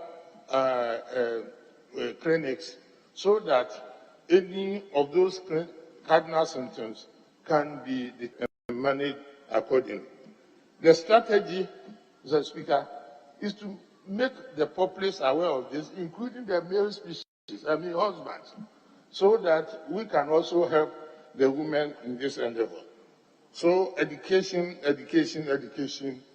early antenatal attendance, and also frequent antenatal attendance. And then, of course, we have to deal with those things, especially those in the periphery. Clinical services are very good in this country, especially in urban settings, but in rural settings, there are a lot of deficit. There's a place for medical management. Some of the drugs that we use to control, especially eclampsia during the convulsive stages, are sometimes lacking. But I believe that with a lot of education, the mortality that are attributed to eclampsia can be averted. So I thank the maker of the speaker for drawing to attention one of the hidden killers, and especially, Mr. Speaker, I forgot to add that because of the convulsive seizures that are associated with eclampsia, it is steeped in a lot of mystery, and people think that women engage in some, actions that brings that kind of brings them into that kind of situation.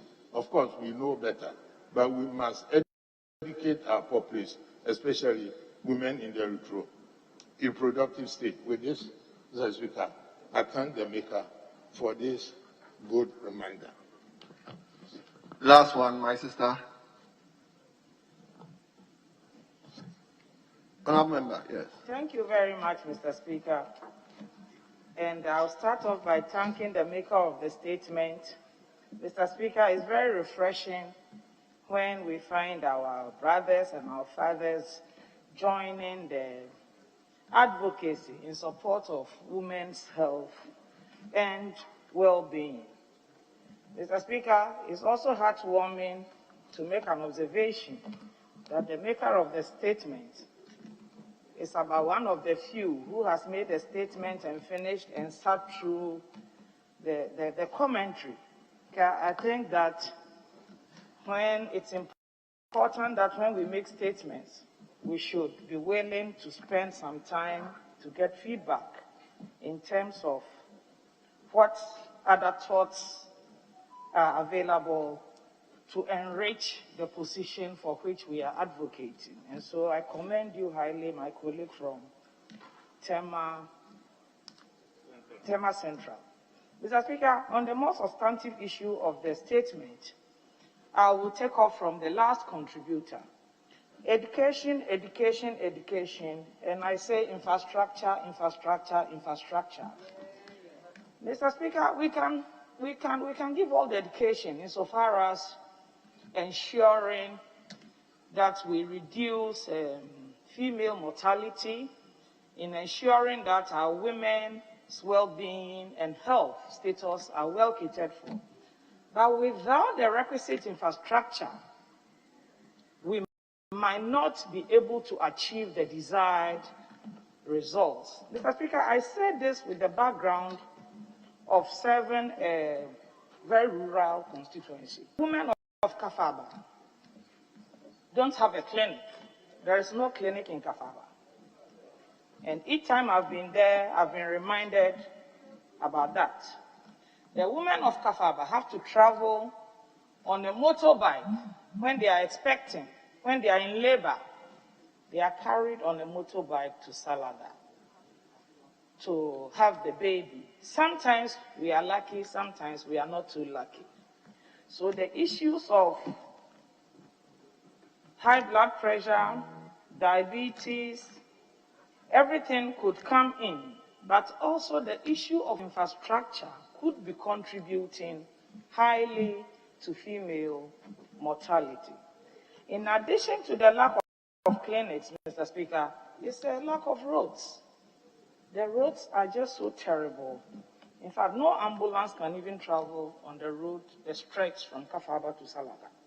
So they are either on these motorbikes or they are sitting at the back of, they call it motor Kia.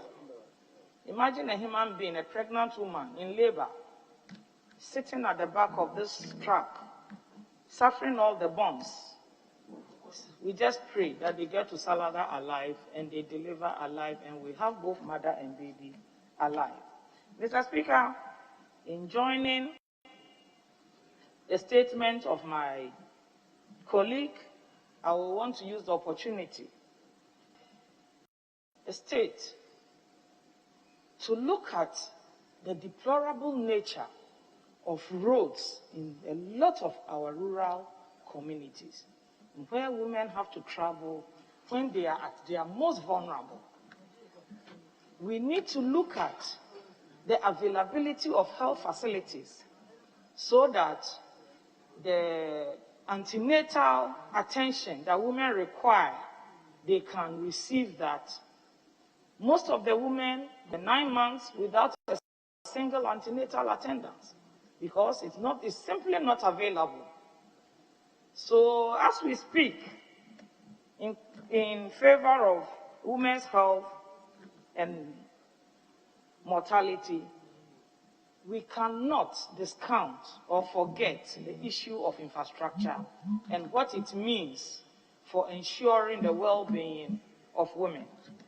Mr. Speaker, women in the most rural parts of Ghana have to wake up at 3 a.m. in search of water, a basic necessity of life. So imagine a woman pregnant 6 months, 7 months into pregnancy, and you're having to wake up at 3 a.m., walk either to the nearest dam or the nearest borehole. Sometimes they wait 2-3 hours before it gets to their turn. The stress of that on this woman and on the unborn baby, we cannot count, and you and I will not be able to tell. These are the issues that I think is to take particular interest in and take seriously.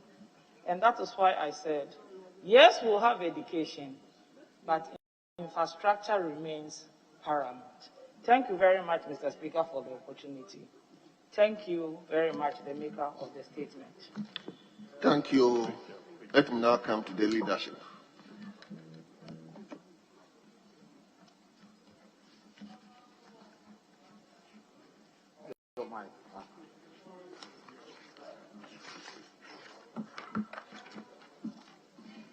Mr. Speaker,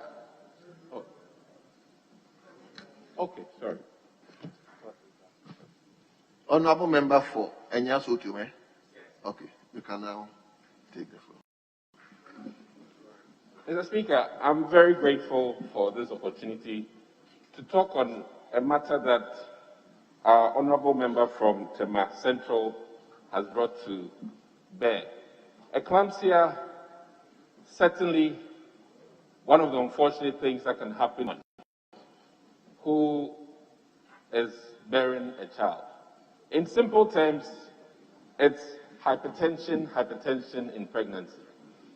My concern here is to just reiterate the need for education still, as much as we are promising that we need infrastructure or demanding for more infrastructure.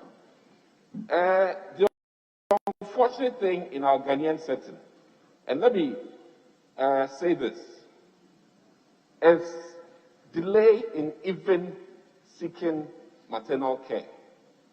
That is an issue that, regardless of the number of hospitals you have in this country, if mothers are not well informed to seek maternal care, in appropriate time, we're in trouble.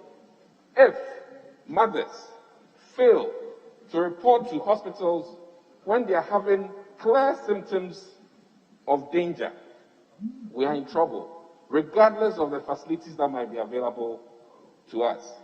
Now, I have nothing against building more, but I believe that in this day and age of wonderful technology, Ghanaians as we are, we have not harnessed enough what we can do with telemedicine, which will reduce our burden in terms of cost on infrastructure. And let me add that beautifully, because of technology, many in times of COVID have now realized that sometimes we overbuild. Doctors in Japan can now maybe answer to our concerns by way of us sharing critical medical problems of our patients and them responding to us. So I'm only positing, once again, that yes, education is critical in people deciding to go and seek health attention at any facility, be it a CHIPS compound. Because let me add to Honorable Minister's comment. Eclampsia can be managed initially even at a CHIPS compound. And that is remarkable. Which means that, one, the mother is well informed and decides that these things that are happening to me, I have to go to a clinic nearby quickly. We get a class there. When the medical attendant, be it a CHIPS compound attendant, is fully aware of what the symptoms are and can take action, and we are that the Philippine, which is one of the medications used, is one of the cheapest, most available medication in this country. Plus mag sulfate, very readily available. And I must commend the Ministry of Health and Ghana Health Services for making these things readily available at most basic health centers. And I believe that we should push hard and make primary health care available at our doorsteps. I think the Honorable Member from Tema Central has done Ghana a very wonderful service, Mr. Speaker, and I appreciate the fact that he's used medical language today. And to add to my voice again, preeclampsia, in simple terms, high blood pressure in pregnancy is deadly. Our men, when our wives are pregnant, we need to pay particular attention to their blood pressure and encourage them to go to clinic frequent and not try and say, oh, I used para when I had headache. You to get para. These are problems that are created out of ignorance. And I think that we should push and promote information so that our mothers would not perish due to high blood pressure in pregnancy or eclampsia.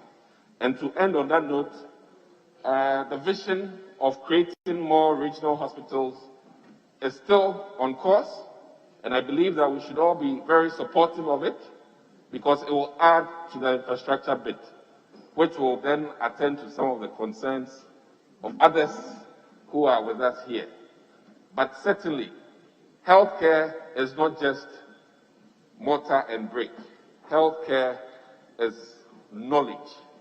And I used to say this during my, if you put a professor at any small institution, the wonderful care he'll give, you'll be surprised. So definitely, knowledge is superior, always, to infrastructure. Thank you very much, Mr. Speaker. I appreciate this opportunity. Thank you very much. Minority Leadership. Okay, Honorable Member. Thank you very much, Honorable Speaker, for I'm honored to be given this opportunity to contribute to what our honorable member for Tema Central have labored in Parliament here. Mr. Speaker, this topic is very interesting. Maternal high blood pressure is contributing to maternal mortality in the country. And then most of the time we focus mostly about, when we talk about health, we focus mostly on absence of diseases, not looking at other confining factors in the community. Mr. Speaker, it may interest you to know that socio-cultural aspect is also contributing to this issue. Why am I saying this?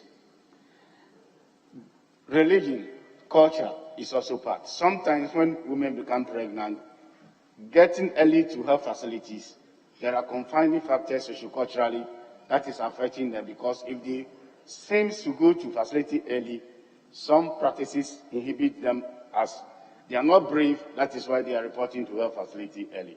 And this is also contributing to this cause. Distance to facility. Sometimes women find themselves in a community, and then the distance to take car, vehicle to facility is also a problem for them.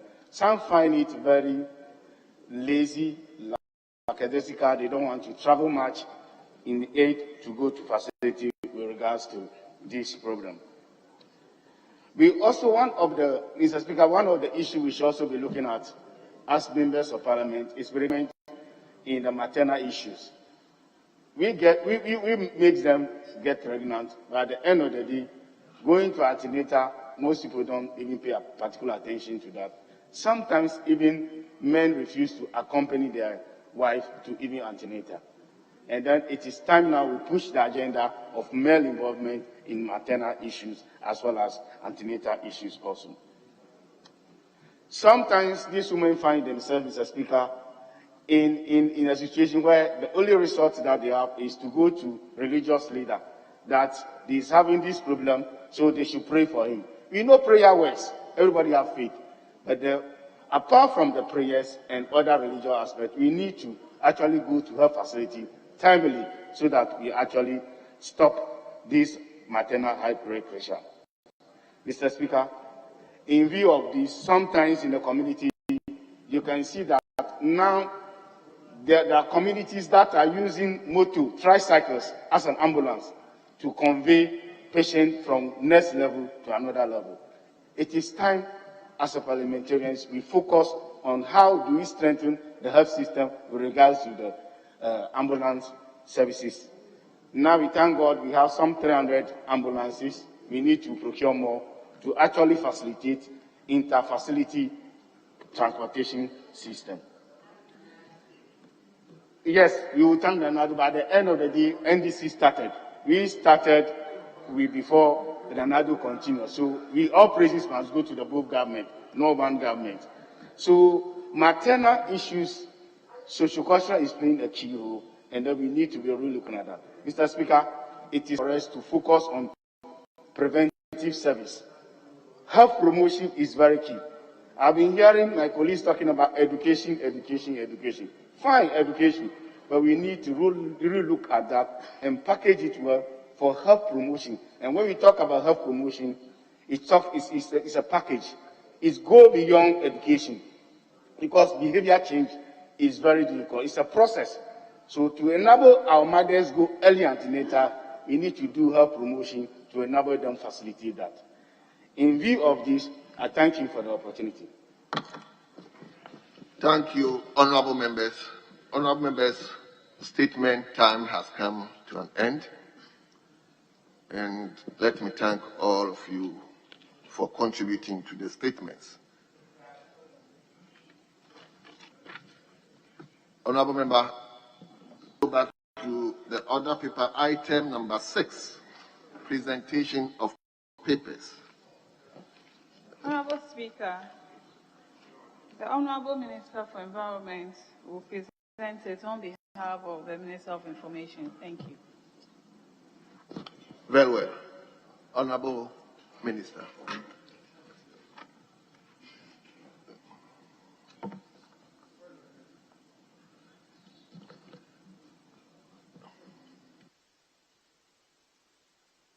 Minority, Deputy Minority. Mr. Speaker, the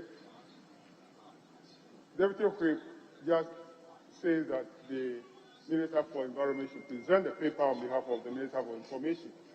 At least, he should tell us the whereabouts of the Minister of Information, who is also a member of Parliament. What is taking him out of the business on the floor? At least that will give an or allow the Minister to let the paper on his behalf. Honorable Speaker, the Minister has an emergency meeting with the President, so he couldn't make it to the House.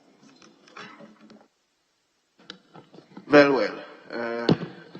I don't think we need to waste my time on it. Minister for Environment, may you...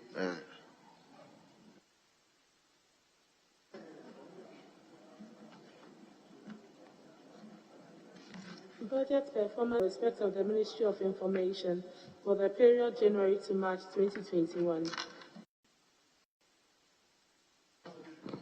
Honorable members, the report has been duly presented. It is referred to the Committee on Communication and Digitalization for consideration and report.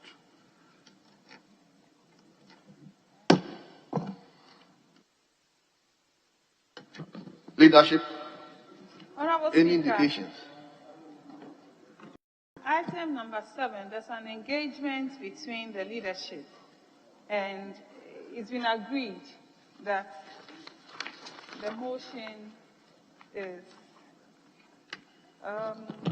deferred. Step aside, yes. So we move on to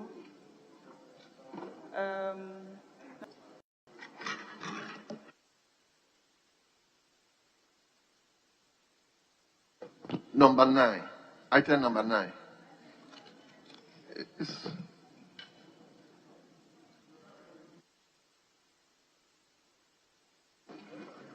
So it's adjournment, Honorable Speaker. Yes, Minority Deputy Whip. Let's go, we are in your hands.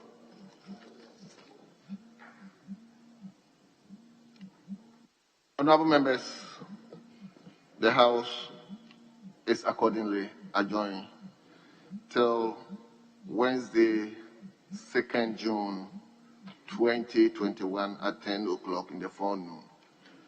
I thank all of you for your attention.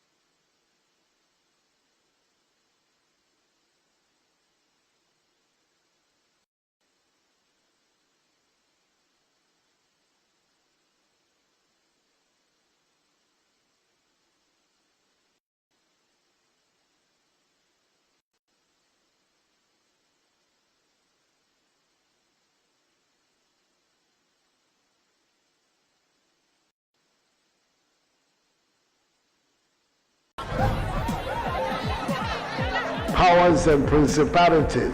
There's so much fire inside me. Tragedy struck when part of the largest hillside at the kosher rubbish dump collapsed. It's going to be fun to see how he goes about approaching this game.